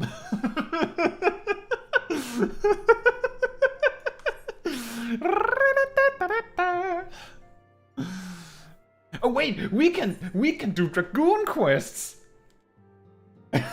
We can do Dragoon quests! Woohoo! Let's do that first. But let me just follow up on the conversation. And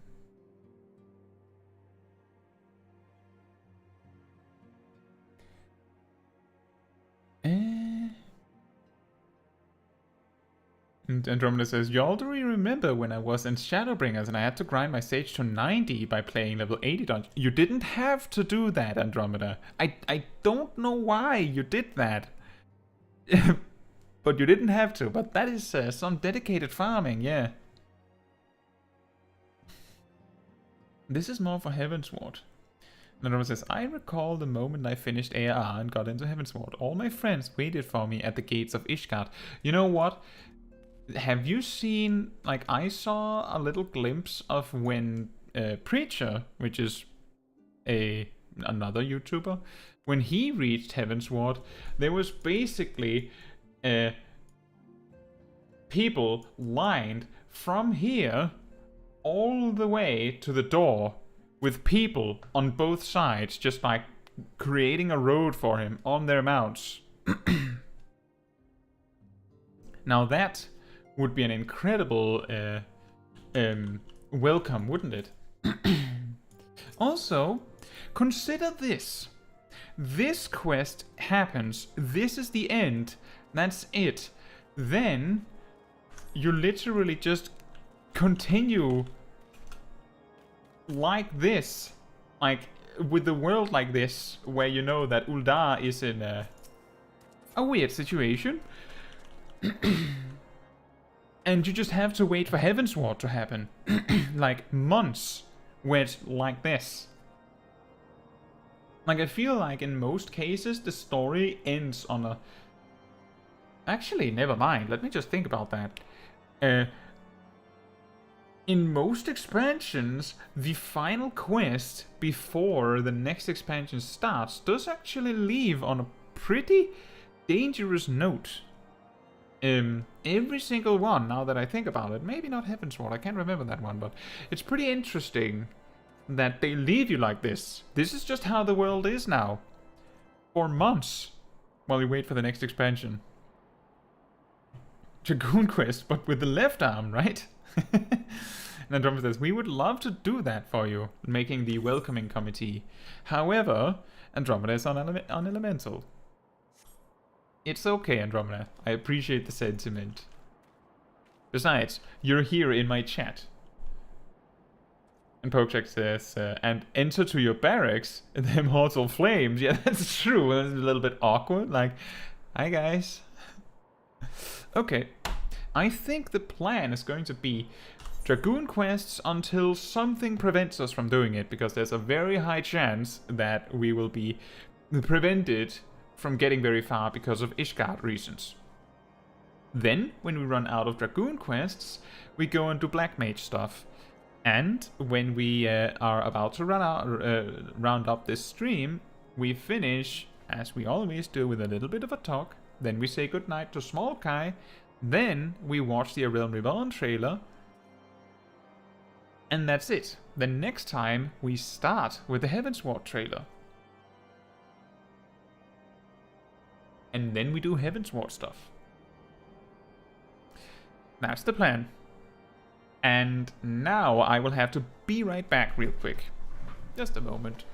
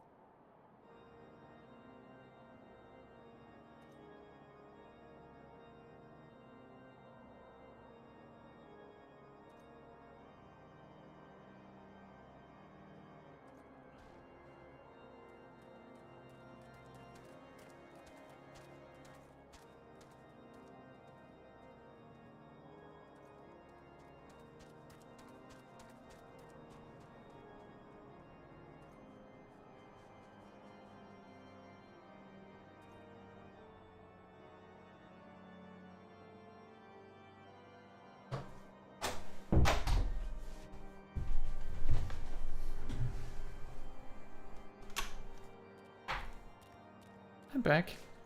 Pokechek says, go meet the girl you're going to train in Ishgard. Well, that would be awkward, but that is very much a possibility. If that's what's going to happen, then that's that. Then we will start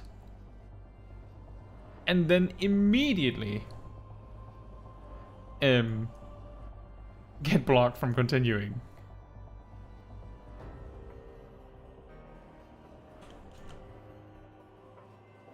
Huh. Whoops. Look at where you're driving. Hey Alberic, remember me? Caetsu, I'm pleased to see that you're in control of the dragon within.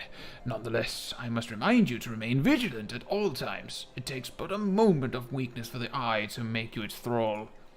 Now, forgive me this abrupt change in subject, but we have urgent need of your lands. Some days ago, a horde of dragons began wreaking bloody havoc within Ishgardian territory. An elite regiment of dragoons has been dispatched to deal with this threat, as, though they fight bravely, they are sorely outnumbered and are struggling to gain the upper hand. Indeed, but moments before you arrived, we received a request for reinforcements from a unit engaged in battle north and west of Whitebrim. A fellow dragoon and I will go to their aid, and we should be grateful for your presence. Pray go on ahead, we shall follow anon. Well, we can do this.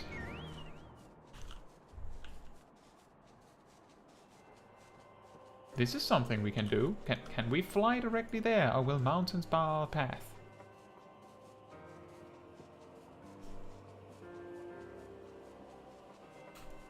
I think we won't be able to fly directly.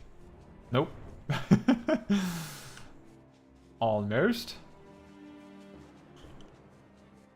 Aha! We found a shortcut.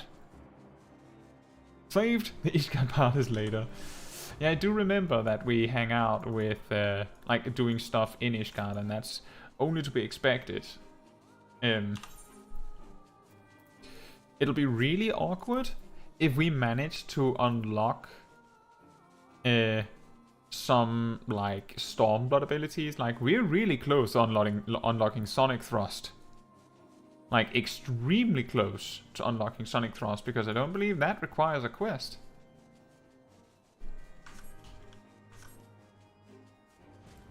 I'll save you.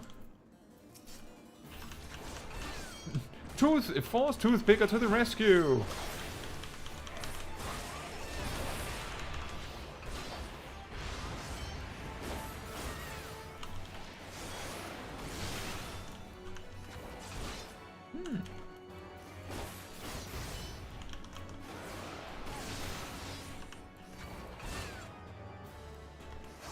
Yeah, exactly, Pokeshack. For Stormblood spells, we only need the level 70 quest, which means that we're going to be in a really awkward position where we're unlocking spells we don't even, like, that don't really synergize with the things we already have, potentially. And later, nobody can stop you.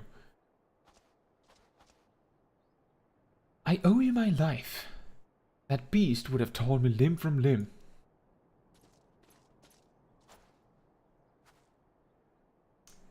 I just want to highlight this. This man just completely shielded up with only a little hole in his arms. Meanwhile, why? Why? Our lances were not needed, 'twould seem. Such is the might of the Ashura Dragoon.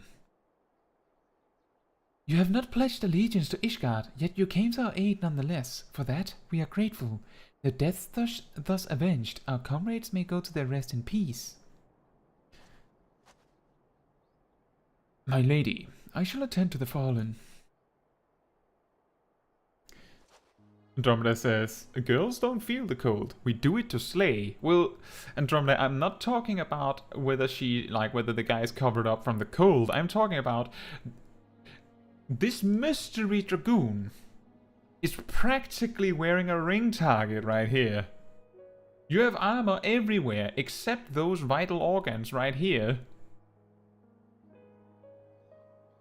You know? I mean, you know? It is an honor to see you again, my friend. Though it appears I'm not remembered, I suspect the armor is to blame. Permit me to introduce myself anew. I'm Justine. Justine of the Order of the Knights Dragoon, and I had the pleasure of assisting in your training. As we approached, Sir Alberic and I bore witness to the final moments of the battle. I could not help but notice that, though you have been instructed in our ways, there was something distinct about the manner in which you fought. I believe I know the reason why. As an adventurer, you have done battle with foes the realm over. Through these many encounters, your techniques have evolved to produce a style that sets you apart from we who fight dragons exclusively. Such insight you must possess. If I may speak frankly, I wish to train under you. Will you accept me as your pupil? You see, a fearsome dragon has been terrorizing Curthus of late. Growly! Growly is its name, and I've been charged with... He just picks up a piece of paper. Growly is its name, and I have been charged with leading a mission to slay it. Though I am second in command in the order, I am not confident of my chances against the creature, such is its ferocity and cunning. If I am to triumph over Growly, I must needs grow stronger, and I believe I can, under your tutelage, you that I have seen battle just this one time, in addition to that last time, I guess.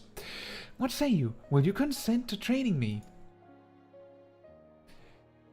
As we teach, so too do we learn. This I know from experience. I wholeheartedly urge you to accept Justine as your pupil.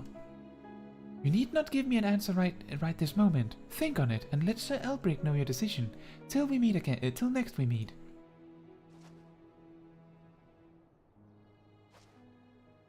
Beauty is pain. If we die, that's just how it is. But God forbid we die with our sexy curves covered. Hey, at least I died looking good, you see. Genius. Genius strategy. We're gonna unlock Battle Litany. I normally put Battle Litany there. So we're going to forego having return on our boss. It was bound to happen at some point. Oh wait, do we learn that now? I don't think it's the quest for this. Nope.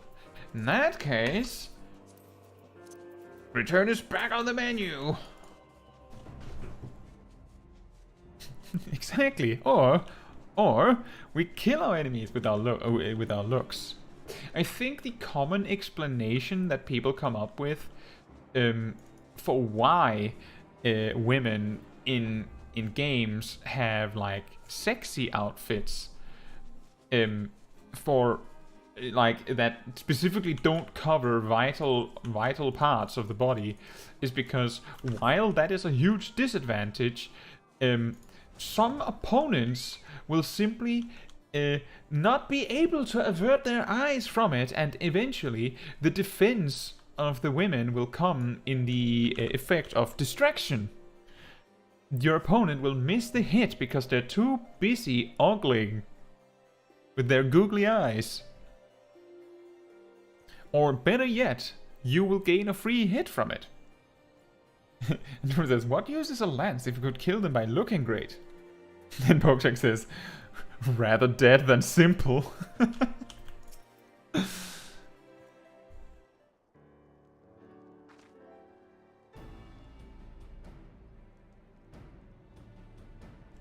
Have you made your decision then? Will you agree to teach Justine? I'm grateful. I swear I will not disappoint you. With your guidance, I shall put an end to Growly's reign of terror.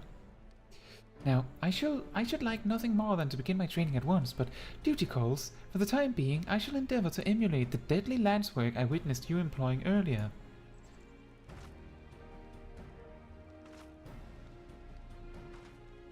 Anyway, bye. Justine is among our very best in recent generations. If you are to train one of her caliber, you yourself must rise to new heights of mastery. I'm level 61, Elbrick. Resume your own training and return hither when you are satisfied with your progress. I am satisfied. But you see, I am satisfied. The next Dragoon quest will be available from Elbrick upon reaching level 52. The requirement for undertaking subsequent quests can be reviewed in your journal. Okay. But this will probably require me to go to Ishgard areas. Greetings, Caetsu. You look very much a teacher today. That is well, for Justine is eager for her first lesson. Now, though you agreed to accept her as your pupil, I suspect that you are not without reservation. You worry whether you will be equal to the task. I don't know. Well, worry not. I have every confidence that you will make a fine mentor. Were I to offer you advice, however, it would be to have patience. Though Yustine is a master of her art, it is all she has ever known. As such, it may prove a challenge for her to adapt, and like all of us, she is not without pride, and there will be times when tact is required. I must also mention that Yustine is zealous to a fault. I worry that she will overexert herself in her pursuit of strength, but I am keeping you from your lesson. Yustine left word that she would be in the Western Highlands, testing her lance against Dragonspawn. Seek her out near the pike. Where? Well then. And that was that. That was all she wrote, as they say. Now, it's Black Mage time. Beep, beep, beep, beep, beep, beep. No upgrades.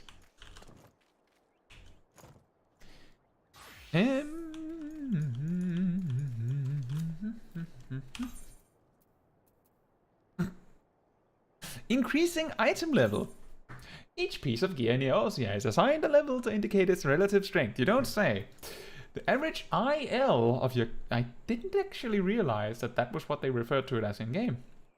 Of your currently equipped gear, including your accessories, is an important value that can determine not only whether or not you will have trouble in certain battles, but oftentimes whether or not you will even be allowed to participate. Your current average IL can be viewed at any time under Character within the main menu. You will soon find that maintaining a high average item level is the key to success in tackling Eorzea's myriad challenges. I'm interested as to why they're specifically telling me the item level problem here, when I'm obviously also not high enough level to participate. Anyway, we queue for leveling roulette, and then we continue our hunting log. That is the plan for now. And then we'll land wherever we do. In the meantime, let's see. South Shroud, Upperland of Sea, South Shroud. Wait, 2 South Shroud, 2 South Shroud. There we go. And 3 South Shroud and 1 Central Shroud. In that case, let's go to South Shroud. And let's see. This is Upper Paths, so that's around here. The quarry mill is good. So now you get a surprise Smol Caetsu side quests instead of progressing more in Heavensward. Where would the cat trap be? Could be anywhere. Also, this is really beautiful. Wow. Look at this.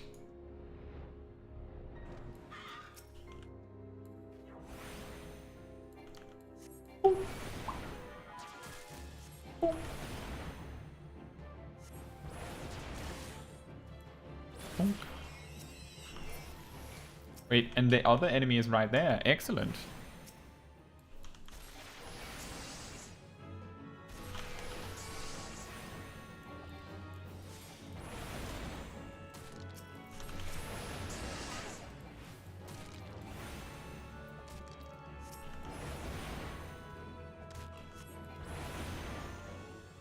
You know, Black Mage is not that bad for grinding mobs in the open world, because you have just enough MP to deal with an enemy or two. Just enough. This is really nice weather.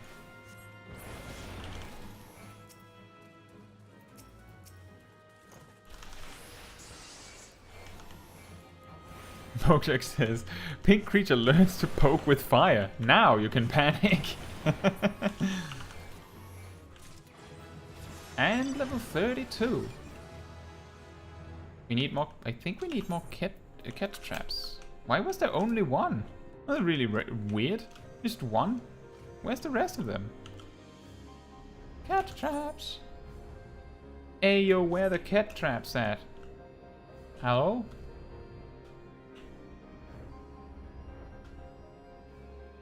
Hello? It's a lot of trees, I can't see anything. Oh, there they are.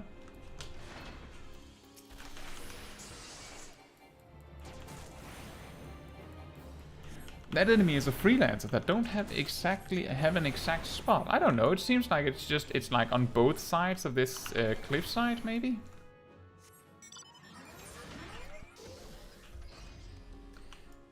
The bark Fs is also in the upper paths? So, I mean, like here? On the water? Or what? Maybe there? What? There, maybe? That's technically also the upper paths? Why?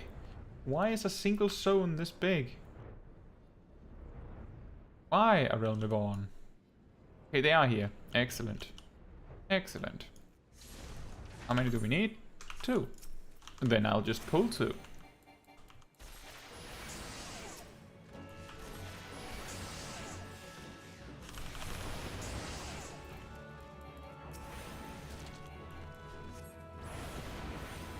A little bit of slide casting, and then a little bit of not slide casting. Woo! And that's that. Next target, Central Shroud, Sorrel Haven. Where's that? Where's Sorrel Haven? Oh, right. It's the marbles. That's true. The Strober. That makes sense. That makes very good sense.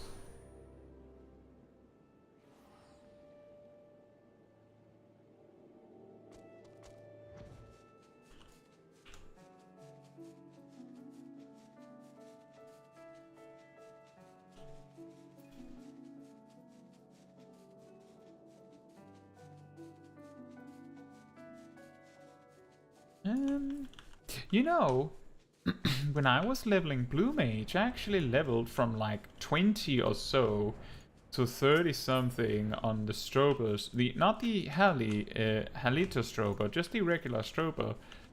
Now remember they level like level 31? But a Blue Mage at level 20 something with 1000 needles can easily beat best one of these.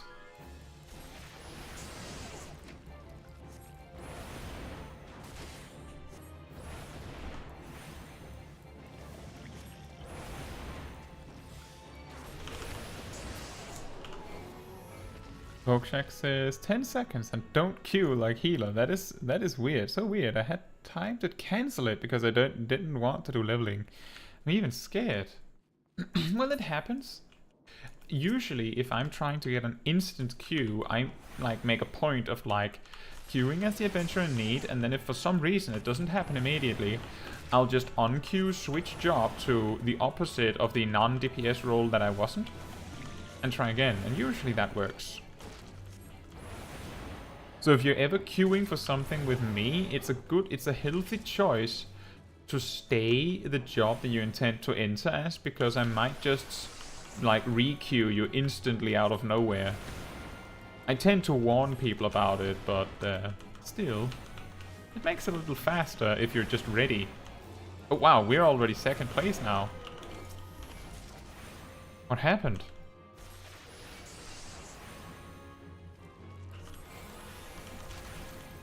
We'll just barely be able to finish this.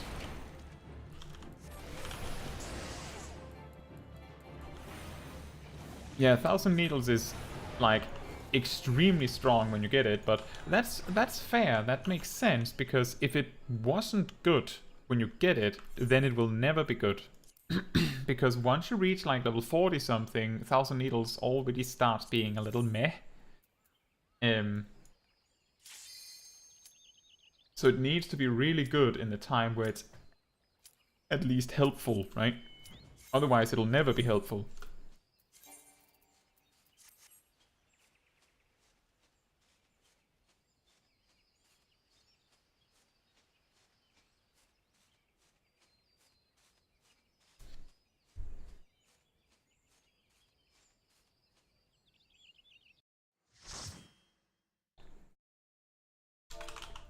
Huh?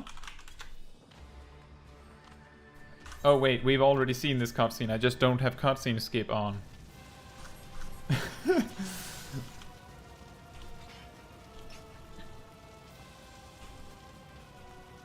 I wouldn't be that mean and put a group through that extremely long cutscene twice just for the memes. That's a little harsh.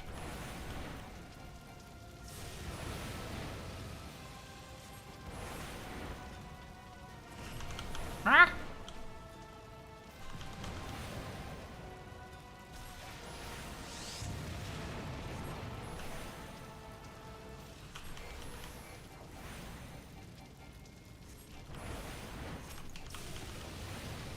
Kill the nail! Pew!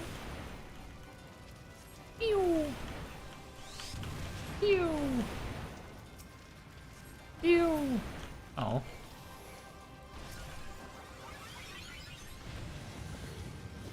Oh, nice. Little fizzes there. And... whoop.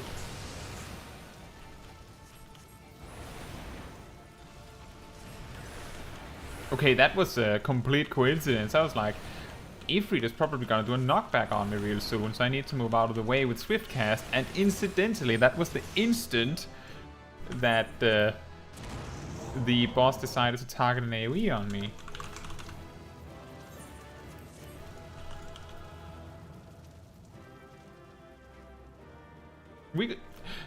We leveled up twice just now.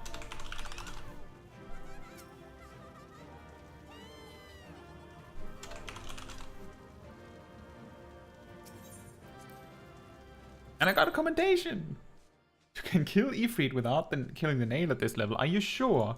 Because I happen to remember that if you get him to like 1 HP on the hard version and just ignore the nails, he will just stop what he's doing, jump into the air like he did there, where he becomes invulnerable, and if the nail is still there, you wipe. Like, he literally wipes you. And it wouldn't surprise me if he does the same thing here on normal. That you can't ignore the nail, because he'll do that. It wouldn't surprise me. I don't know, because I tend to respect it. I tend to respect the boss mechanics. To be completely honest, I almost respect boss mechanics to a fault. Like, I would rather do the mechanic right. Even if you don't have to do it. Just because I think it's more fun to do the boss correctly, if that makes sense. I know that's a little bit silly, but I just think it's like, how can I say it? Oh, it's because it's over there. Right, of course. We're gonna need a boat. We're gonna need a boat. Ah! It's just, it's like, if you're going to play play a specific level in a game, play the map. Don't just meme on it. Like, do it right. It's fun, more fun that way. Sometimes it's fun to do it in its way too, but it's just, I mean,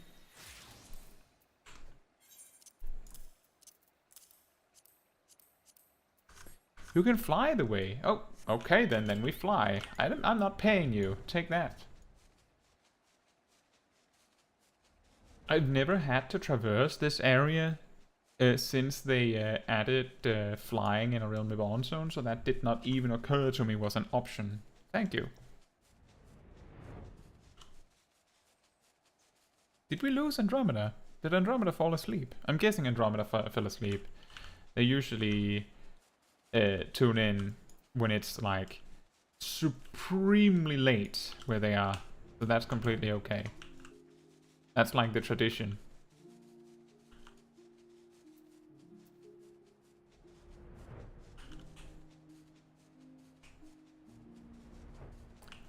There they are. We need 4 of them in this. Incidentally, only 3 here, so let's just kill them one at a time. That's a little safer. Yeah, exactly. With these extra gil, we will be able to afford a little bit more cherry pink dye. On the note of cherry pink dye, just the other day I managed to buy the final item from Island Sanctuary.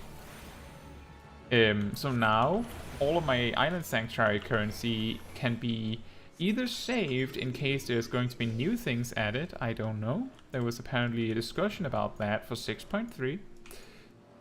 Or I can buy cherry pink dye with it.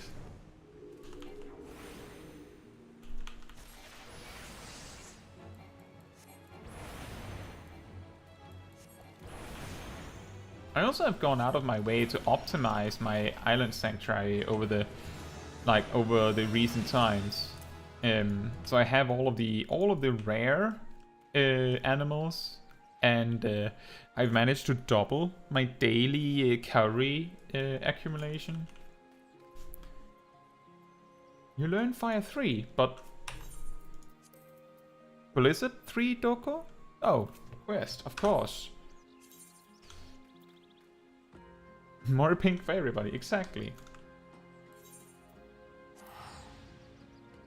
That's really interesting. They just hand you Fire 3 and go, oh, you would like to be able to switch to ice quickly? Well, you have the AoE attack, but, you know, if you want the single target one, and I'm sure you do, well then, you know, then you have to do the quest. Do the quest. Do your job quests. Do your job quests. As you level up jobs, remember me telling you, do your job quests. You need to hug the black for ice. Hello, la la.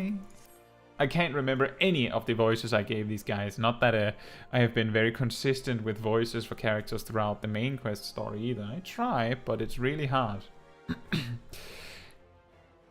I sense the black magic within you has grown stronger, Caetsu. You have earned the right of my audience. I am pleased to see that you do not fear your newfound powers, but then, your adventurers were ever warned to embrace the new. You adventurers were ever warned to embrace the new. You are now ready to set forth on your journey, to find the keys required to seal the Void Gate. Hear me well, for mine are Master's own words, and his, those of Nalthal himself. Whoa, whoa, whoa. Oh. The next key requires the blood of sacrifice. Travel to the Zagoli Desert in southern Thanalan. Slay what fiends emerge from the planar fissure there, and slake the land's thirst with their lifeblood.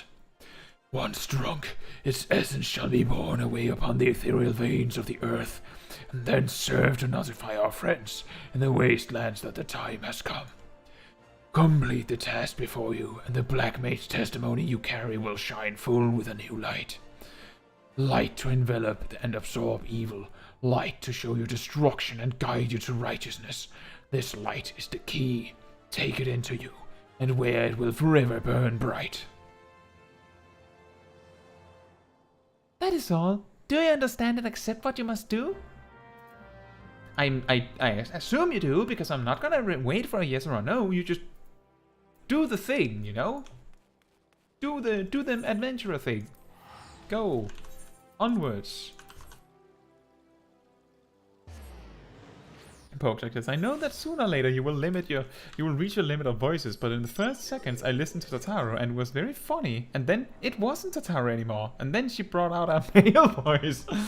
Yeah. Well, the thing is that there's so many characters that there's going to be an overlap. There might be a very, very, very slight difference between the Tataru voice and the Lalai voice, but I'm just trying to go for something that matches the character I'm viewing, right? And maybe that is something that overlaps. That's why it's very problematic if Sid, Thancred, Alphino, and Grahatia is in the same cutscene, because then I'm like, you all sound oddly familiar. Weird. It's almost like I'm talking with myself. Strange. Oh dear. You... What? Okay, never mind. Wait a minute. See someone else's Chocobo and I'm like, wait. I've forgotten something important, I believe. Ow. Ow. Ow. Ow. Ow.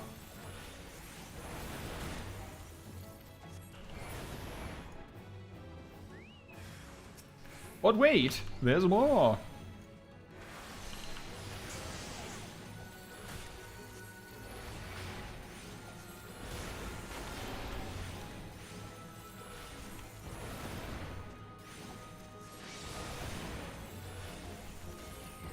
Yes, and now Totaro knows black magic. Imagine if she did.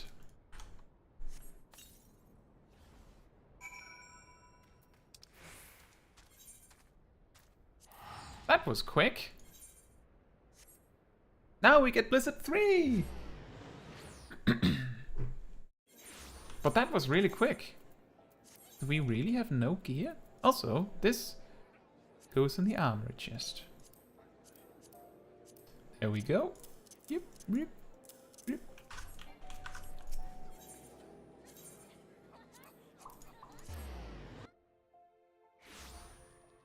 Boxing says, if you don't remember, it wasn't important. And then there's a Yankee scene in the rain after his soccer game, waiting for you to call him. Aww.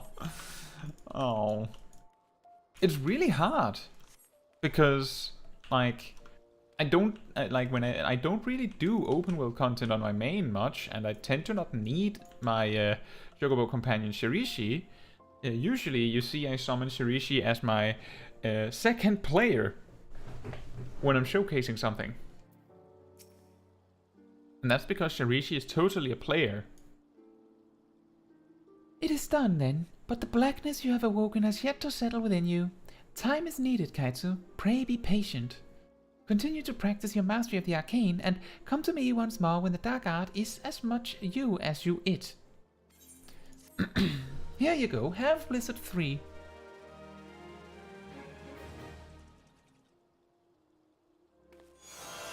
Ta-da! Blizzard 3 get.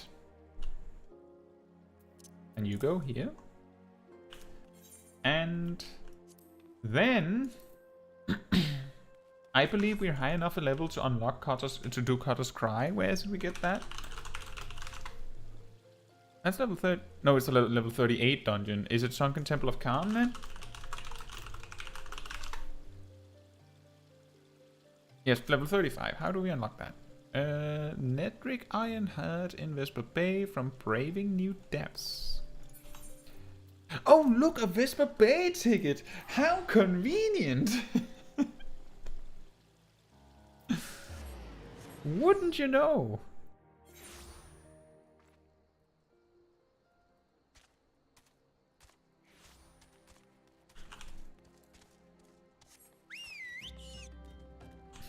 Shirishi is your dance partner, your companion undercover, etc. Exactly.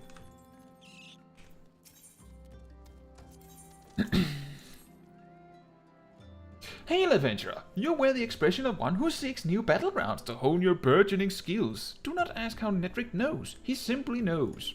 Now tell me, are you perchance familiar with the Sunken Temple of Calm? I will not hold it against you if you are not. The ruins only surfaced when the calamities split the ground asunder, after all. Any road, it's a popular destination these days for adventurers looking for new frontiers to explore. If you're keen to join them, why not make the journey to southern Thanalan and visit the temple for yourself? What with the many dangers that lurk within, the immortal flames are keeping close watch over the place, but a Lalafell by the name of Bibimu should be able to offer you passage. Excellent. Say, isn't Sunken Temple of Khan one of the dungeons where there are Grand Company relevant mobs or something? Feel like it is. So we're probably getting forced to go back here later. Oh well.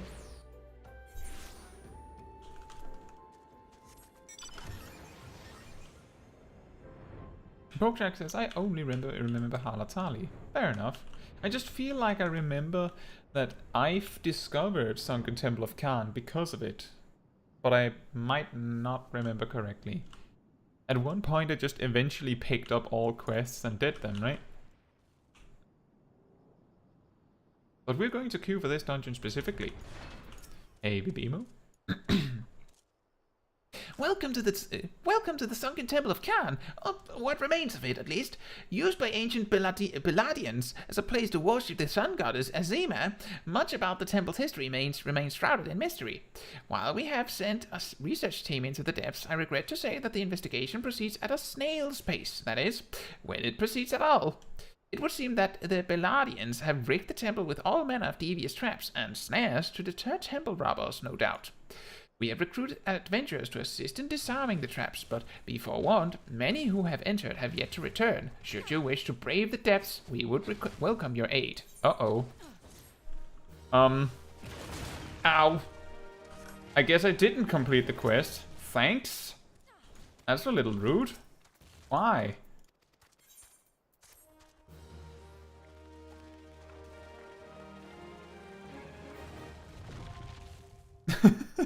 Just get bonked in the back. Ow. Choop. Choop. And where were we? Let's see. What rank were we? Serpent Corporal.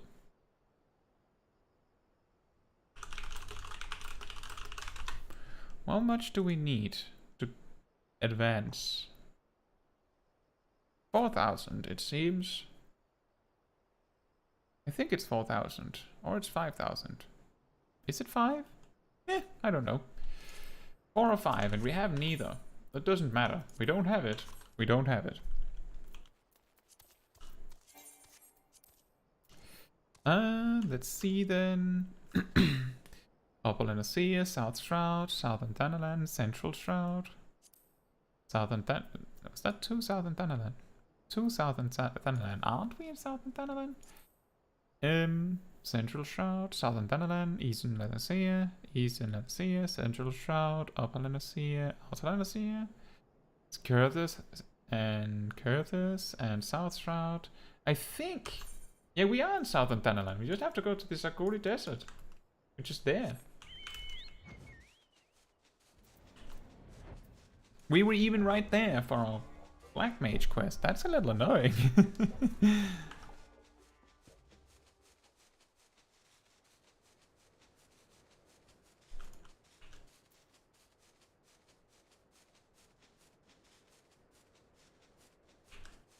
Bam, bam, bam, bam, bam, bam, bam, bam, bam.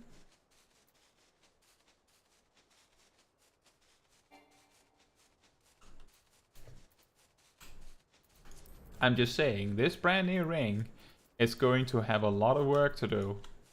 We've managed to pretty much perfectly optimize the amount of time we get, amount of experience we get out of it by getting the brand new ring as early as possible, I believe. I think we pretty much got the brand new ring on the earliest level we could possibly get it. Oh, that was quick.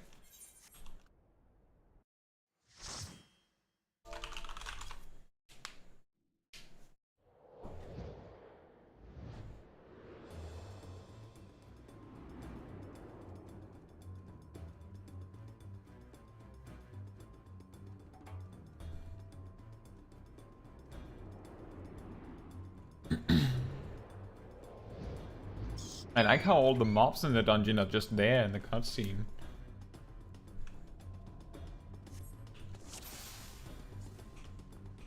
Aha! We have Blizzard 3 and Fire 3. Finally!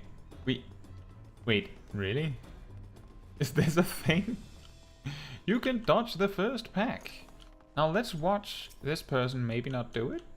Okay, they got it. Good. That's the typical reason why people don't bother to dodge packs that they normally would. Is pretty much because you kind of have to do them often in high-level dungeons. The devs just don't care for your shenanigans and will just force you to do them. And simultaneously, I think the tank might die here. This is not smart. Very dangerous, in fact.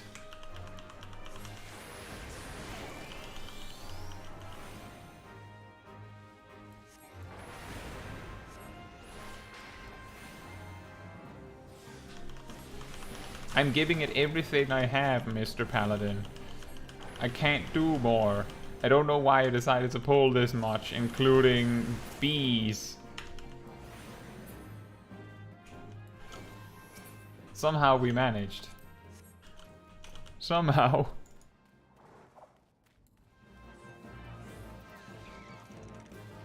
Ooh, a Gem of Affluence.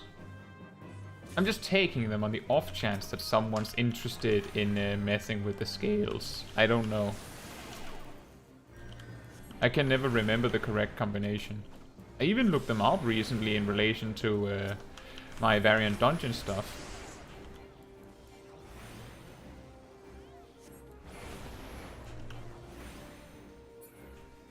I didn't need to use transpose for that. Why did I do that?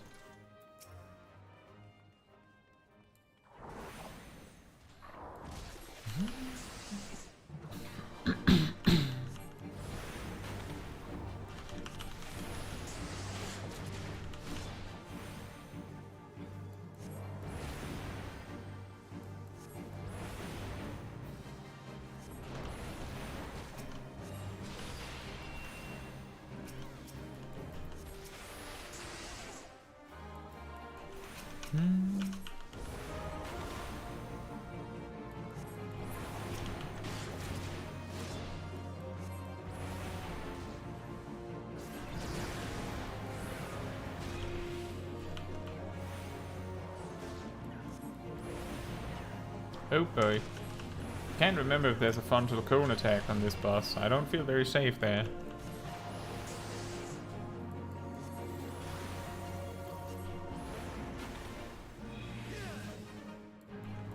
Wait, what? We didn't get the Doom debuff? Huh? Why not? Did he interrupt it? Stun it? What happened? I didn't know you could do that. Level 36. And a key upgrade, apparently.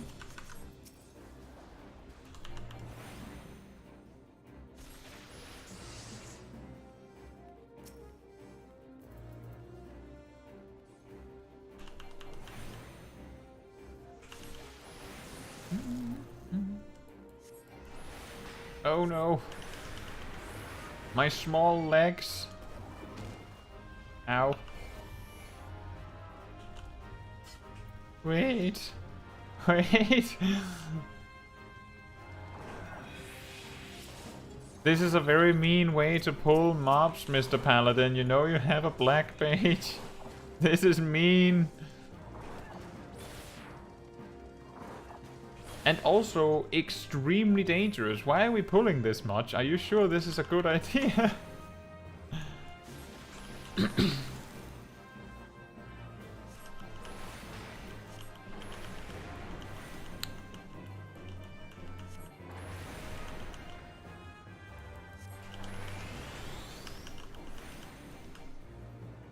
I don't think this is a good idea. I would never pull this much. Even if I had queued with a friend for my healer, I wouldn't. It's just, I don't know how much time you save on this, but I'd rather pull it in more takes and do it safer. Because if you wipe, all the time you've gained by doing this in like scary pull is immediately lost, and then some. I just don't recommend this.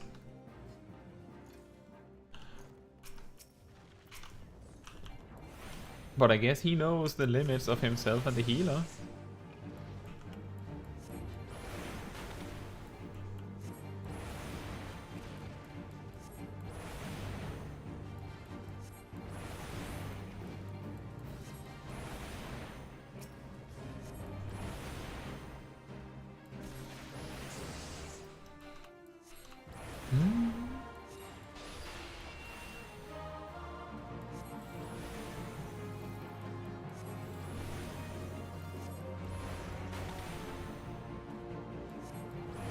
It's gonna get real fun once we get access to Firestarter. Oh, stun. Smart.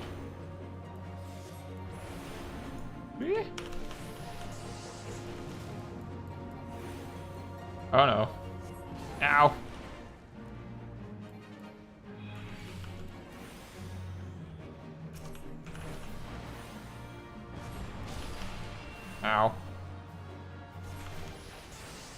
I'll just quick switch to fire. This might be over before I have a full MP bar anyway.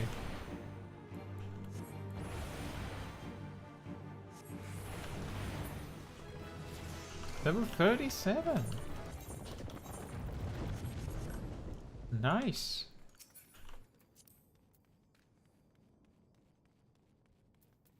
Eh.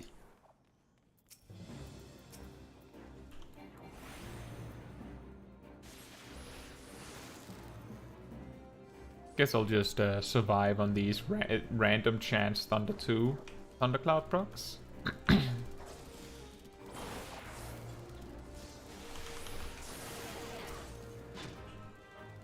Oh boy. Here we go. Good luck placing the big hit on the platform. I guess it worked? Somehow. Are you going to pull Nor now? Or are we gonna fight this first?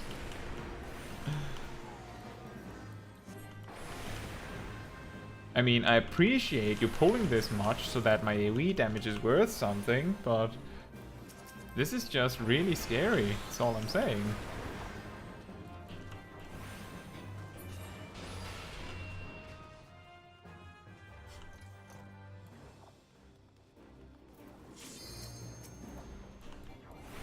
I'll just attack the croc.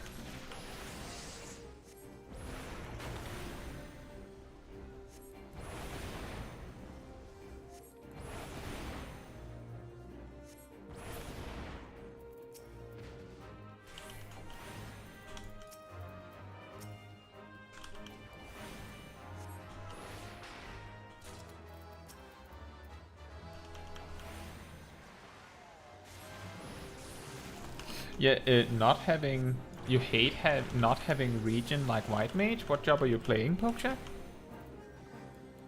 Sage?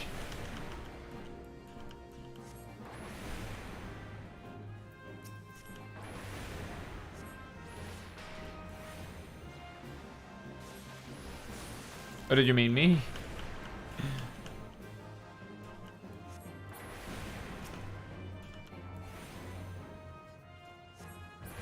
Well, fortunately, this White Mage does have regen, because they're level at least 35.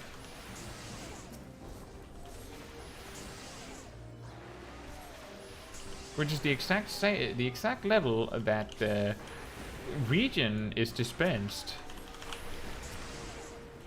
But I do understand what you mean. As White Mage in low-level dungeons, you're just like, I have cure, I guess. Nothing else. It's a little dire.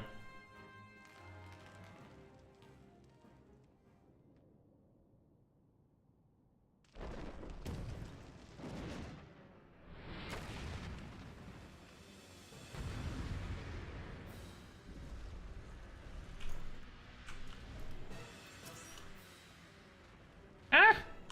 That's a little quick. You wait all this time for me only to pull before I'm even ready.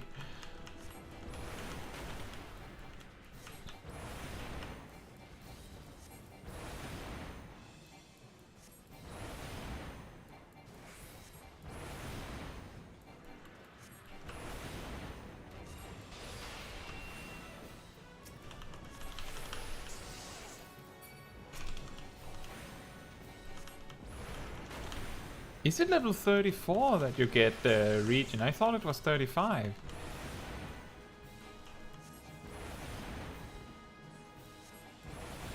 Looks like the Dragoons got the Mithril Village. You don't need 2 people for that.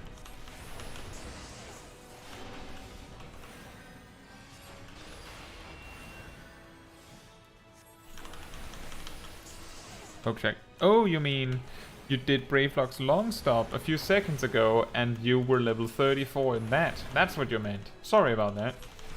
That makes a lot more sense. Yeah, that's exactly the breakpoint where it's really, really annoying, right?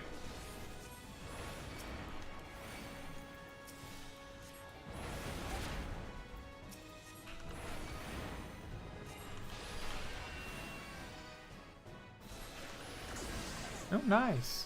The interrupt.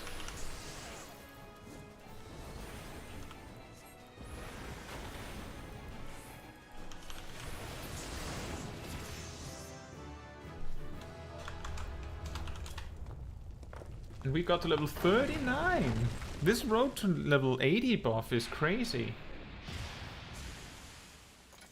I also have forgotten to eat.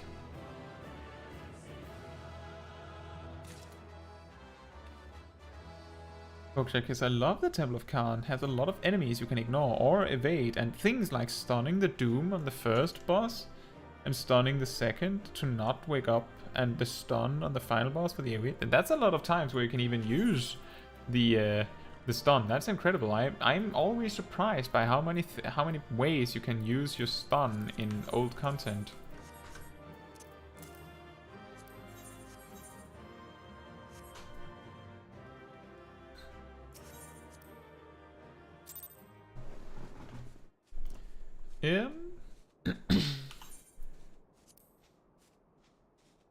But wait, we're level 39. That means we're high enough level for Carter's Cry now, right?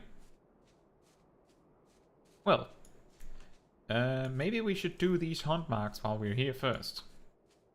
I feel like I've forgotten something.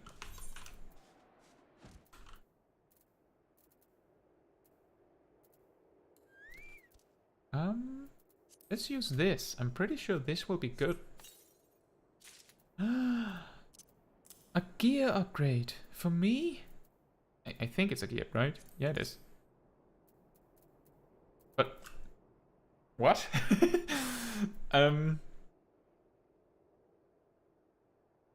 We're given a two-handed staff and a shield. Eating. Yes, eating. That was what I was just about to say before, and then I forgot. Exactly, eating, Pokeshack. Now, here we are. Food. Excellent. Use the best gear option button. Yeah, well, it's the staff, obviously, because it gives more magic damage, but it's just weird because at my roulette, well, we want to do level 30. Like, we shouldn't do leveling roulette. There's no point in doing leveling roulette. We just get the XP for doing the dungeon, and we want to do the highest level dungeon. And right now, the highest level dungeon, I'm pretty sure, is Cutter's Cry. So I'm going to do Hunting Log, and we have a few here in Zagori Desert, and then we'll go and unlock Cutter's Cry, and then we'll queue again. Now, what things was it here?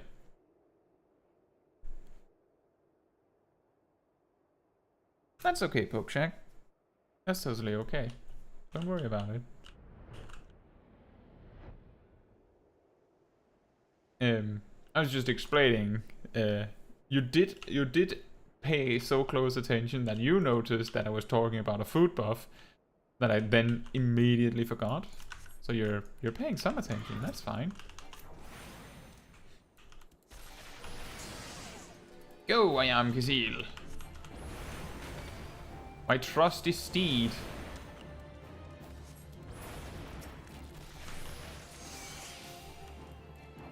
Now we're doing a lot better damage because we have a better weapon. We should have used that in the dungeon. Oh well. We need 5 of those.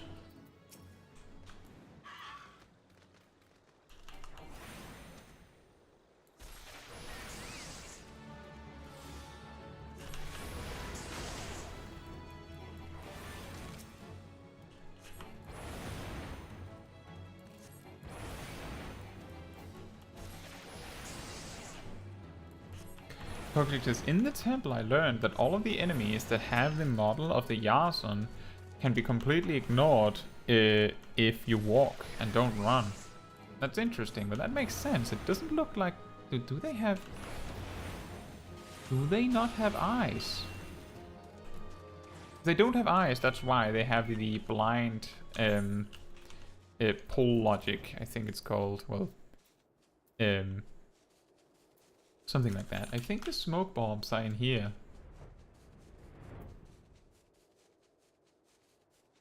There was a third one here, wasn't there? I feel like there was 3.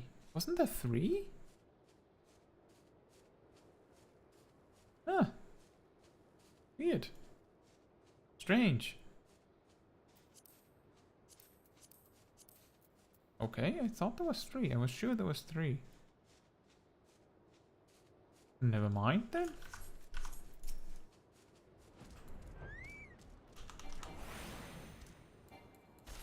You probably said that to me before as well, but then we didn't do Song the Temple of Khan. I think we have talked about like aggro types before, because in Aurum Vale you can pretty much sneak past almost all of the enemies in the first big room by walking.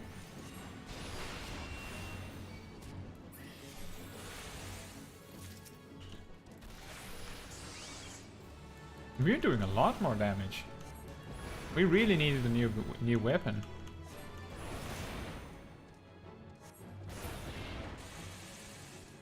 What spell are we getting at 40?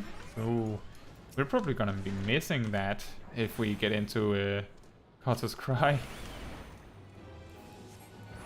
And then get to 40.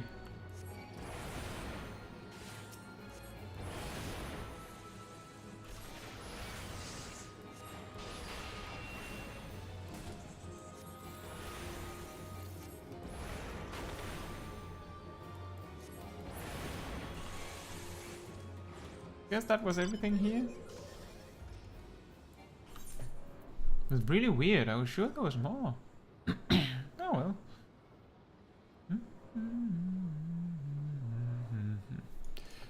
Right, Cotter's Cry.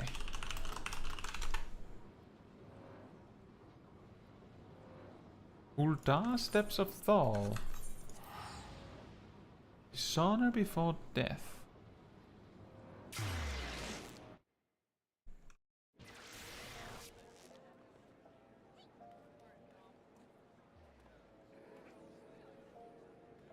The skill doesn't really have a use before ice. Yeah, well, the thing is that freeze, it does have a use, but its use is very limited because if you pay extremely close attention, you'll see that fire does damage, right? Just does damage. Technically, that's 180 potency when you switch into fire. Blizzard doesn't do more damage, so it's kind of weak, right? But you'll notice that Freeze does more damage than Blizzard and has a shorter cast time. Both of these things are completely irrelevant if you switch to fire. So basically, the way that my AoE rotation works right now at level 35 to 39 is that I cast Blizzard 2 twice, or Blizzard 2 and Thunder 2, and then I can switch to fire and spam fire 2. But if I don't need to apply Thunder 2, then casting Blizzard 2 and then Freeze is better than casting Blizzard 2 twice. Which is probably what leads me to saying that it's kind of like that I have said at some point that Freeze isn't particularly helpful before you get Umbral Hearts, because usually you will just fill with a Thundercloud Thunder 2 on AoE anyway, right? So, not particularly helpful. So that makes sense, but there's a logical reason, and that's always interesting to understand. Wow, a hat!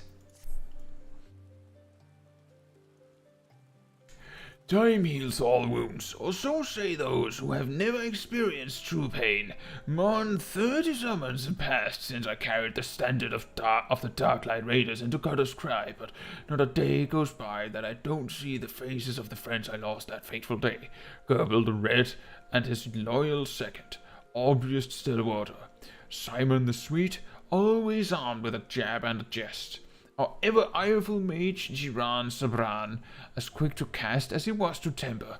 Former in Thousandgill, never has there lived a man with a tighter grip, be it on his sword or his coin. Let us not forget one Ilm Ailson.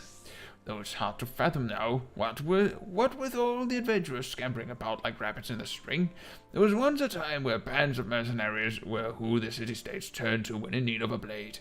The Darklight Raiders being the biggest and best of them bands.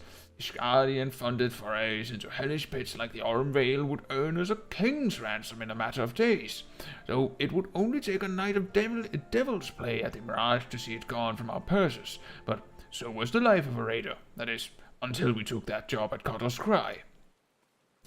My brothers and I had stood against herds of giant buffaloes on Okomoro, snurble infestations on the Pearl, legions of cold-blooded Sahakian from the abyssal depths of the Indigo Deep. But none of that prepared us for the horrors we would face in Hell's Brood holes. None of it prepared us for the Chimera. The bards still sing of the day 7 of the realm's finest warriors set off into the bowels of that forsaken place, but only saw one return, Sibbald the Stoic, spared by the beast so that he may warn all others who would be foolish enough to attempt to despoil the Chimera's lair. My apologies. You did not come to hear the guilt-ridden ramblings of an old man, but if you have a moment, I was wondering if I could ask of you a favor. The final wish of an ailing soul seeking peace with his past before departing on his journey through the 7 gates. In each of the 30 summons, escaping from the remorse of that terrible beast, I have returned to its lair to pay the proper respects to my fallen compatriots.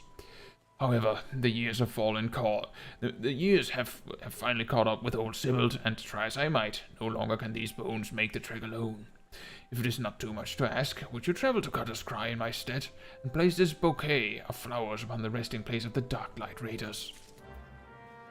That was an 8-man squad, you know? An 8-man squad. Wow.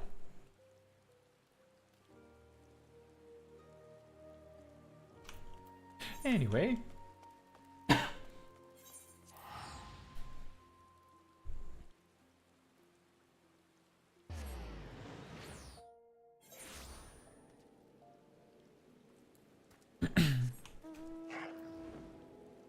That's a tough combination to make for a voice. The growly voice and the old man voice.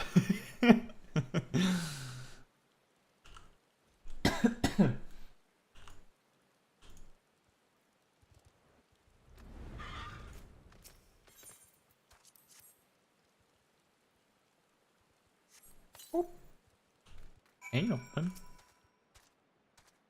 This is Cutter's Cry, a labyrinth of sand-ridden caverns, and you hear that? That sound like the whuffing snort when a fire catches? That's the Chimera. Not that I've seen it. Sure, go right on in, if you're that certain of your ability to make it out in one piece. Just don't expect me to go trotting in there after you, no matter how hard you wail and holler.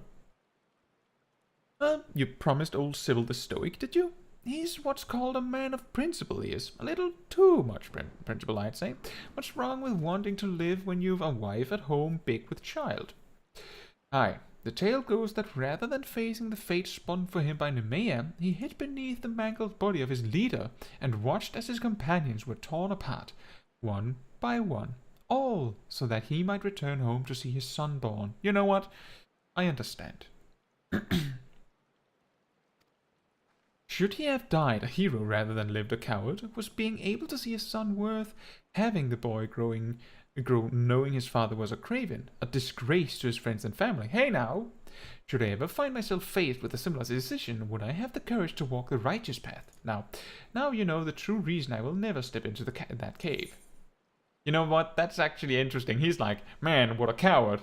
He should have stayed and died. Actually, let me just think that over again. Would I do that? Probably not, and I'm not trying to figure out, so I'm gonna stay here.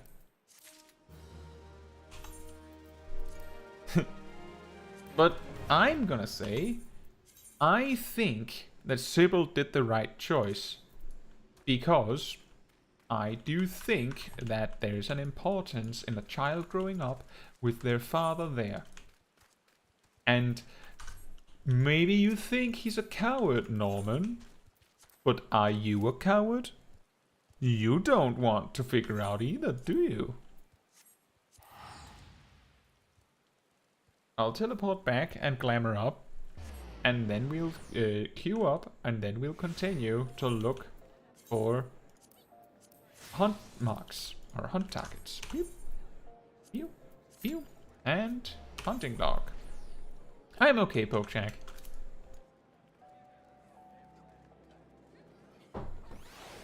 That's just the side effect of doing like a gravelly voice. That's just how it is. But doing that and another voice on top of it, like combining them, that's a little harder. That's all. But I'm fine. Thank you for your concern. See, Upper Lanacea, Bronze Lake. Do we have multiple Upper Lanacea? Eastern Lanacea, we have a few of them. There's 2 Upper Lanacea. Well, there's 2 Upper Lanacea, so let's do that. Oop.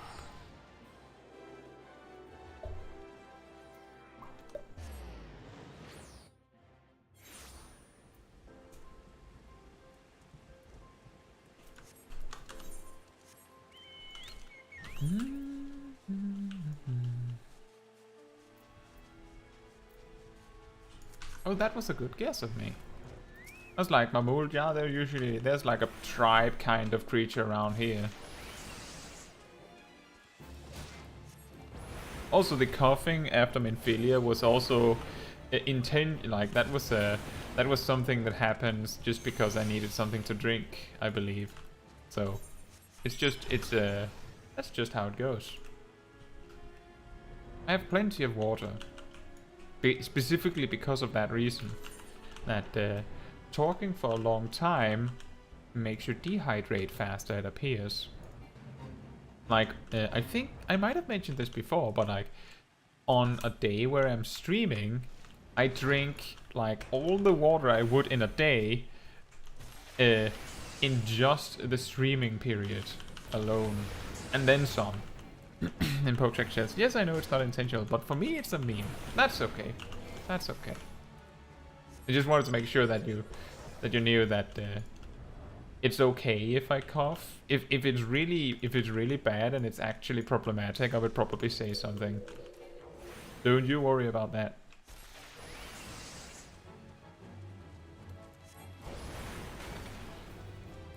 But I'm well prepared for stream. So I have everything I need to be as entertaining as I can, at the very least.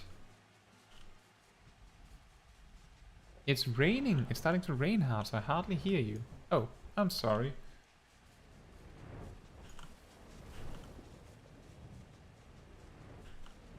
You don't have the... You can't turn up the volume, I'm guessing. Because I can't do much in my current position. Oh, wait. We also need salamanders. Well, let's just beat those up while we wait for respawns.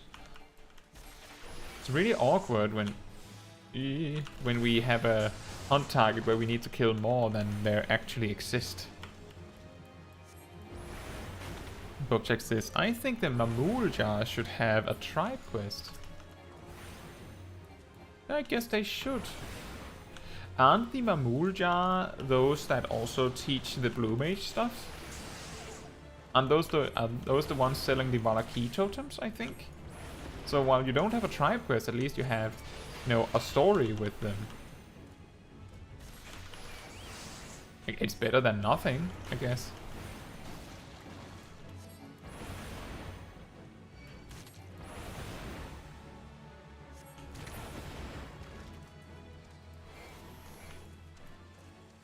Where's all the kill targets at? Why do I need to kill 5 of them if there's only like 3 in existence? Why?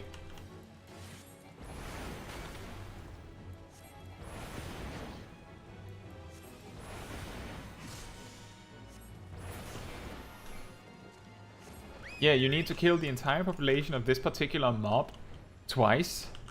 That's your hunt target. Kill all of them twice. Once is just simply not enough. We hate that specific mob too much to let it go with just dying once, you see.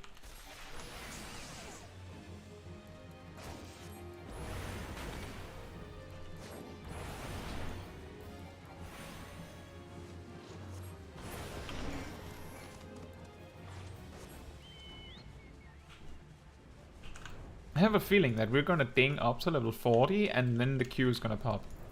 Right then and there. And then we're gonna stand there with no freeze to cast. Although, I mean, it's not like we're gonna miss it.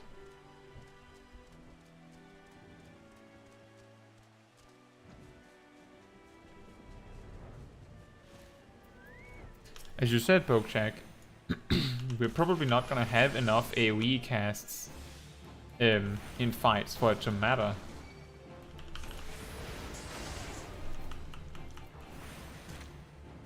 in most cases, we're probably going to start an AoE fight by casting Thunder a few times, and then we're going to cast Fire until the enemies are dead. And maybe cast a Freeze or two, or a Blizzard or two, and that's it.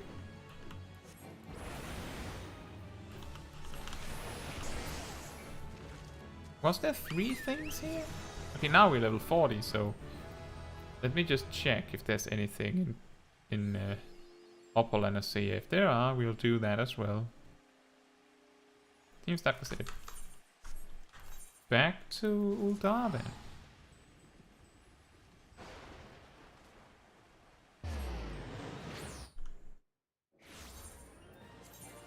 No gear upgrades.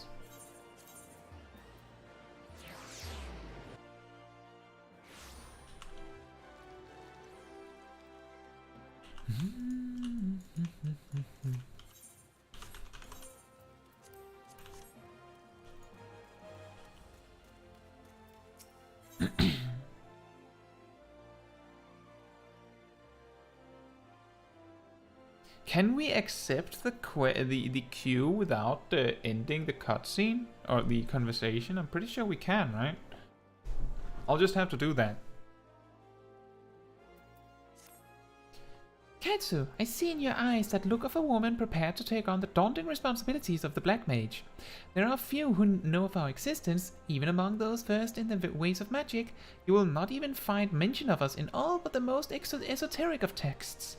Yet the secrets of our dark art lie encrypted here, within the forbidden library of this sacrarium. Master himself deciphered and read the texts some 100 years past. It is said that the first of our kind were the favorite of Nalthal, and it was he who entrusted them with the duty of sealing the Void Gate. But as you well know, the power of black magic lies in its great potential for destruction. The slightest errancy in its use may give rise to the most tragic of disasters. Of the disappearance of the Black Mages from Eorzea, Master says only, "We must not repeat the errors of the past." Caetsu, Master has made known to me what it is you must do next. Listen to his words now, with all your being.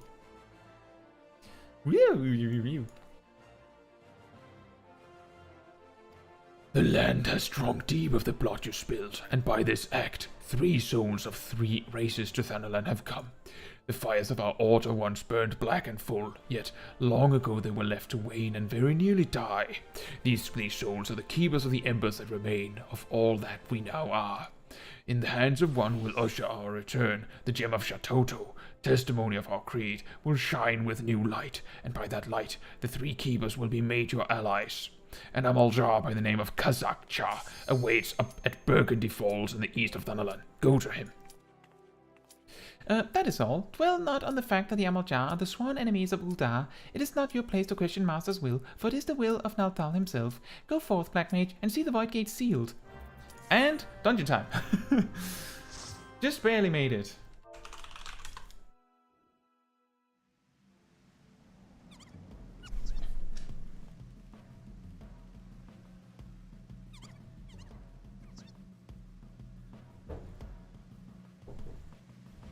Once again, just the mobs in the cutscene making noises even.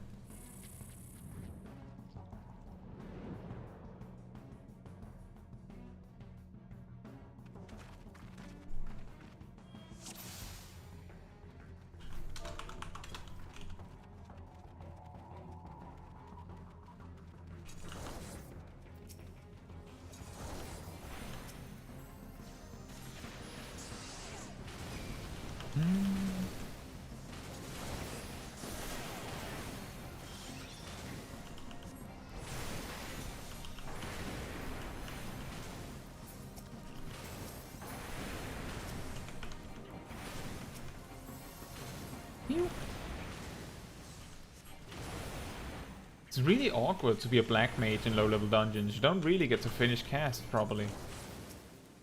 But we knew that was gonna happen already.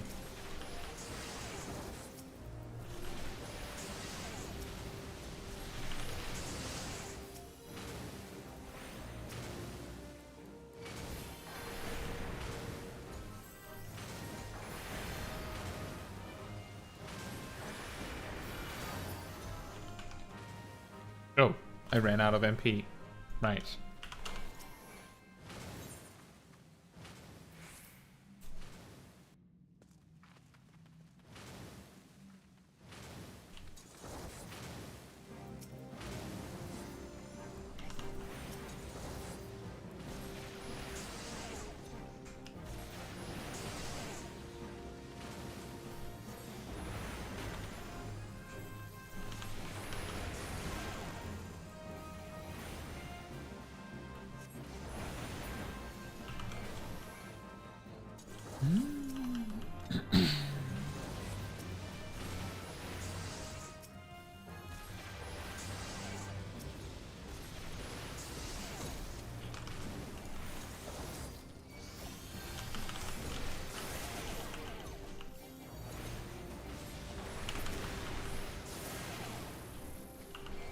It's really, really awkward.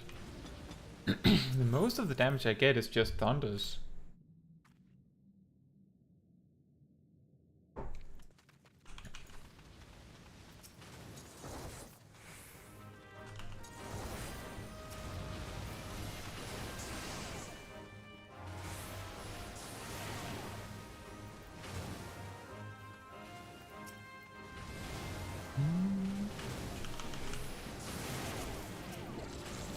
Not that we didn't anticipate that, but it's still always equally awkward.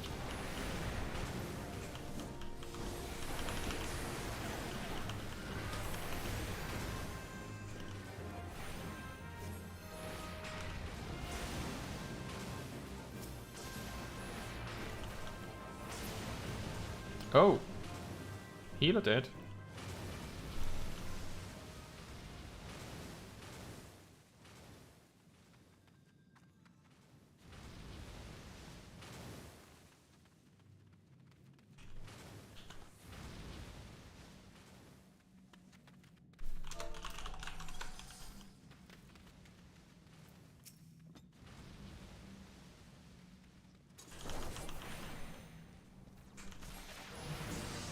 And for a second there, I thought there was going to be no boss music. That's a little slow.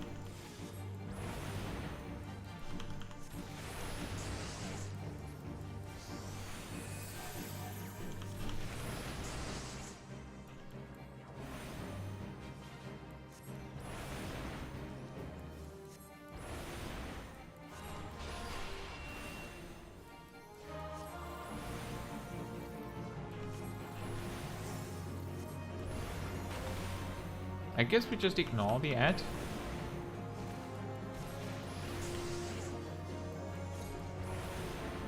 The only real reason we would have to attack the ad at all is to apply thunder on it on the off chance of getting an extra thundercloud proc, but that's not really worth it ever.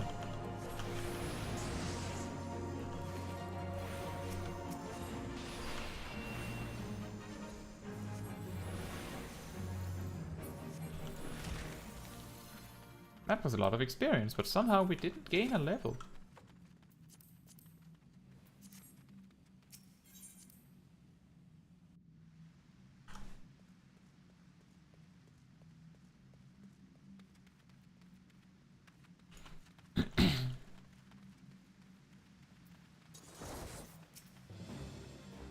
Now I'm interested to see whether we skip this.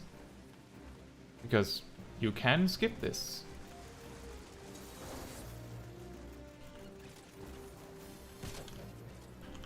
Oh, we're fighting it. I suppose we're fighting it then.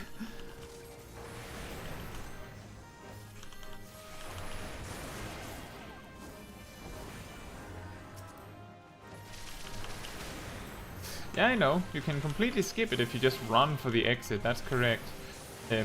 But some people prefer to fight it, and you know what? I can respect that. I can respect that. I'm in a dungeon to have fun, and it's more fun to kill them than to just skip them. So I'm not even gonna question it. Not even question it. If he wants to fight them, it's also safer because the tank pulling all that, he has to be really lucky with how the enemies swing at you, because if you get hit while you have the dialogue box open, it closes. So it makes really, really inconvenient if the tank doesn't make it. Then your tank dies, and then you have to like stand there and wait for the tank to get it on the second round. It's just safer to just do it like this, and well, you don't get experience from the mobs anymore. It's fun. It's fun to do the dungeon, you know, to fight the enemies. It's fun. I don't mind.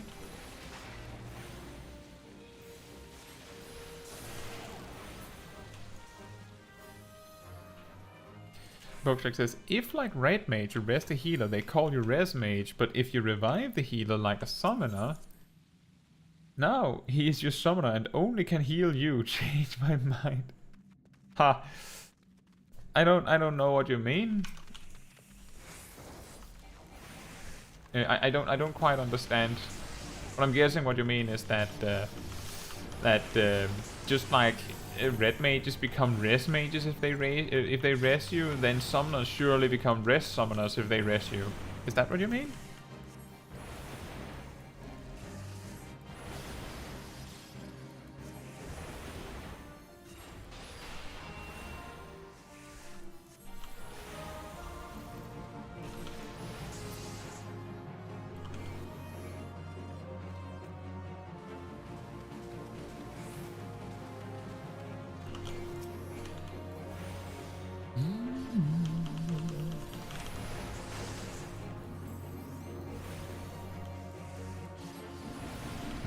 I just for my time, but I prefer fighting. Yeah, exactly. If you're really in a rush, then you wouldn't like to stand and fight. But the thing is, if I'm in a hurry to finish a dungeon, then I probably wouldn't queue for a dungeon at all. Who knows? The day when you're really busy and don't have time, that is going to be the day where you queue in and you just get like... It happens. Not everyone is equally good at the game. One day, you're gonna randomly get that team where the only role that performs and does what they need to do is the role that you are. And people just can't deliver. And that's okay. Oh, eat quickly so we have the food buff for the XP. Level 41. Do you have any upgrades? A hat. We have a hat. Excellent. And maybe bracelets? Instead of being called Res Summoner, I wanted to say that since you revived them, now the healer is just... Oh! I summoned you back to life. I didn't raise you, I summoned you. Now I get it.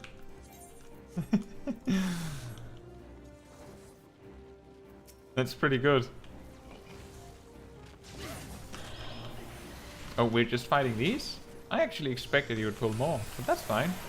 This is just fine.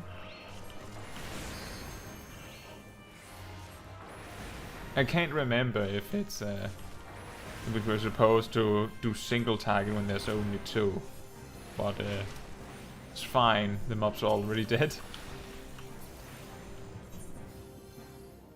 The hat for the Black Mage look.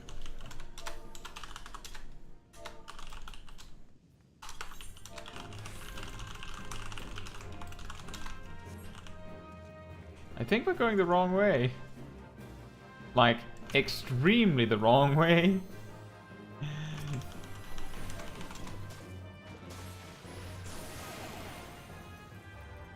I mean, there's a treasure chest, but if we're not even looting it, then why are we here?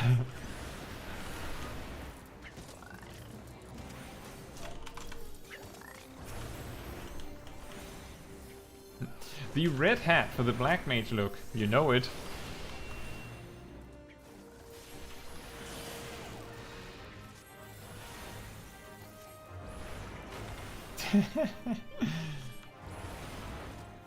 The party is just making jokes about the tank running down this dead end.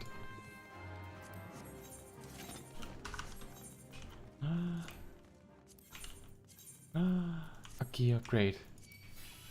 We've got more powerful. Folks, with Black Mage, Pokeshack says, I don't remember for Black Mage if you use AoE on 2 targets, and I forgot every time to go back to this guide, just spam AoE on 2 targets. Well, I know for certain that you don't use AoE on 2 targets as a Black Mage.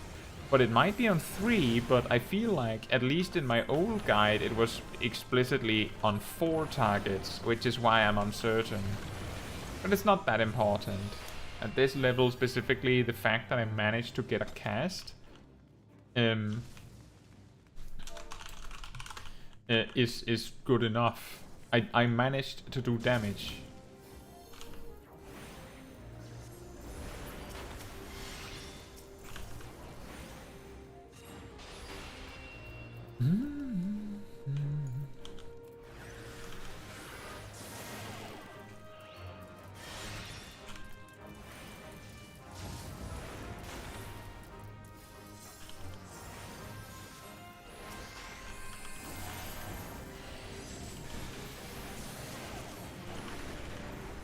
It gets a lot more awkward, I think, when we get to level 50 with Flare and all that.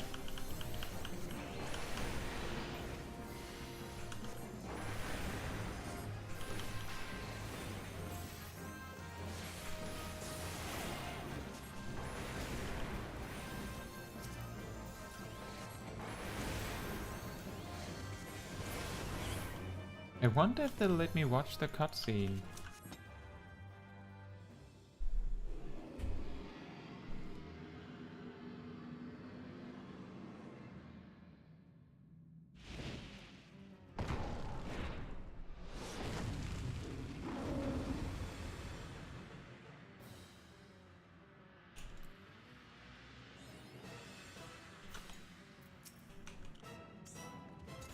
Thunder!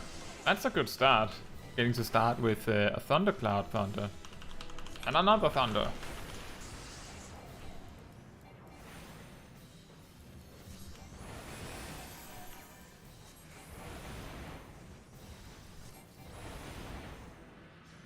Ram's voice need to be at range.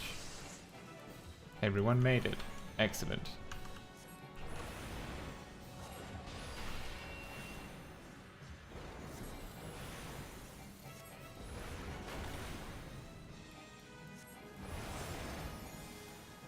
Ram's voice again. Everyone made it? Oh no. Not on me, please. Good sir. No. Ow. Dragon's voice. Quickly now. I think I made it. Could a Black Mage have an Isuna in these trying times, perhaps? Mayhaps? No? Okay, that's fine. May start on 1 cast? 2 casts? 3 casts? Got hit 5 casts? 4 casts? 5 casts? That's fine. I didn't want to do damage anyway.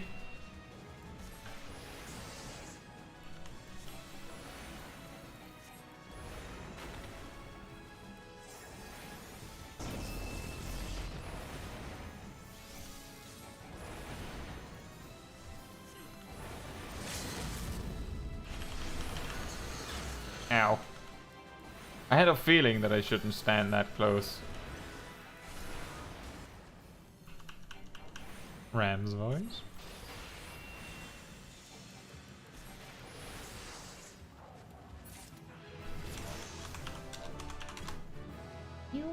Level 43! We skipped level 42 and went straight to Firestarter.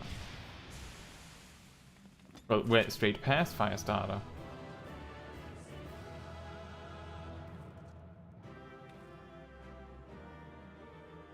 Run equal to spam Scathe.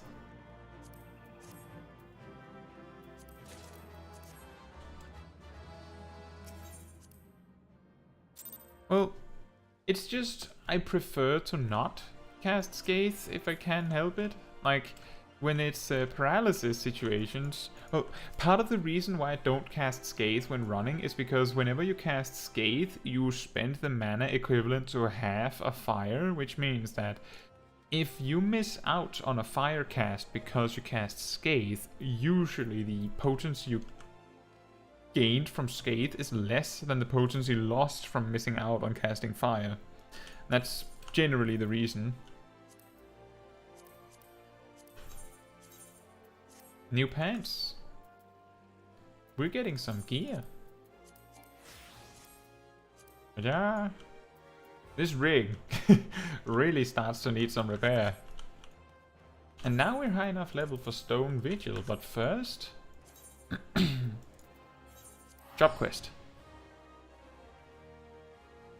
Pokeshak says, that happened to me the other day, and the healer's a friend, and he doesn't want to cast Isuna on me, and I can only use Transpose and Scathe.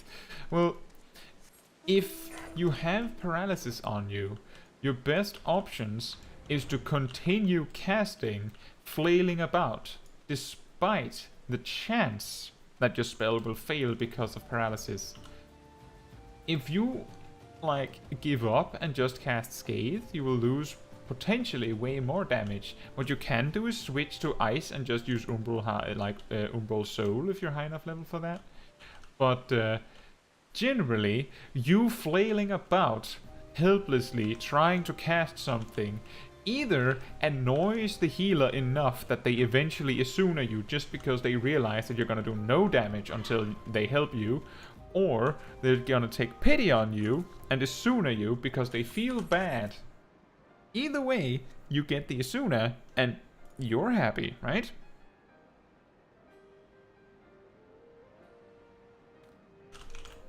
I'm trying to stay in ice when I run. The reason that I'm not using transpose just to run is because it's annoying to get back up to level 3 spells, like with Astral Fire 3 and Rumble Ice 3 if you're down to 1. Especially if you're paralyzed. So I'd rather stay in 3 if I can. In hindsight, what I should have done, instead of trying to make the magic happen, is just swap between Blizzard 3 and Fire 3, because those spells are faster than Fire 1. There would be a better chance that I had been able to do that, even though it would have been a DPS loss. It's complicated. Paralysis is generally something that should just get Asuna because it's so dangerous. Welcome, Lalafell, chosen of Kukuruka and bearer of the Gem of Shatoto. By the gem's power do our paths cross once more, and at the last time spoken of in the prophecy has come. At last the time spoken of in the prophecy has come, and yet I know nothing of she who would guide us. Come, tell me your name. Caetsu Chaiji, I am Kazakcha, a sorcerer of the Amalja, as were my forebears. I am the fourth of my line to walk this path, which brings me now to this land. As you well know, my kind bear the scorn of the Uldans. It is for that reason that I must remain here, far from the city walls. Great power this one has, but enough, is it? Kazakcha is terrifying to behold. Yes, yes, but he is both wise and kind. Good, warm, kind. These are my brethren in the Black Caetsu, and now they are yours as well.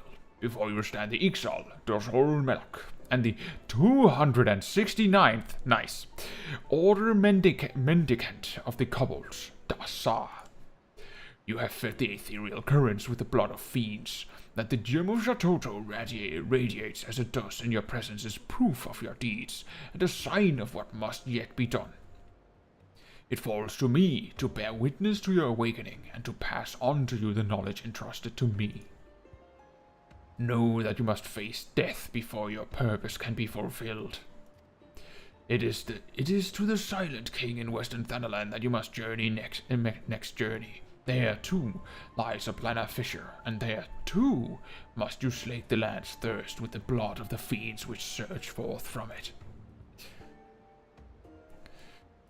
Fear not, each of us shall journey to the Silent King, and there convene once more. Seek out first the Ixal Dozhol Melok, for your path is destined to first cross with his. When the deed before you is done, the gem of Shatoto shall shine with new brilliance. The noise order, exactly. Nice. I know that I can use a ticket, but I have a feeling that we'll be back, so I want to hold on to those tickets.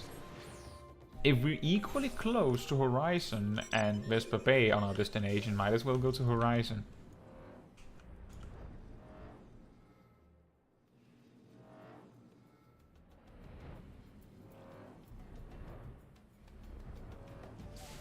Hello, Dozhol Melok. To close Planar Fissure, strong black magic you need. You close, then come to Dozhol Melok once more. Why are you here then? I'm just watching. I'm just here to watch. That's a big boy. How did you fit through that?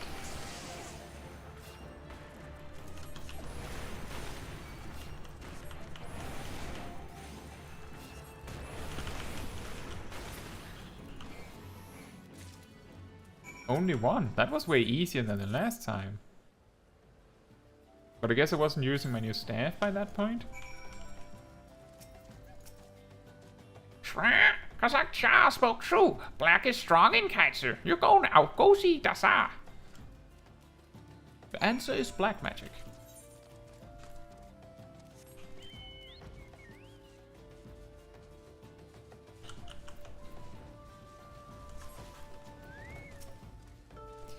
Here lies the planar fissure. Rift, tear, fissure. Use the power then you to seal it. Oh, behind me. Of course. It's okay, I have Midgardsormr to watch my back. He'll tell me if I'm going the wrong way. Usually he will say it in like a really demeaning way, where he's like, idiot. Dodge.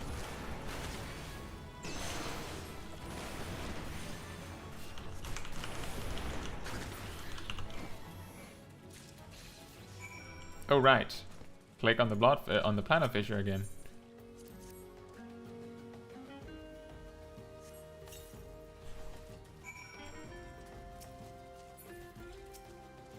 It is as Kazak Cha foretold. You are chosen, Caetsu. You must return to him now. Yes, yes. Return and tell Kazak Cha the deed is done. Ended. Over. Done. Wow. And then he's also here, just hanging out. Just partying.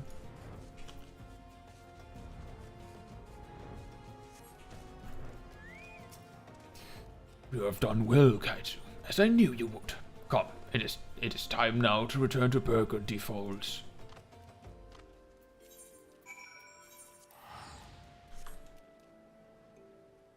What a quest. Now we get freeze.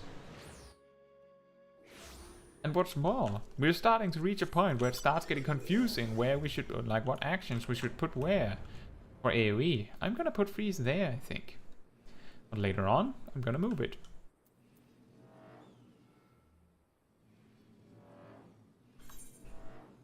The problem is that transpose right now is very important, so we need it on an easy to access button, but actually on Small Dragonkai, transpose is on like shift 8, I think, because I don't need it that much.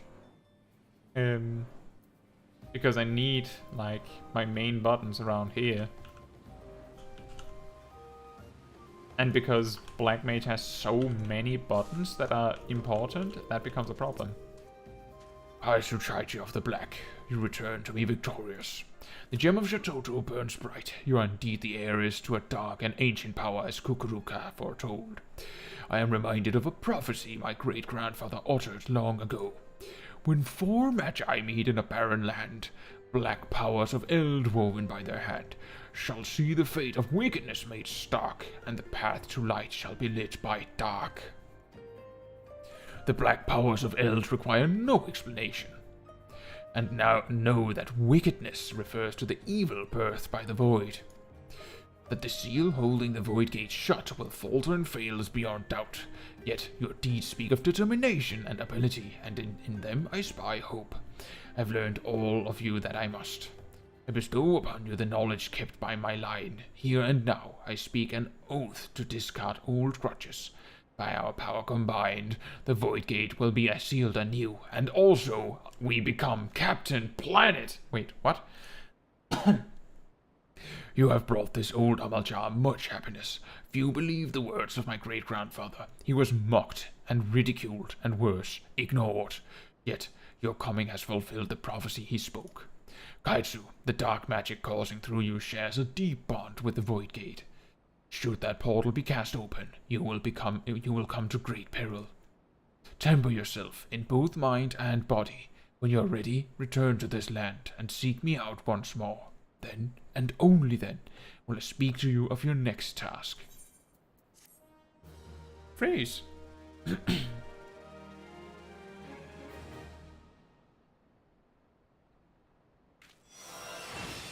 You have learned a spell you'll probably not use much for a while. Congratulations.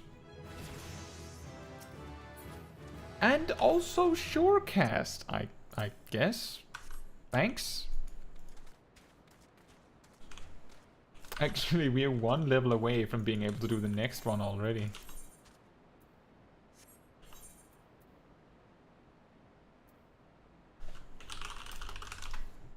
I think we might be close to an extra optional dungeon. We actually on Smol Darkhold. So we don't do Stone Vigil, of course. We go to Kurthas.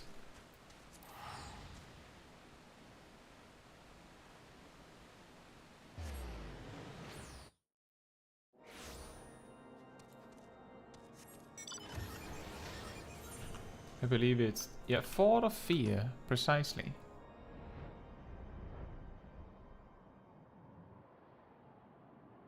And then we do Smol Darkhold. And then I think we will be able to do the next Black Mage quest, and then I think we are at a good point to stop. Also, that was a hunt target.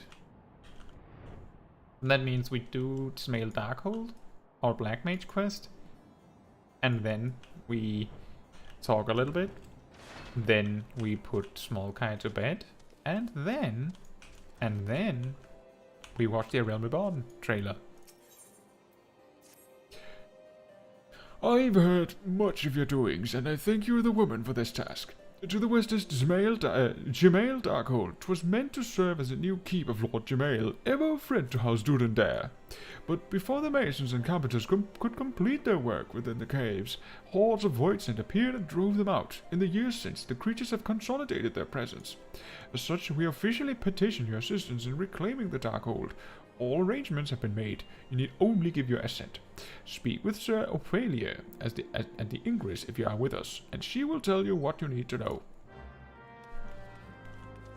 Excellent.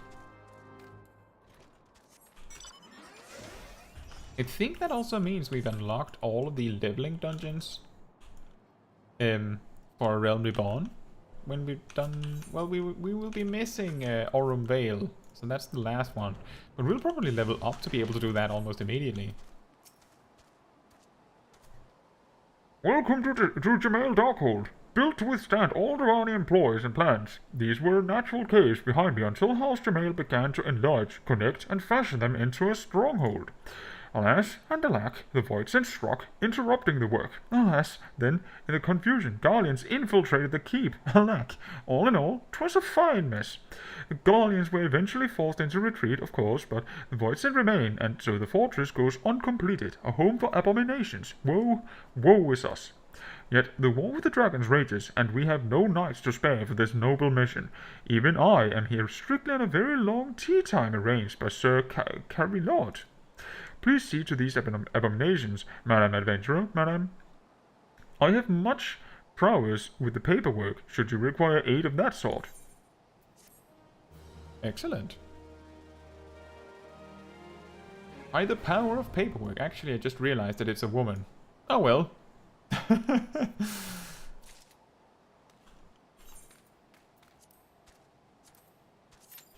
Q for that.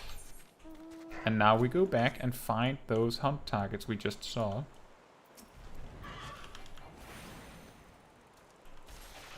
Pokedex says use a lot of Aurum. It's worth a level at the time, but I would like there to be an option to make it so that it never unlocks, that I never unlock it. And the same with Jemail Darkhold. Is Jemail Darkhold that bad? I don't mind it that much.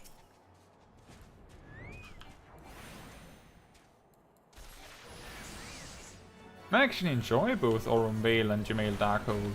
It's a little problematic if you get queued in with a tank and or a healer that is completely unprepared for it, but otherwise it's totally fine.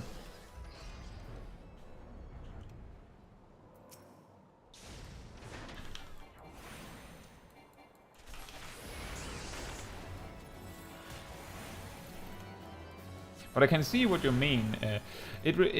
What you're seeking, I think it reminds me of in World of Warcraft. At least they used to have this feature where when you were queuing for Battlegrounds, which is, you know, the PvP in World of Warcraft, you could choose to ban like 2 Battlegrounds, up to 2, so that they would never appear for you. Now, ultimately, what this resulted in is that if a particular battleground was particularly like good for a specific faction, then the other faction would just always ban it. So it would just never happen. And then the other faction would then just not get the one they're really good in, right?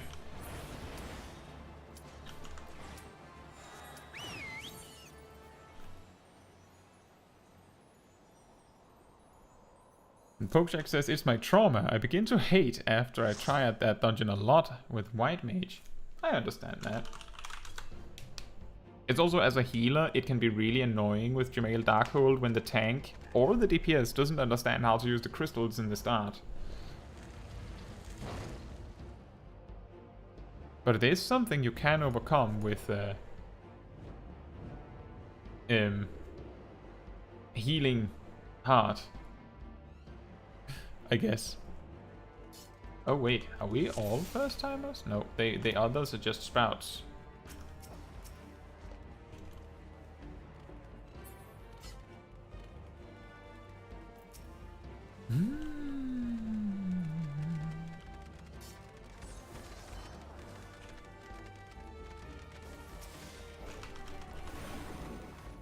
Oh dear.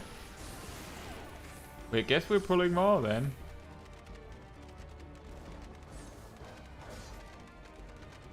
Well, it works. If we all go into the crystal stuff, then the tank is practically indestructible anyway, so it'll probably be fine. I hope.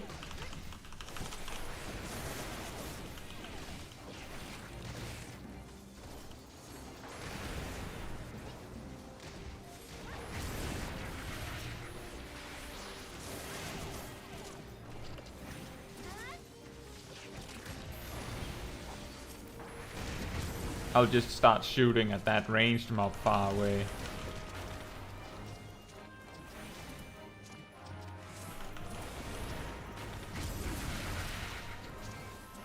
Oh dear. Pokeshak says, I'm in the end of Shadowbringers with all jobs at 70, but I'm still a sprout. There's a few factors that cause you to no longer be a sprout. It's a little complicated. It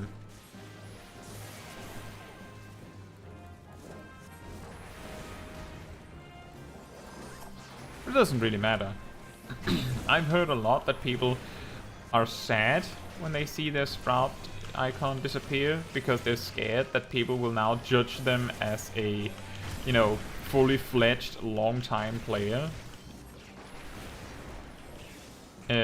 Which I can understand can be scary if you're assuming that everyone was nice to you because you were a sprout all this time. But not much changes as far as I know.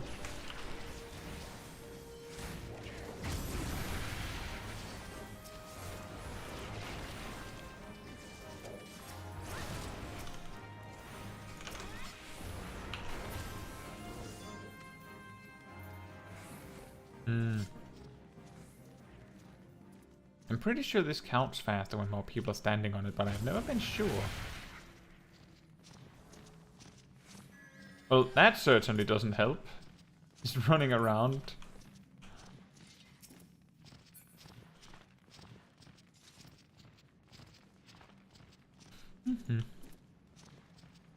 So we just go to the safe crystal spot. And then we figure out whether we can kill the boss before we need to move it. Can I? Yes, I can.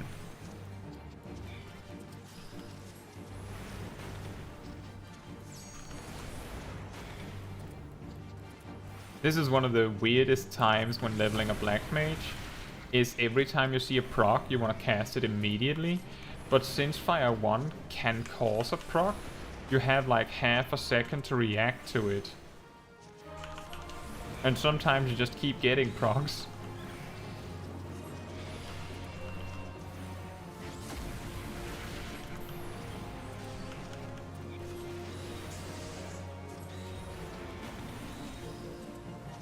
Like this.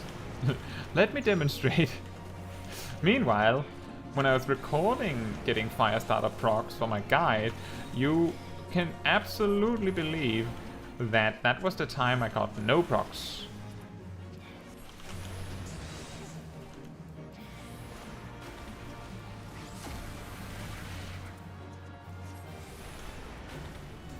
There was no reason to run that early.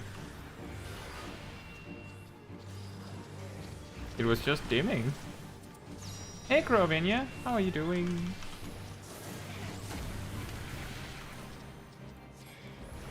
We reached the end of the A Realm Reborn story, and instead of starting it strangely in the middle of a stream, we went and we've gone to level Black Mage some more instead, which is why we're playing Black Mage right now.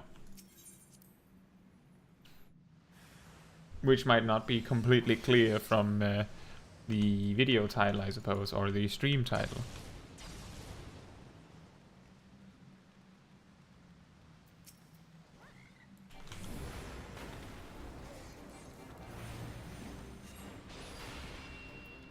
How are you doing, Karavinia?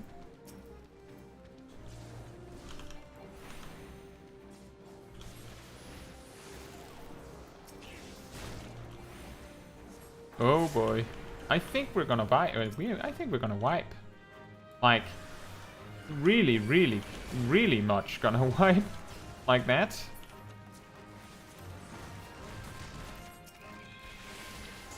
Bah, bah, bah. You just got back into Final Fantasy XIV after a month break? Well, if you needed a break, that's okay. Welcome back. Are you just back on the grind with the main quest, or did you decide to pick up a new job or anything special?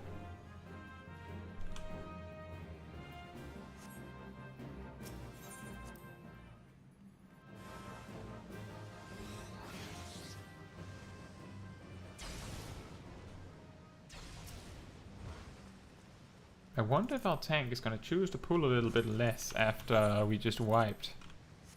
What are you doing, Mr. Dragoon? Why? Why did you pull for the tank? You haven't booted the game yet. You're just planning to do so in an hour or so. That's fine. So what, do you have any plans? Or do you expect to like figure out what you want to do when the game is started? Oh boy. The tank is just doing the exact same pull they just did. Except we're even more out of position now. Oh dear. Now, this wouldn't be as much of a disaster if the healer knew that they need to use a sooner on that vulnerability debuff that the tank is getting. Instead, they're just spamming cure through it and praying. Which is, I suppose, also a strategy. You're going to make a new character to get back into the groove. That's also an option. That's a bit surprising. I guess it's not the first time I've seen it. It's a lot more common, to me at least, in other MMOs. But because of how much your single character can do in Final Fantasy XIV, it's a little less normal, like it's a little less usual or common to see people make a new character for returning, I think, but that's just my opinion. That doesn't mean that you can't do it. It just means that it's surprising. So you're gonna try a race you haven't tried before then? You have every job at level 50, so that's why. Ah, I see.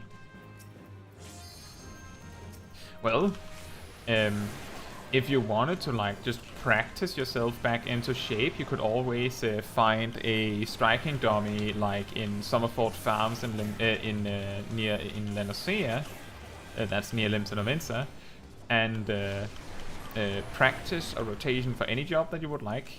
And if you need a little bit of a refresher, you know my guide's always here. Specifically, catching you up all the way to 50, if you need it. But it's totally understandable to want to try and start from the very beginning too.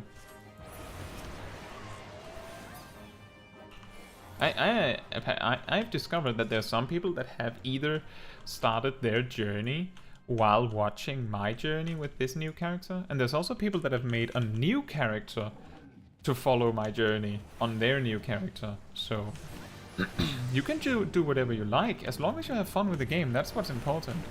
And thank you. It always makes me so happy to hear when people like my guides. I put a lot of effort into them, specifically because I want to help, so it makes me very happy to hear.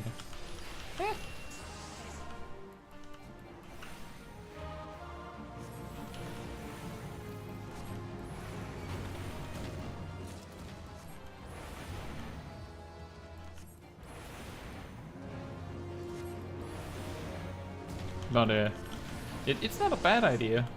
Like having an extra character specifically gives you also the opportunity to try out like a race that you haven't before. You also get the first 15 levels of story that is unique to that specific starting zone. If you make sure to choose a job that has a different starting zone to what your first character had. Then you get a very different experience on the like for the first bit at least, which can freshen up the game experience a little bit for the very start. There's a lot of options. And we have reached level 45. But we don't have any level 45 gear.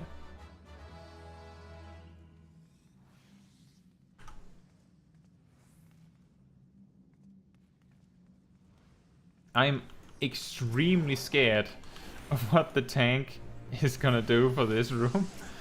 Nope, they might do exactly what I'm expecting them to do. No, please don't do this. Don't try to pull everything. You don't have to do this. You don't have to.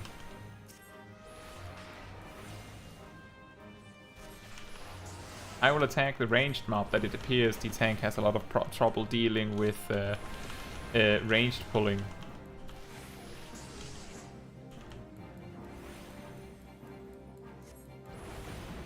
And Corolinia says, I'm probably gonna binge your streams of the MSQ Rewind, because I really like what I've seen so far and I want to see more of it. Thank you. That's really awesome. I hope you're ready for a lot of my voice acting. So I hope you like that.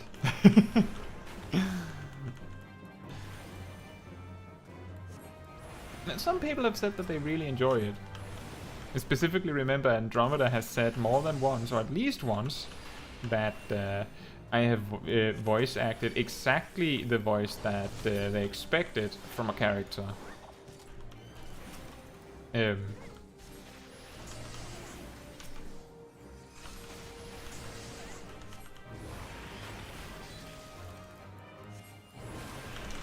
That's the best part. If I had to read it myself, it wouldn't be as fun. Well, that's great. That's excellent then. That's also what I've said to when people have tuned in when I'm doing a new I have a stream where I did the new MSQ stuff that happened in 6.2. Do not recommend you watch that if you haven't even done Heavensward, of course. But I did say that for the players that hadn't gotten around to like doing 6.2 stuff yet, even though they had access to it, that they could just wait till they did it and then just put on my stream for voice acting for scenes that didn't have voice acting, like a backup voice actor.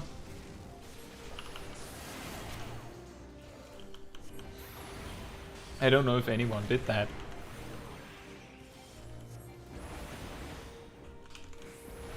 But I try to do that when I do new story stuff, at least main story stuff of some sort in Final Fantasy XIV. Oh, they already pulled. Well, I'm watching this. Then I'm doing voice acting for everything that isn't like voice acted out the box. The Final Fantasy audiobook, exactly.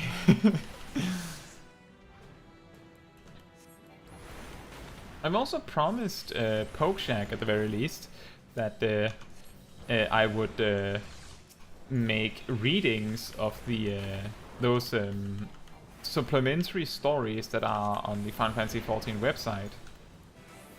I just haven't gotten around to it. But I'll get around to it. One day. Eventually. It's really mean that the crystal in this particular fight, the first one they activate is so far away that some people might miss it entirely because they don't even see it. But I guess the boss forcing you to run that far also really underlines that you have to go and do it.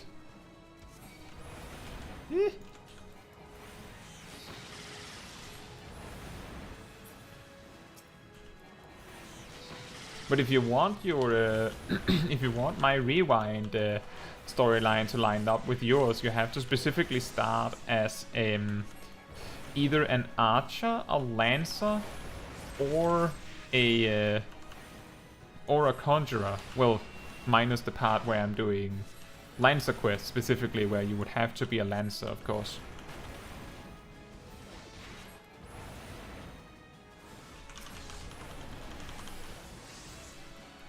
But yeah, because the first 15 levels happen to be in Gridania because of that. So that's a little suggestion if you're not sure what you want to play. Then anything that starts in Gridania is probably a good choice if you're intending to watch my rewind along with you playing. And I'm sure that you don't have to rush things to keep up with me doing it, because I have all of my pauses because of what, like talking with stream, me missing something, because I'm not aware, because I'm doing other stuff for some reason, things like that. So it might be just fine.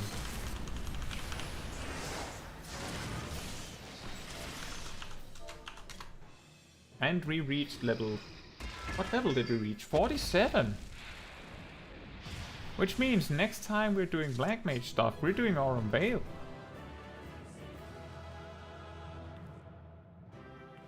But I'm really glad to hear, Kravinia, because I have seen you mention your like burning out on Twitter and stuff like that. And I'm glad to hear that you've got some newfound interest.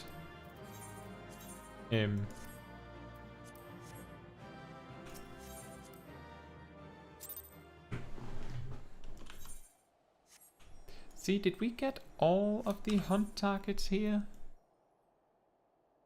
Central Thanalan, anything? Or Central Curthus, I mean. We needed the Crocs, right? Let's do that then. My streams play a big part in it. Well, I'm glad to hear that. Lewell also always says that whatever job I'm playing... Lewell always says that whatever job I'm playing on stream, they suddenly want to play. So...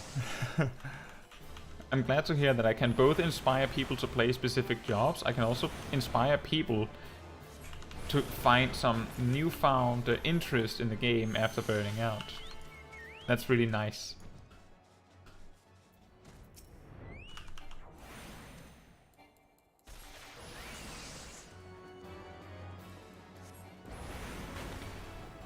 But I understand that sometimes you can burn out on the game. I sometimes play other games for a little bit, but usually that's painted over on my channel by me having like made a video in advance or something like that. So I just don't log in very much for some days to enjoy something else. So it's completely fair to like burn out for a little bit. If you're a newer player, you have probably not heard of this, but Yoshi P, the lovely producer-director man of Final Fantasy XIV, our hero, has stated that they want Final Fantasy XIV to be a game where you hop in and do whatever you like, and then when you've done what you want to do, you can just quit and then come back when you want, when there's new content, for instance, and play that for a few days. And because of how gearing works at max level, you can genuinely be away from the game for months, even years, or at least a year to some degree, and just come back and jump immediately into the new content if you can buy a crafted set. And I think most people can. and then you can just go to town and play that for a few days. And if that's what you want, if you just want to play for a few days, you can. And no, I don't want to join your free company like that. So it's not weird to feel like you burn out at times. It's completely normal. Can I use my glamour plates here? No. How about if I dismount? Yes, perfect, because I don't want these pants. They are not befitting of a Lalafell. And Pokeshak says, sorry for not talking, I'm in the Ridurana Lighthouse. That's also difficult. How do you like the math robot? It's, I know a lot of people hate it. Back when I just got to max level back in Stormblood for the first time, the free company I was in, I remember, I vividly remember when this particular raid you're in, Pokeshak, got released, because they were all, every week on their weekly clear, they were so mad at the Ridurana Lighthouse because of this stupid robot. I didn't go because as a player that came from World of Warcraft, I assumed that raiding in any capacity was somewhat taxing. So I just didn't want to deal with that, so I didn't. I also didn't buy crafted gear because I didn't know that it was actually good or reasonably priced. So I geared up by doing, you know, expert roulettes and stuff like that. I have been there. Sip says, clean your inventory, please. It's almost as bad as mine. Hey, man. I have about an entire quarter of my inventory open and clean. I don't know what your problem is.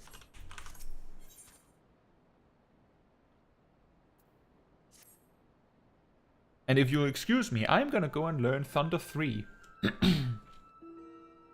Caetsu, it is well you are here. My colleagues Dosol Melok and Dasar would have words with you. Wait here while I fetch them. And thus they were fetched. To close Void Gate, strong black magic you need. Ready for a test, are you? Where's my squawk? Very good, Squawk. You have sharp sense, like Dosol. Noticed, have you? Your aura. Strangeness it has. Now, the Void Gate. Gloom it makes, like black breath. Gloom drawn to black magic, drawn to you, like moth to flame. Black magic it seeks, to corrupt and make own. Losing strength, seal is. Black magic and Void Gate share bond, very deep, but must not leave be too long. Else other side maybe take you. Squawk! No fear yet, still weak, Gloom is. Time you have. Strong Caetsu find next key. Teach you, Dosol will, what must do. Many black mages there were, long ago, one more powerful than rest. Very powerful, epic even, epic black mage. Black mage too powerful, too dangerous, wrong hands must not have. Know this, he did. Ciphered spells, hid secrets, dark way past to few, very few. Teaching, writing, spread over realm, lost to time they were, forgotten, one carved in stone, stone of mossy pillar, pillar in south shroud, Chosen Caetsu is chosen. Indeed, I am. Unleash power of this black magic you can. Key it is, key to end of gloom. Knowledge of my line that this is, passed to Dosol from mother of mother, from mother of mother of mother. 4 hatchings past, strong mage she was, epic even, epic mage. Great love for dark art, more than anything, joined with the lizard men to learn all. Named betrayer she was, chased from village, her words Dosol keeps, teach to strong Caetsu now. 4 magi meet in barren land, old black powers have they in hand. Fate of all wicked be made stark, path to light, then lit by Isn't that almost the same thing as Kazak told us? That her squawk, not Dosol's squawk. Should be dark, Dosol thinks. Good. Good words. Deep words. Bring the soul here, they did. To pass on, not the soul alone. Others come too. Other mages. Are you a mage? Because that's a interesting weapon for a mage, friend. Bad man, lizard man, no matter. All wait for strong Caetsu. Strong mind you have, and heart. Help you, the soul will. Go to Gridania you must, to Earth's gift. Near pillar lurking beasts there are. Slay them you must. No need, fear beast. Strong Caetsu is strong. The Tsar, Shra! I too am here to lend you my aid. Help, hand, aid. What danger for the soul? For Ixal, whalers wait. Wait with sharp spears. Go in place of the soul, the Tsar will. Decided it is. Go now, you will. Shra! Excellent.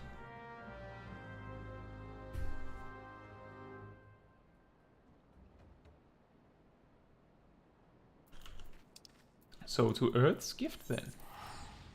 Oh right, it's the level 45 quest. So right after this, we're going to do like collecting gear, because we're gonna look a little bit like a Black Mage, except I'm gonna glamour over it with the beautiful outfit that Sip got me.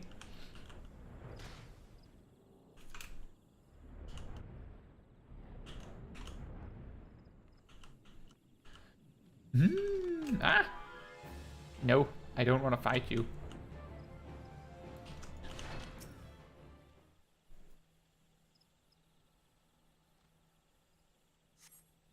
A stone pillar covered in moss rises here. The gem of Shatoto shines bright, revealing an inscription in the stone. As you approach it, you hear a voice ring out. By the gem thou bearest shall the great and dark power of Eld be bestowed upon thee. But those who seek this power must first prove their worth. Behold, the gloom that would be thine undoing cometh. Stay the glooms encroach by thy hand. Only then shall the umbral wisdom of the ages be gifted unto thee.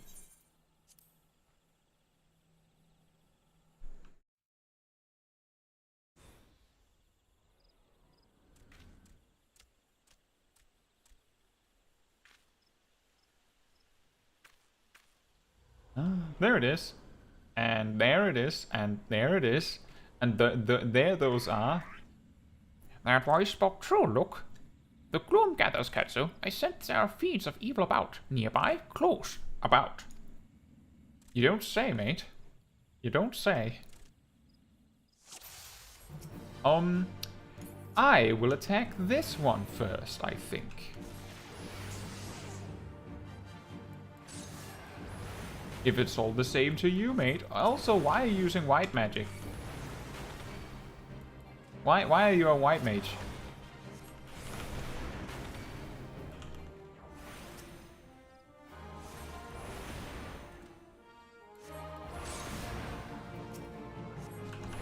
That's a little weird. Oh, I guess we didn't kill them fast enough. That's fine. Yeah. Did he just cast Drain? I think he cast Drain. And there he cast Stone.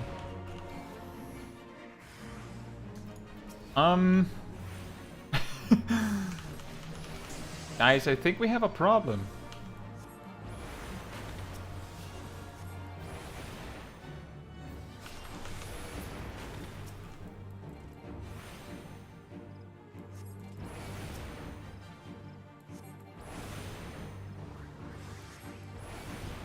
Why are you standing over there casting Presence of Mind if you're just gonna not do anything?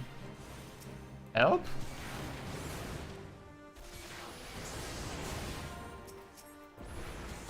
Oh, look what I have for you guys. Here you go. Good night.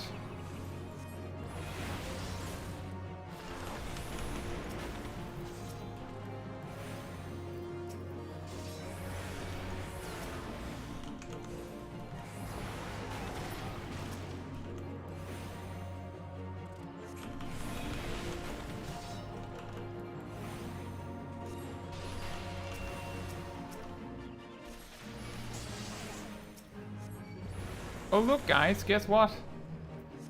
More sleep. Just for you.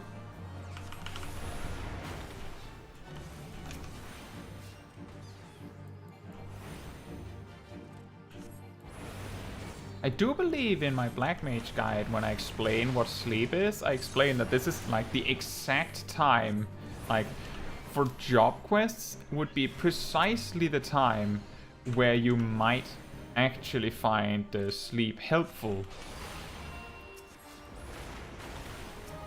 You serious? Thunk.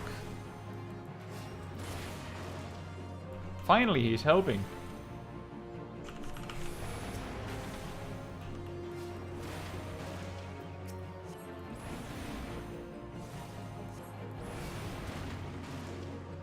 Why are the enemies just spawning anyway? That's a little annoying. What's the point if they're just gonna spawn anyway?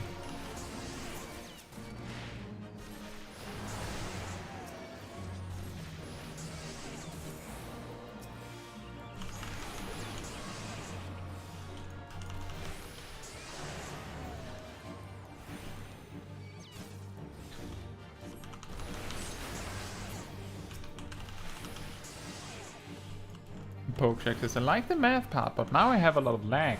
Oh, that would probably make any alliance raid really hard. I hope it clears up.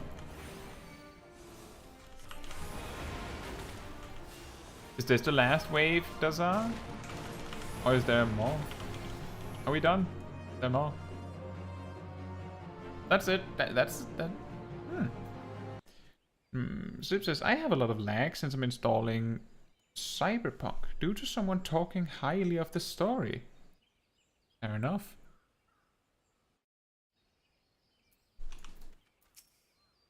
Well fought. The gloom is scattered. Scattered is the gloom. Let us return to Burgundy Falls. Yes, yes. The Soul Melloc awaits us. You, me, us. It's a really funny way that they talk. Let me find 3 ways to describe the thing that I'm talking about. Oh, well, 2 additional ways. Why, you ask?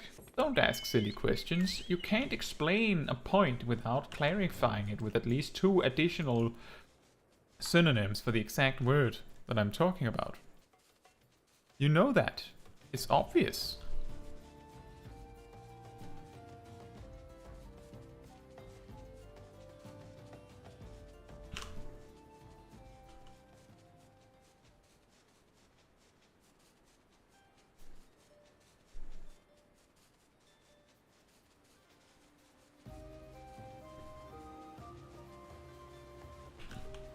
Yes, does all men. Why are you standing out here?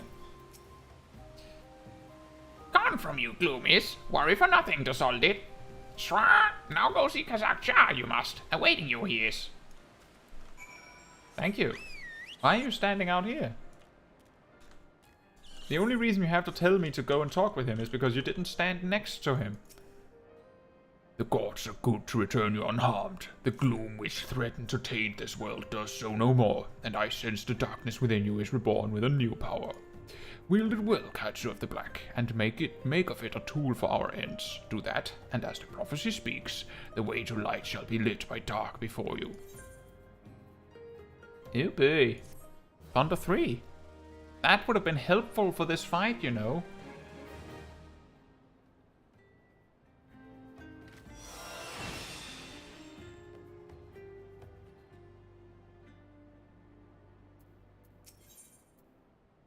The blood must flow.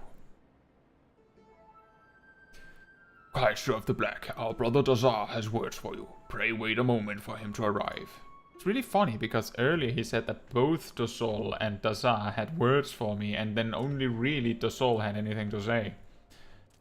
You have reclaimed the key from the depths of the shroud. Wood, forest, shroud. Yes, you have done well. Very, very well. You are truly the Black Mage foretold by legend. Oracle, prophecy, legend. It was such a legend of my people that brought me to this Danalan. Such is what legends do. When 4 magi meet in a barren land, black powers of Eld woven by their hand shall see the fate of wickedness made stark, and the path to light shall be lit by dark. Black shadow, dark, that... You have heard these words before. Yes, yes. Here I found Kazak Cha and Dosol Melok. The words that brought us to Thanalan are the same. Equal, identical, same. It was 100 years ago that a couple first deciphered the legend, decrypted, decoded, deciphered. The great mage who did it was my own ancestor, First Order Patriarch Dagu. Yes, yes, my very own. But he broke coupled law. The first patriarch must never leave Ogomoro. No, no, never. But leave he did. He set out from La Nosea to pursue this legend, and for that he was named traitor, betrayer, turncloak, traitor. None were drawn to the words of Dagu. No, no, not a single coupled soul. They ignored his words, but when first I heard them, I felt strange, peculiar, odd, strange. I felt I must do something. I could not simply be idle. I, too, left La Nosea, just as Dagu before me. Yes, and I have come here to Thanalan. Now I see the legend is real. Yes, the words kept by Kazak Cha, Dosol Melok, and myself are true. You have appeared. That is no coincidence. No, no, none at all. I am a kobold. Yes, yes, I am. And we kobolds are good at finding things. Treasures, trinkets, things. I will help you where I can. Dagu left behind many things when he left. Yes, many, many things. I was given a stone tablet. The others in my family thought it rubbish.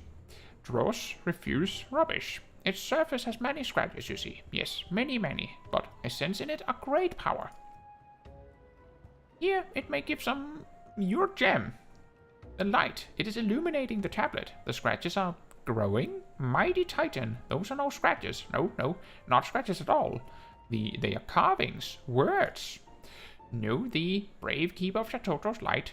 As these very words wax plain to thy sight, the seal what was cast doth shudder and sigh, and the word void gates dread, sundering draws nigh.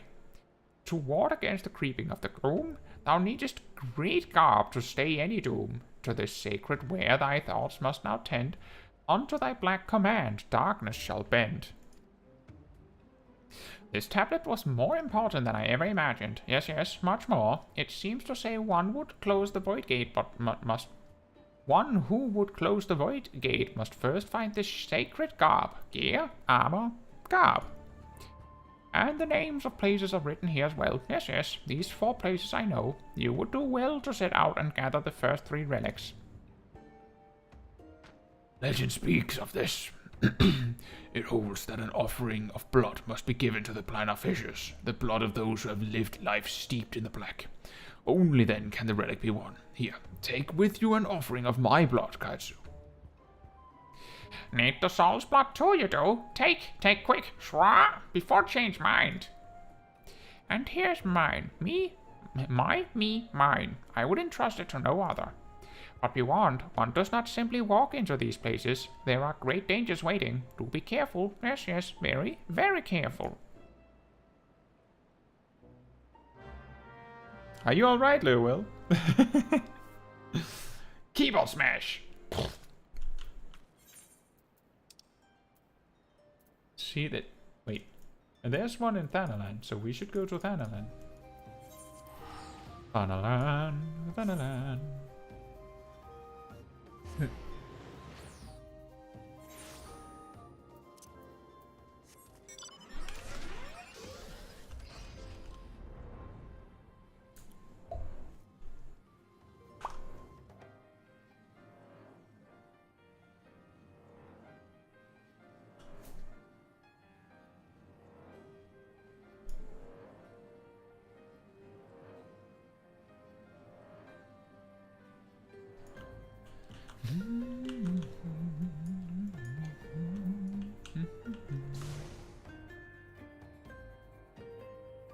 This may be a little bit dangerous.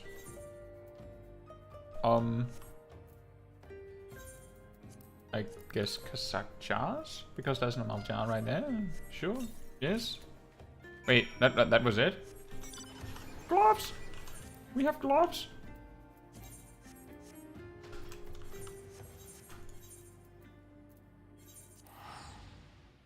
Pokejack says, I finished the dungeon now. I play Red Mage. I play like Red Mage. That was a little hard because I forgot to look at the white and black magic bar. Oh no!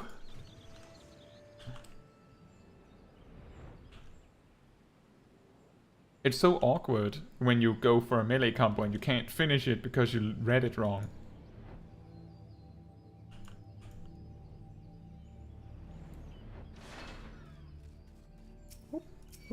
Oh no. Battle it is then. Watch it is then.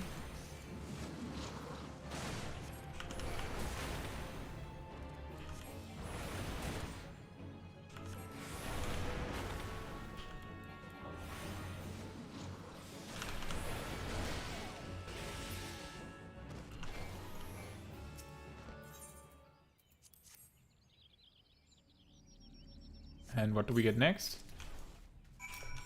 A Tonban. Pants. And you want to fight too.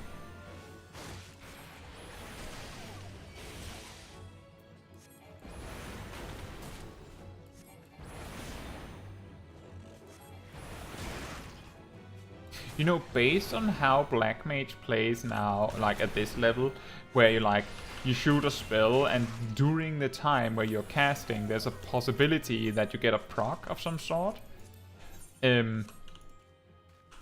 Or you get a proc from the spell. Like every time you cast, there's a chance that you have to queue up 1 or 2 instant spells right after.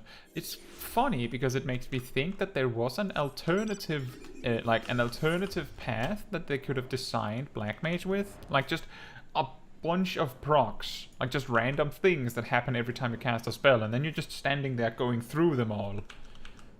But instead they decided to go more, focus more on the, casting a lot of things kind of style, which I think is probably a better idea, but I think it's an interesting prospect because, low-level Black Mage plays like this for a reason.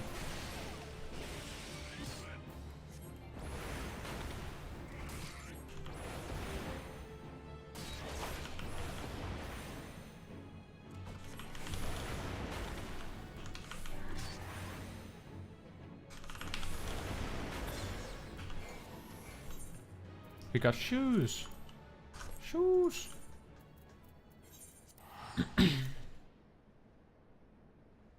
Bookshake says, I did the combo perfectly 99% of the time. I only failed the last one because we're near the finish and I'm running far from the attacks. I have problems with Holy and Flare for the proc. Ah. Well, your aim should be, when you finish the melee combo and have to choose between Flare or Holy, the first thing you should check is which one do I not have a proc for? So if you already have the Fire ready, then you might want to prioritize using Holy. If you have no procs, then that doesn't, then you can skip that and just choose the one you have less MP, like mana of. If you do have a proc, then the next thing you need to check is, if I use Holy now, will I get so much Holy or white magic mana that it will cause problems for me? Like, will I oversaturate white? And if the answer is no, then you can just use Holy. But that, I guess that complicates the things more. Generally, if you're having a little bit of trouble choosing between Holy and Flare, it's as simple as the GCD is happening for the redoublement attack, the final step of the melee combo, you check your mana gauge, right? And see which one do you have less of, and then you just use that. That's the easiest way to do it. It's not always the best or most optimal, but it's fine for learning. I have awaited your return, Kaetsu. I have learned where it is that the 4th relic of our forebears rests, the land known as Thal's Respite. There too lies a planar fissure into which the blood of the feeds it births must be poured. And it's right next door, apparently.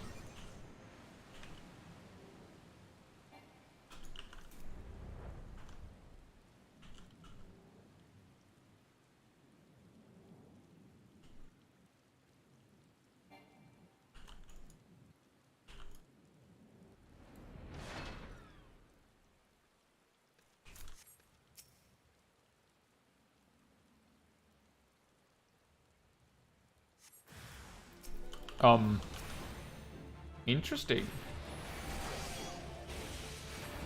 I'm just gonna sleep both of you and just fight you one at a time, thank you very much.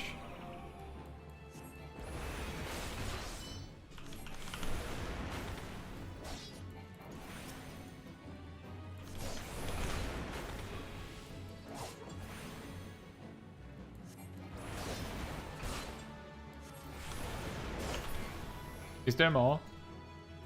There is more. Awesome. Why are they facing the wrong way? Huh?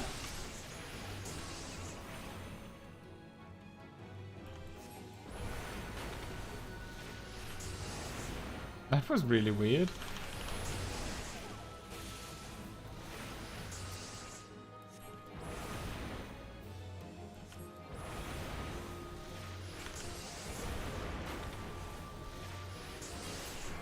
Is there more? Of course there's more. Apparently there's like an extra wizard that just got the wrong leg out of bed in the morning so that it'll slow.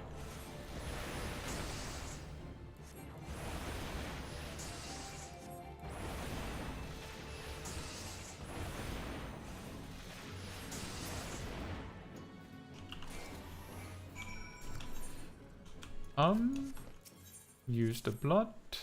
Spoken blood.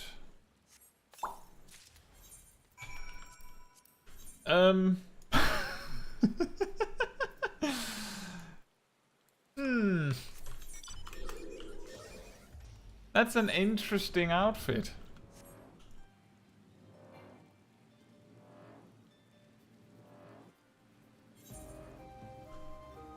I mean, the rest of it sort of worked with the raincoat, but the hat, like, really causes a little bit of problems. Maybe if the coat was black, it wouldn't be as big of as weird.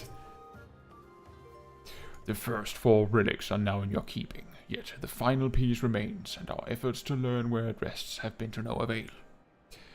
The dark which empowers at times obscures, such is its nature. Thus our claims this tablet names the solace of the gods as the location we seek, but none among us have ever heard tell of such a name. When a power worthy to relics claim takes root in one of righteous end and name, the solace of the gods will be made known, and the last seed of the Black Mage be sown. Dosar insists his reading is correct, and both Dosol Melok and I trust in his ability. We will endeavor to decode these words, that you might see your quest to its end. Day of the Void's opening shall come. Until then, Caetsu, I ask only that you continue to walk the path of the Black. Excellent. That was that. And do we have any spells we've forgotten? I don't believe so. So we go to, well, I guess Uldar. And Pokecheck says, as the Red Mage is quite versatile and doesn't have an exact way of doing things, I don't get used to it, but I feel that I do it well. On top of that, I was able to heal and revive people, and I was even able to blind everyone in the fight against Aquario, the first boss, with my Limit Break 3, who also killed him because he was at about 0.2% life, and nobody wanted to use the Limit Break. I mean, if no one else wants to use it.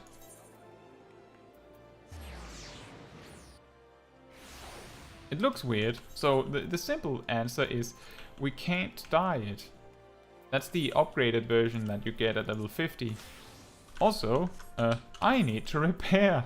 I really need to repair. This rig has been through a lot. Oh, wrong NPC. Hello. Let me just check do we have anything else that is in a little bit of trouble. A little bit of trouble. It seems most things that we are actively using are doing just fine. Hello, Innkeeper. And then we switch to Dragoon, check that we're using our best gear. Oh, wait a minute. We need a picture in Ishgard for the next thumbnail. We need something.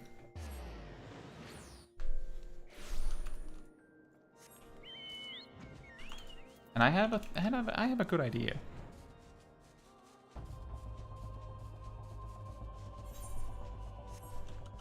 For good or bad, Pokeshack, it's probably gonna be this outfit and maybe something slightly different for a long time. Just because I don't really have anything else to work with. Can I land here? Can I land on this? I don't need your stupid gates of judgment. I'll just fly to Ishgard. I didn't even consider this an option. Oh. We ran out of road.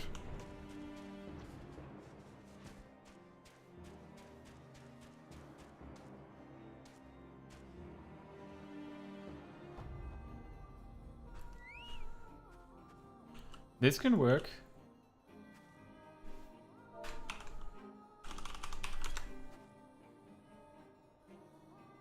Something like this.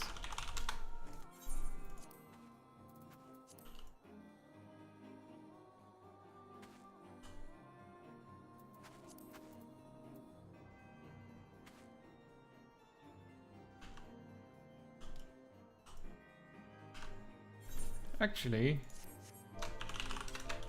let's try that again. Don't look at me.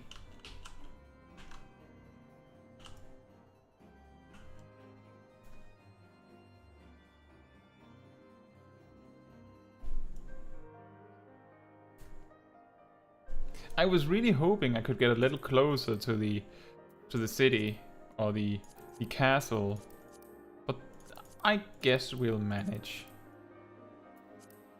I'm going to hide Midgard's armor for this picture because I feel like he's taking a little bit too much of the spotlight.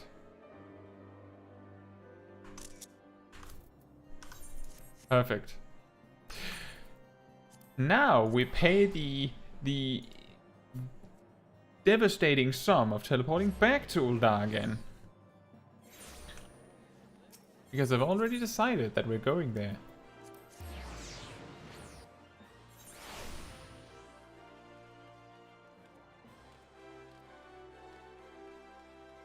So, if there's anything you guys want to talk about here at the tail end, let me know. As long as it's not related to my inventory. Because that inventory isn't getting cleaned until we have to. That's just how it's gonna be.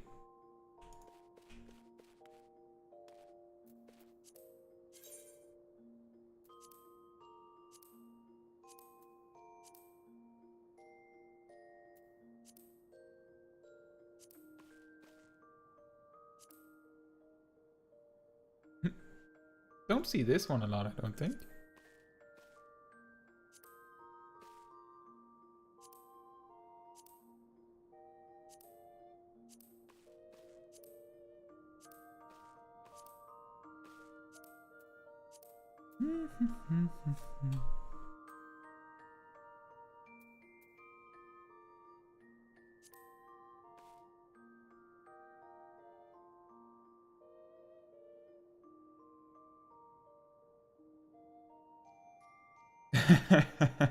Oh, he says, you take the photo, you add the Heavensward logo, and you put a red circle to the city while it says, "Will we get there in time?" Like thumbnail clickbait with lots of red arrows. I wouldn't do that.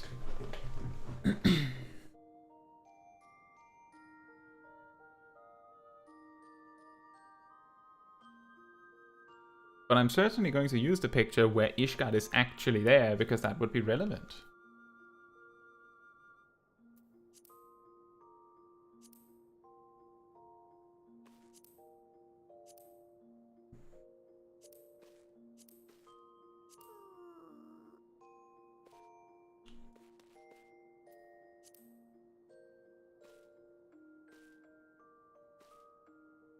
I don't know if I've used pose.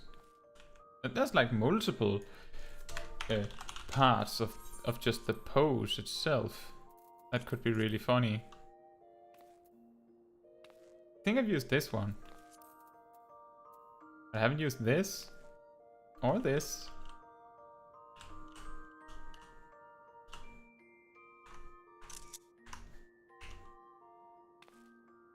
gonna be time for AR trailer just in a moment. But first we always talk a little bit. So that's why I'm leaving space for that. I don't know if Lowell is still here and might have a question. Usually Lowell just says that they don't have any questions. I expect Seb doesn't have any questions and there's a high chance he's at work. And I'm guessing both Cravinia and Andromeda has gone to sleep. Or Cravinia is doing their own main quest. And Andromeda is going to sleep. So I guess it's just you, Pokeshack. Unless there's someone waiting in the wing with a question.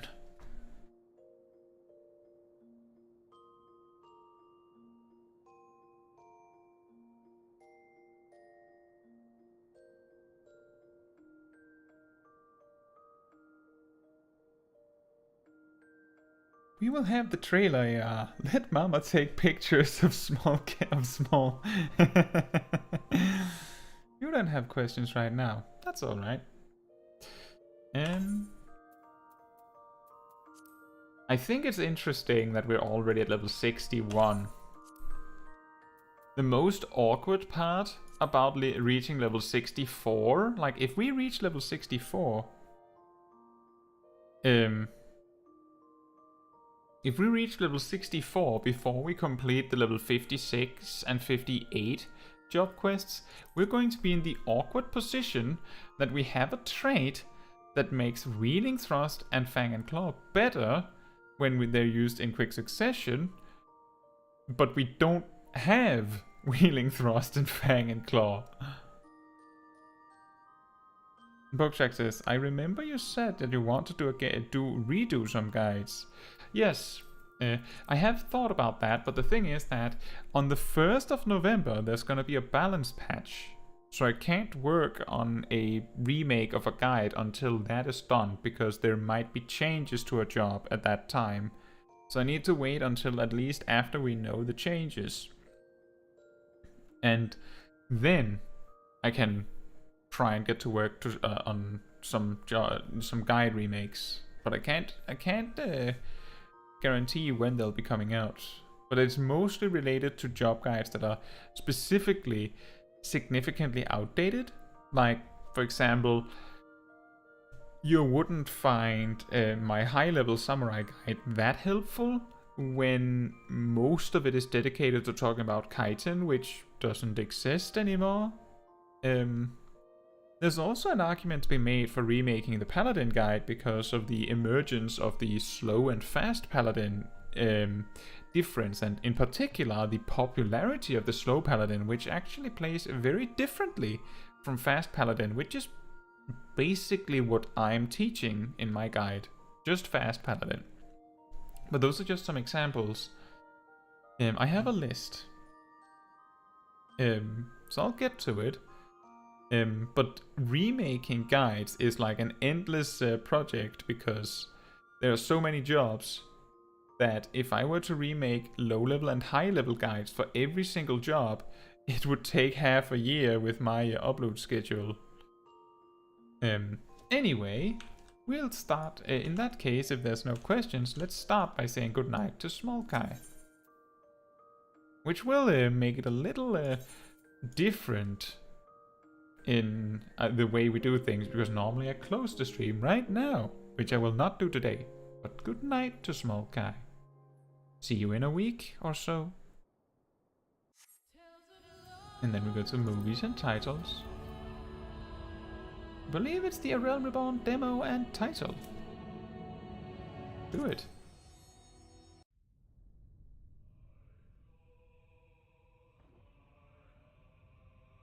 That's really pixelated.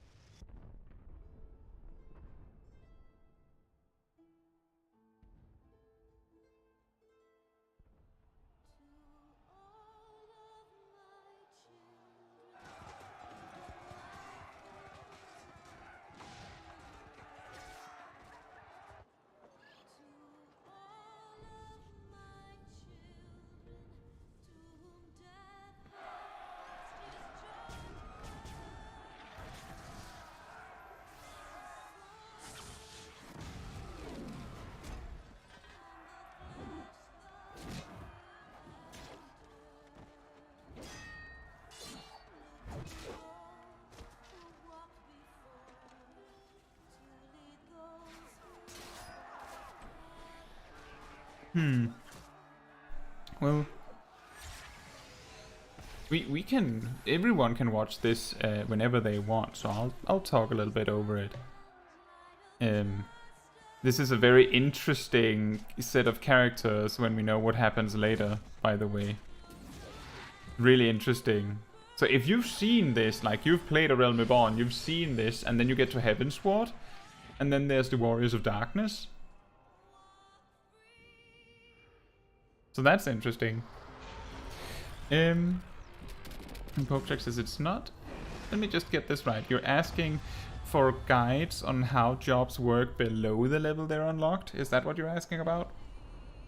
Because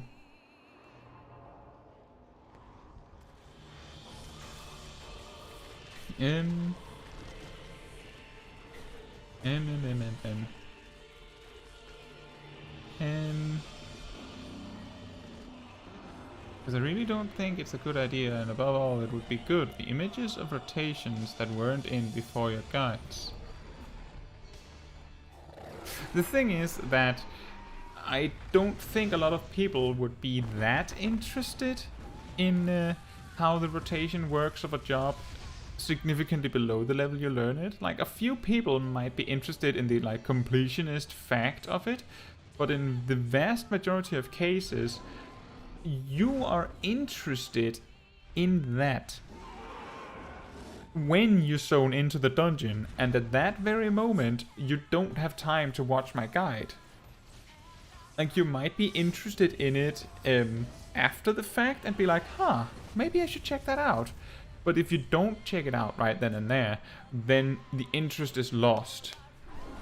So while it is an interesting concept, and I have thought about doing that myself, I ultimately decided that it was more useful to explain exactly how a job works at the level you unlock it and just call it a day, rather than go all the way back.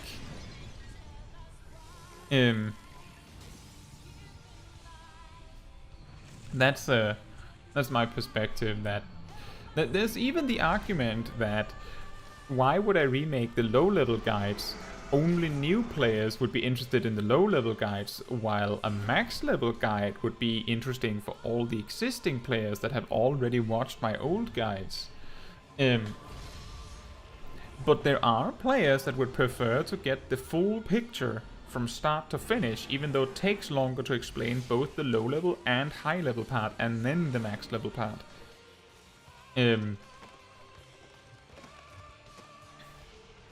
But it depends on, like, I'll figure out what I'll do about it. I know a lot of people appreciate my job guides. That's the most special point of my channel.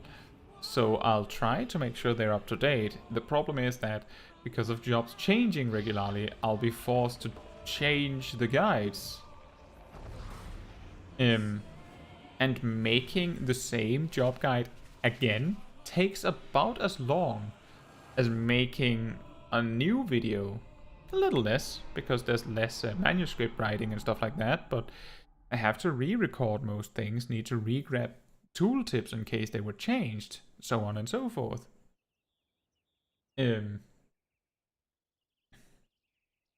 So it sort of comes down to,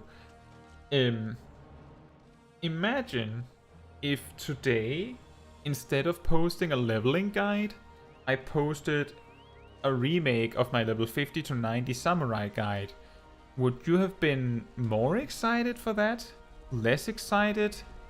Equally excited? Would you have clicked the video? I know Pokeshack with you specifically, you probably would have clicked it, as you've told me before.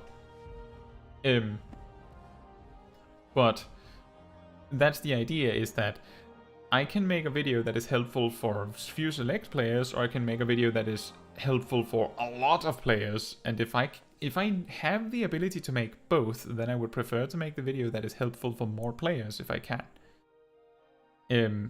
While also considering what people that are actually watching my channel are interested in. Like, for instance, when I made an Island Sanctuary guide,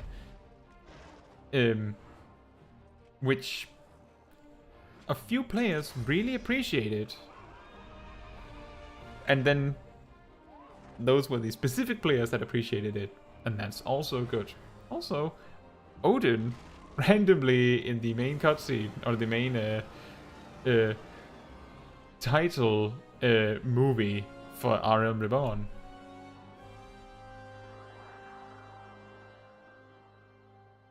And Pokeshack says, this video has 3 versions, or not? This one, the short one, and one extended. That's a good question. I know that the cutscene, or the scene with where Louisoire teleports the heroes away is one movie, and a separate one is actually the one where the heroes are summoned back in. Because the one where Louisoire teleports everyone away was, I believe, the cutscene that happened when they closed the servers back in version 1. And this was the one that people were met with when they reintroduced the game, when they were done making it. I believe, anyway. See, I wasn't there. Saying there's a part where it says what happens with the grandpa of Alphinaud and Alcei. Is that covered at all? Yeah, Odin with Behemoth for the Fates. That's a good point. Huh. Alright. Well, I think that was that for this stream. I'll just hop in here, because if I don't, then it might start replaying the video and we don't want to see it twice. So I'll just hang out here. Well, I have a lot of ideas for videos, Pokeshack, so I don't know when I'll get around to remaking job guides. The thing is, the longer I wait, the more outdated some of my guides will be. But also, the longer I will have made the existing guides carry the weight of me not remaking them. Like, if I wait long enough, then there's enough significant changes that me updating them all will be a lot more helpful. Who knows? Who really knows? I've seen other channels that are not much bigger than mine get plenty of attention from making a guide, but usually these are max level guides, which is why I'm saying that there might be some interest in specifically making max level guides. But that also might make people feel like they're not being seen. I don't know. I'll think on it. Anyway, I think that was a good way to end our A Realm Reborn adventure.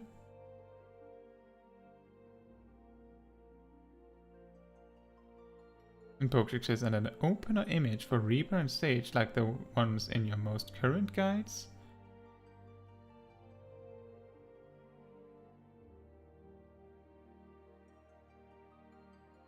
Oh!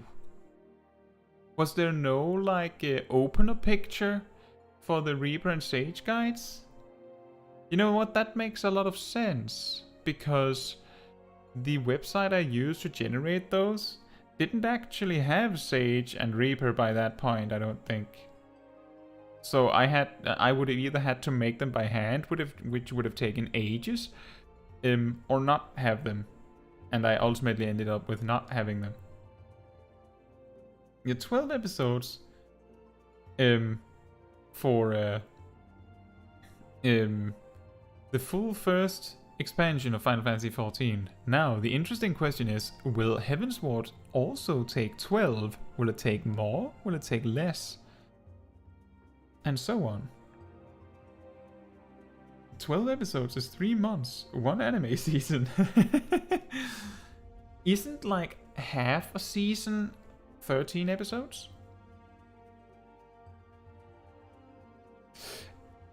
Anyway, I'll get back to the job guide stuff for now. As long as I have some specific ideas for guides, I'll probably make those first. And then I'll find inspiration to make more job guides, and then I'll make those eventually. And hopefully they'll be better than the original ones. Now, that's all I had for you today, or tonight. So thank you all so much for watching. Whichever, whether you are whether you are watching on stream or you're watching the VOD after the fact, thank you so much for watching. And in any case, good night, or good morning or afternoon, depending on where you are in the world. I'll see you guys very soon. At least on Tuesday. And you don't bother me, Pokeshack. You don't bother me. I appreciate you being here. I always do. But good night, and see you very soon. Good night.